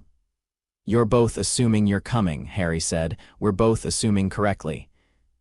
Hermione said, and her tone had the iron quality that meant the matter was settled and further discussion would be met with escalating levels of academic fury. Harry looked at his friends. Ron, who was terrified but wouldn't leave. Hermione, who was calculating odds but had already committed regardless of the math. He thought about Severus, about the conversation in the potions office, the agreement to face it together, the contingency plan that Severus still wouldn't share. "If we do this," Harry said, "we do it smart. We don't rush in the moment something happens. We watch, we wait, and we move when the time is right." "When will that be?" Ron asked. "We'll know." They knew 3 days later. It was a Thursday evening and Dumbledore was gone. Harry heard about it at dinner. The headmaster had been called away to the ministry, an urgent summons from the Minister for Magic regarding some administrative matter that required his personal attention. He'd left that afternoon. McGonagall was in charge. Harry's scar prickled. Not the contained, muted sensation he'd felt since Severus's occlumency intervention. The Horcrux was still locked behind its prison, still isolated, but a surface-level tingle, a warning, the magical equivalent of the hair on the back of his neck standing up. He looked at the staff table. Quirrell's chair was empty. "Tonight," Harry said to Ron and Hermione. "It's tonight." They moved fast. Back to Gryffindor Tower, where Harry grabbed the invisibility cloak and his wand and the small potions kit he kept in his trunk. 3 vials of healing potion. a dose of pepper up, and a phial of something Severus had brewed specifically for emergencies that would boost magical stamina for approximately 20 minutes at the cost of a spectacular crash afterward. "What's that one?" Ron asked, eyeing the stamina potion. "Insurance. Don't touch it." Hermione had her wand and a small beaded bag that clinked with glass jars. Harry didn't ask what was in it. He trusted her preparation implicitly. They needed to get to the 3rd floor. They needed to do it without being seen, and they needed to do it now before Quirrell got too far ahead. Harry pulled the cloak over the 3 of them. It was a tight fit, 3 11-year-olds under a cloak designed for one adult, and they had to shuffle in a hunched, awkward cluster that would have looked absurd if anyone could see them. They made their way through the castle, past the common room, down the stairs, through corridors that were mercifully empty. The students were in their common rooms, the teachers at dinner or in their offices. The 3rd floor corridor was dark and quiet. The door at the end, the forbidden door, the one Dumbledore had warned about, was ajar. "He's already through," Hermione whispered. Harry pulled the cloak off and folded it into his pocket. His wand was in his hand. His magic was awake, thrumming through his body, and the bond was pulsing with a warning he could feel but not quite decode. Severus was somewhere in the castle, and the bond was telling Harry something urgent, something important, but the distance muddied the signal. He pushed through the door. The room beyond was large and dark, and the smell hit them first: hot animal breath, the rank musk of something enormous and not entirely hygienic. In the dim light, Harry could see it, the 3-headed dog, Fluffy, filling the room like a small hill of fur and teeth and drool. It was asleep. Its 6 eyes were closed, its 3 mouths slightly open, a rumbling snore shaking the floor. Beside it, on the ground, a harp was playing itself, the strings vibrating, producing a simple, repetitive melody that kept the beast unconscious. "Quirrell's work," Harry said. "Enchanted harp. It'll play until the spell runs out, which could be minutes or hours. We move fast." The trapdoor was beneath one of Fluffy's massive paws. Ron and Hermione helped Harry lever the paw aside. The dog grumbled in its sleep, one head twitching, and they all froze until the snoring resumed, and Harry pulled the trapdoor open, darkness below. Complete, absolute darkness and a smell of damp earth and growing things. "Devil's snare," Harry said. "Sprout's obstacle, it reacts to movement and body heat. The more you struggle, the tighter it grips. It's vulnerable to light and fire." "How do you know that?" Ron asked. "Herbology class and extensive additional reading. Jump." They jumped. The fall was longer than expected, 15 feet, maybe 20, and they landed on something soft and yielding that immediately began to move. Tendrils of Devil's snare wrapped around Harry's ankles, his wrists, creeping up his body with a deliberate, tightening pressure that was deeply unpleasant. Ron panicked. His body went rigid and the vines responded, constricting harder, pulling him down. "It's got me, Harry, I can't." "Stop moving," Hermione shouted. She was already still, forcing her muscles to relax, and the vines around her were loosening. "Ron, stop struggling, just relax." "Relax, it's trying to kill me." "Hermione, light," Harry said. Hermione thrust her wand upward. Lumos solemn, a blinding beam of white light erupted from her wand, not the gentle glow of a standard Lumos, but a concentrated blast of sunlight so intense it made Harry's eyes water. The Devil's snare recoiled as if burned, the tendrils releasing them, withdrawing into the earth, and they dropped the last few feet onto a stone floor. Ron lay on the ground, gasping. "I hate plants. I hate all plants. Every plant, forever." "Come on," Harry said, pulling him up. "We're wasting time." The next chamber was vast and filled with glittering light. Hundreds of winged keys fluttered near the ceiling, their tiny wings catching the torchlight, creating a shimmering canopy that was almost beautiful. Broomsticks, old, school-quality cleansweeps, leaned against the far wall. The door on the other side was locked. Harry examined it. Heavy iron, old-fashioned keyhole enchanted against a Alohomora. "We need the key that matches," Hermione said, squinting up at the cloud of flying keys. "It'll be distinctive, old-fashioned, probably silver, matching the lock."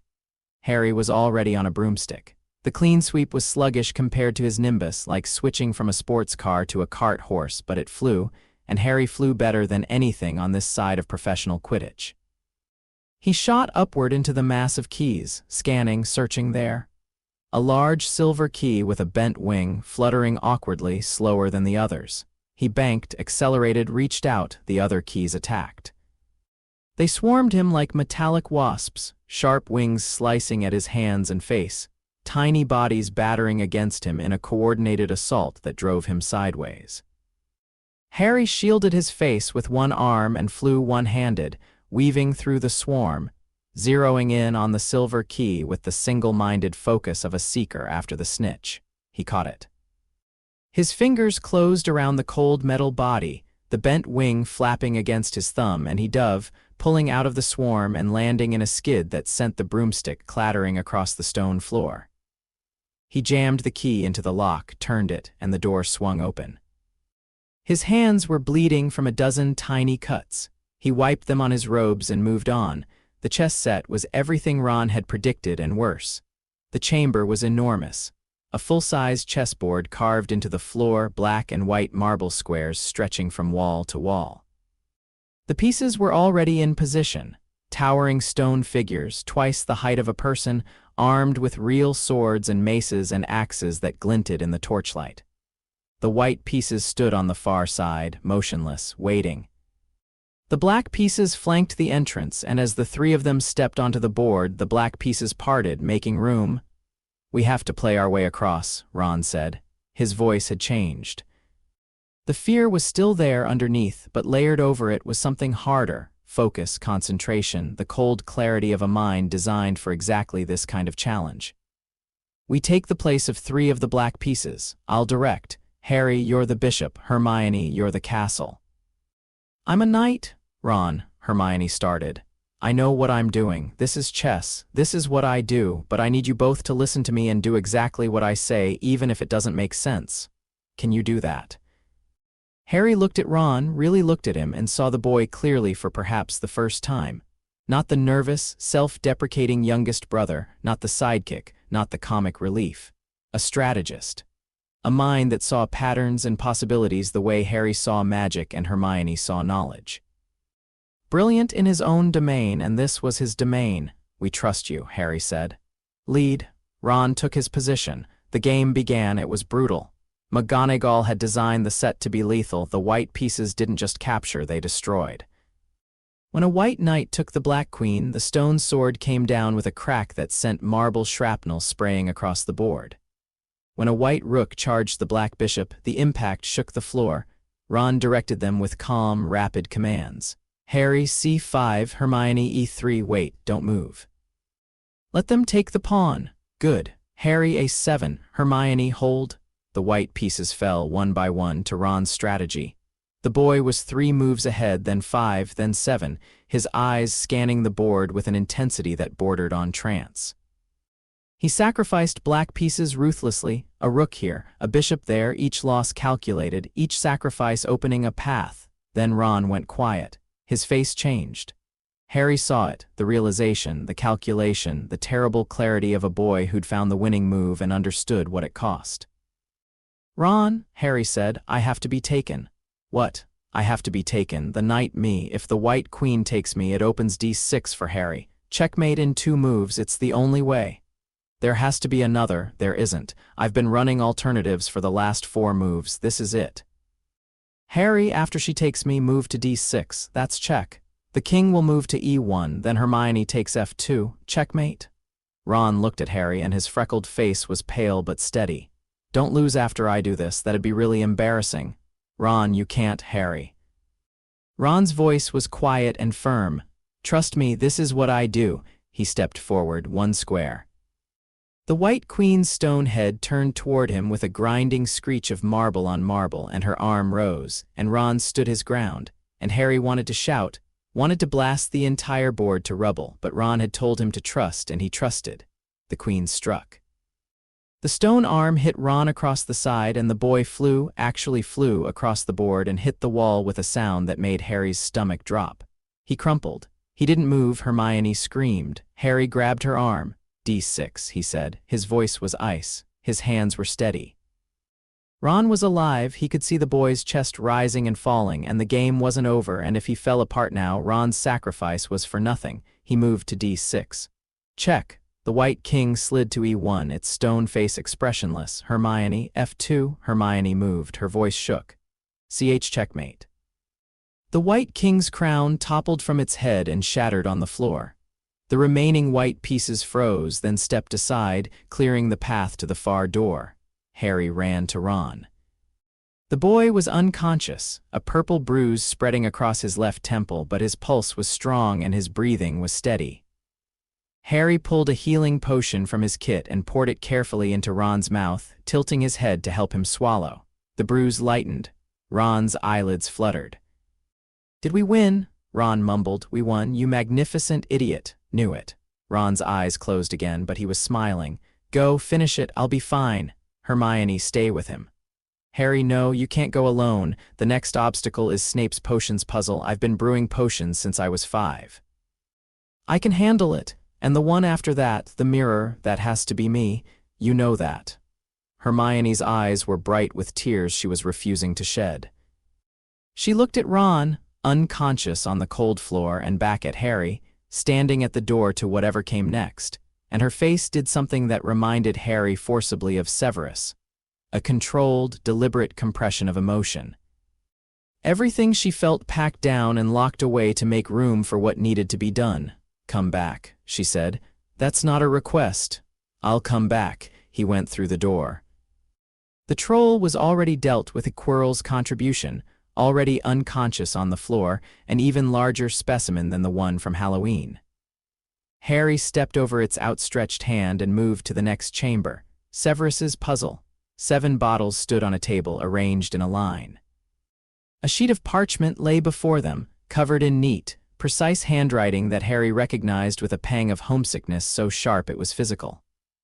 The puzzle was a logic problem: which bottles were poison, which were wine, which would let you go forward, which would send you back.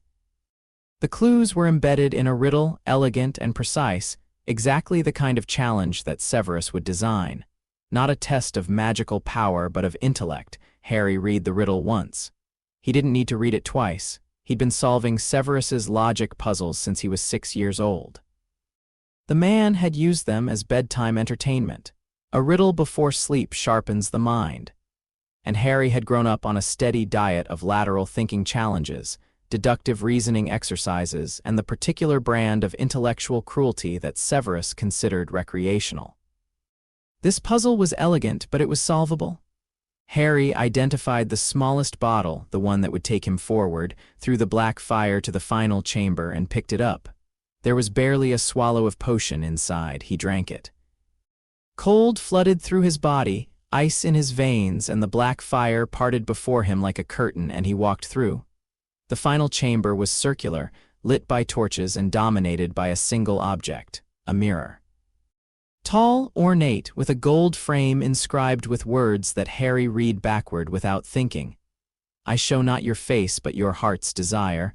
The mirror of Arised, Quirrell stood before it. He was alone, his back to Harry, his turban slightly askew, and he was staring into the mirror with an expression of frustrated fury that was nothing like the stammering professor from class. His wand was out. His hands were steady. And when he spoke, his voice was clear and cold and didn't stutter once. "I see myself presenting the stone to my master, but I can't get it. The mirror, it won't give it to me," a voice answered. It came from Quirrell, from the back of his head, from beneath the turban, and it was high and thin and terrible, a voice that Harry had heard in nightmares, that the Horcrux in his scar remembered even through the containment, a voice that made the torches flicker and the air go cold. "Use the boy," Quirrell spun. His eyes found Harry standing at the chamber entrance, and surprise flashed across his face, genuine surprise, quickly mastered. "Potter," Quirrell said, and his voice was silk over broken glass. "I wondered when you'd arrive, Professor." Harry's wand was in his hand. His stance was loose, balanced, feet shoulder-width apart, weight on the balls of his feet. Ready to move, ready to cast. "Having trouble with the mirror? Don't play games, boy. Come here." Harry didn't move. He was watching Quirrell, reading him, the way the man's weight shifted, the grip on his wand, the subtle tension in his shoulders that indicated a curse was forming. Years of Severus's training crystallized into a single, focused awareness. This man was dangerous, he was desperate, and behind his skull rode something far worse. "Let me speak to him," the voice from the turban said, "face to face. Master, you are not strong enough." "I have strength enough for this." Quirrell reached up and began unwinding the turban. Layer after layer of purple fabric fell away, revealing the back of his skull, and Harry watched with his wand raised and his shields locked and his heart hammering as the last wrap came free. The face on the back of Quirrell's head was the most terrible thing Harry had ever seen. It was chalk-white, with burning red eyes and slits for nostrils, stretched across Quirrell's skull like a mask of skin, flattened and distorted but unmistakably alive. The mouth moved, the eyes fixed on Harry. And the presence that radiated from it was massive, a pressure of dark magic so dense it made the air thick, made the torches gutter, made Harry's scar burn despite the containment. "Harry Potter," said Lord Voldemort, "we meet again." Harry didn't flinch. He looked into those red eyes and felt fear. He'd be a fool not to fear this thing, this remnant of the most dangerous wizard in history. But the fear was a current beneath the surface, managed, controlled, fuel rather than paralysis. 7 years of Severus's training. 7 years of preparation for exactly this moment. "You look terrible," Harry said, the red eyes narrowed. "Bravado, your father had it too, it didn't save him." "My father didn't have a wand in his hand when you came for him. I do. A wand." Voldemort's lipless mouth curved into something that was not a smile. "You think a wand will save you? I am Lord Voldemort. I have conquered death itself. You've run from death. There's a difference. Splitting your soul into pieces isn't conquering death. It's being so afraid of it that you'd mutilate yourself to avoid it. That's not power. That's cowardice." The chamber went very cold. The torches dimmed to blue points. Voldemort's eyes blazed, and the dark magic radiating from the face intensified, a psychic pressure that pushed against Harry's occlumency shields like a battering ram. "You know about the Horcruxes," Voldemort whispered. "Interesting. Who told you?" "Dumbledore." "No, Dumbledore is a fool, but he's not fool enough to arm a child with that knowledge. Someone else, someone who knows my secrets." The red eyes burned brighter. "Severus." Harry said nothing. His face gave nothing. His shields held. "Severus Snape." Voldemort said, and the name was a caress of poison. "My faithful servant. I wondered about him, wondered where his loyalty truly lay. Now I know. He's been raising you, hasn't he? Training you, preparing you for this moment. How touching. The Death Eater and the orphan playing at family." "Give me the stone, Potter." Quirrell's voice cut in. The man had turned around again, his own face forward, and the transformation was jarring, the desperate professor replacing the Dark Lord's visage. "Step in front of the mirror and give me what I see." "No." Quirrell raised his wand. "Then I'll take it. Stupefy." Harry's stunner was the fastest spell he'd ever cast, a bolt of red that crossed the 10 feet between them in a fraction of a second, aimed center mass, carrying enough force to drop a troll. Quirrell blocked it, barely. His shield charm flickered under the impact, and his eyes widened with something that might have been shock. "The boy has power," Voldemort hissed from the back of Quirrell's head. "More than expected. Seize him." Quirrell attacked. Not the fumbling, hesitant casting of the classroom professor, but the sharp, vicious spell work of a wizard augmented by Voldemort's knowledge. Curses that Harry recognized from Severus's training, dark magic that no Hogwarts teacher should know. Confringo, defindo. A cruciatus that Harry sidestepped by inches, feeling the dark magic sizzle past his ear. Harry fought back. He moved the way Severus had taught him, fluid, constant, never planting his feet, never giving the enemy a stationary target. His wand traced patterns in the air that were half dueling form and half instinct, shield charms blooming and dissolving as he cast and dodged and cast again. Stunners, disarming charms, impediment jinxes. He cycled through his arsenal with the mechanical precision of someone who drilled these spells 10,000 times, and the creative adaptability of someone who understood that real combat was nothing like practice. Quirrell was good. Augmented by Voldemort's knowledge, the man was casting at a level that would challenge most aurors, and Harry was 11, and the gap in experience and raw magical knowledge was real. A blasting curse caught the edge of Harry's shield charm and sent him staggering. A cutting curse sliced his sleeve and drew a line of blood along his forearm. A bodybind curse missed his face by an inch, but Harry was faster. His reflexes were sharper.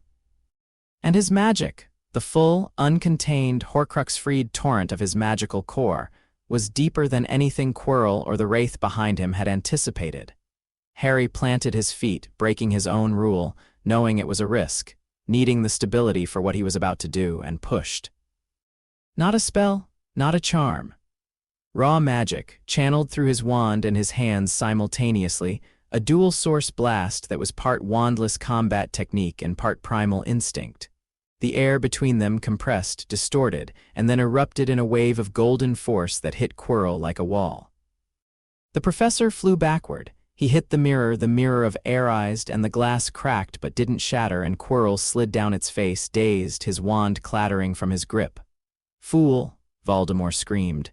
"Use your hands, touch him." The protection. Quirrell lunged. Not with a wand, not with a spell, but with his bare hands reaching for Harry's throat, and his fingers made contact, and Quirrell screamed.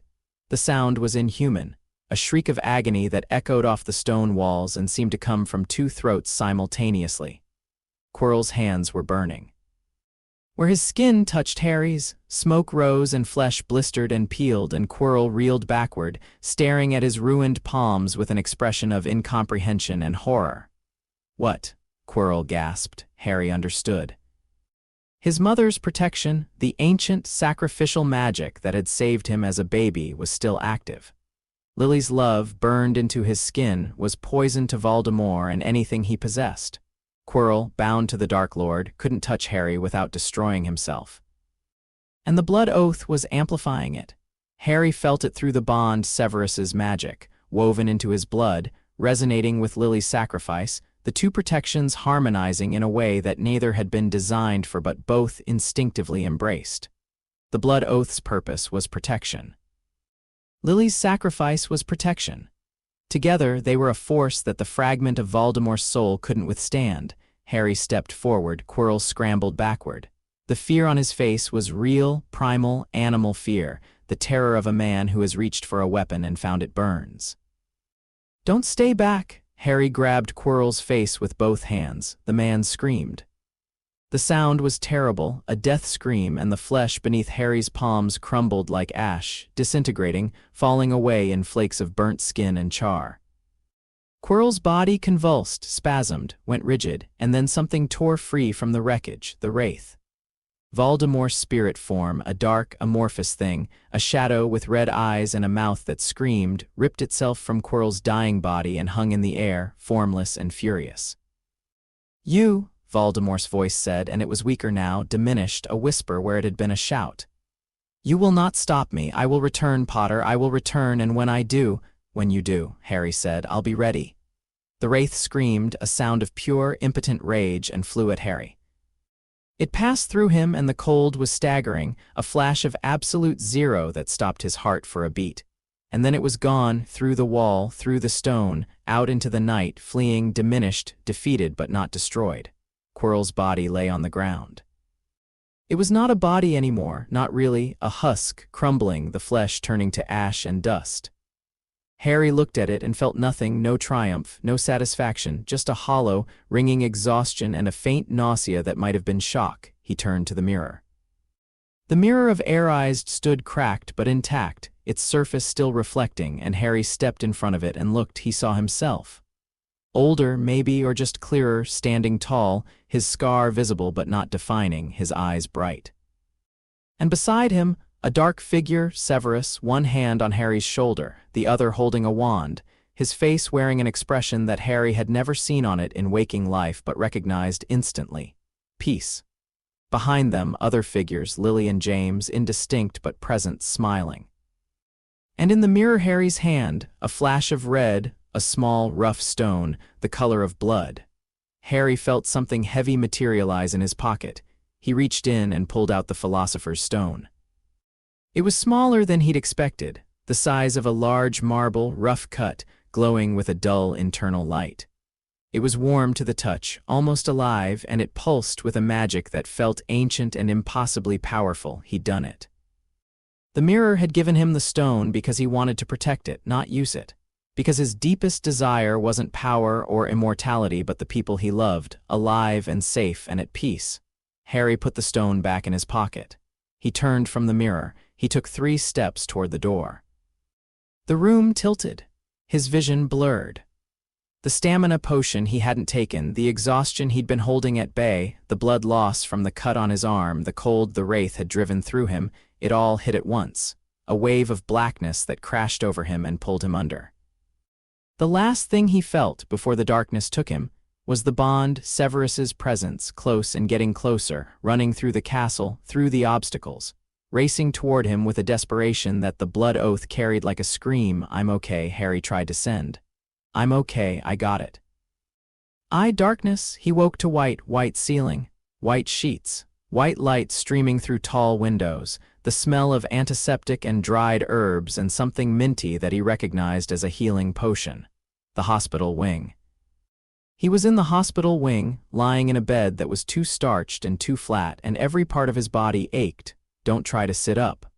The voice came from his left. Harry turned his head and found Severus sitting in a chair beside the bed, looking like he hadn't slept in approximately a century. His robes were dusty dungeon dust, obstacle course dust, and there was a cut on his cheek that had been healed but still showed a faint pink line. His eyes were bloodshot. His hands were clasped in his lap with the white-knuckled grip of a man holding himself together through sheer force of will. "You're here," Harry said. His voice was a croak. "I am here. I have been here for 14 hours. Madame Pomfrey has threatened to sedate me twice." "What happened?" "You collapsed. I found you in the mirror chamber approximately 4 minutes after the wraith departed. You were unconscious, bleeding from your arm in the early stages of magical exhaustion and lying next to what remained of Quirrell." A pause. "The stone was in your pocket. Did you? Dumbledore has it." "He returned 3 hours after the incident. Suspicious timing, in my opinion, but unsurprising. He and Flamel have agreed to destroy it. Destroy the Philosopher's Stone? Flamel has had 600 years. He's apparently decided that's sufficient." Severus's voice was dry, but his eyes were not. They were fixed on Harry with an intensity that the bond amplified into something overwhelming, relief so profound it was almost pain, love so fierce it burned, and anger, always anger, because Severus Snape processed every emotion through the lens of fury. "You fought him," Severus said quietly. "You fought the Dark Lord at 11 years old in a chamber underground, alone." "I wasn't alone. Ron and Hermione." Ron Weasley is in the bed 3 rows down with a concussion and a bruised ego. "Hermione Granger is sitting outside the wing and has been for 12 hours, refusing to leave until she's confirmed you're alive. They helped you get there. You fought Voldemort alone." "Yes. You touched Quirrell with your bare hands and burned the Dark Lord's vessel to ash." The protection. "Mum's sacrifice and the blood oath, they worked together. Quirrell couldn't touch me without dying." Severus closed his eyes. A muscle in his jaw worked. When he spoke, his voice was strained. "I felt it, through the bond, every moment of it. The fear, the pain, the cold when the wraith passed through you. I was in the chess chamber when it happened. I'd gone through the obstacles after you, but the chess set slowed me. I couldn't get through fast enough, Severus. And I felt your heart stop, for 1 second. When the wraith went through you, your heart stopped and the bond went silent, and I thought, Severus."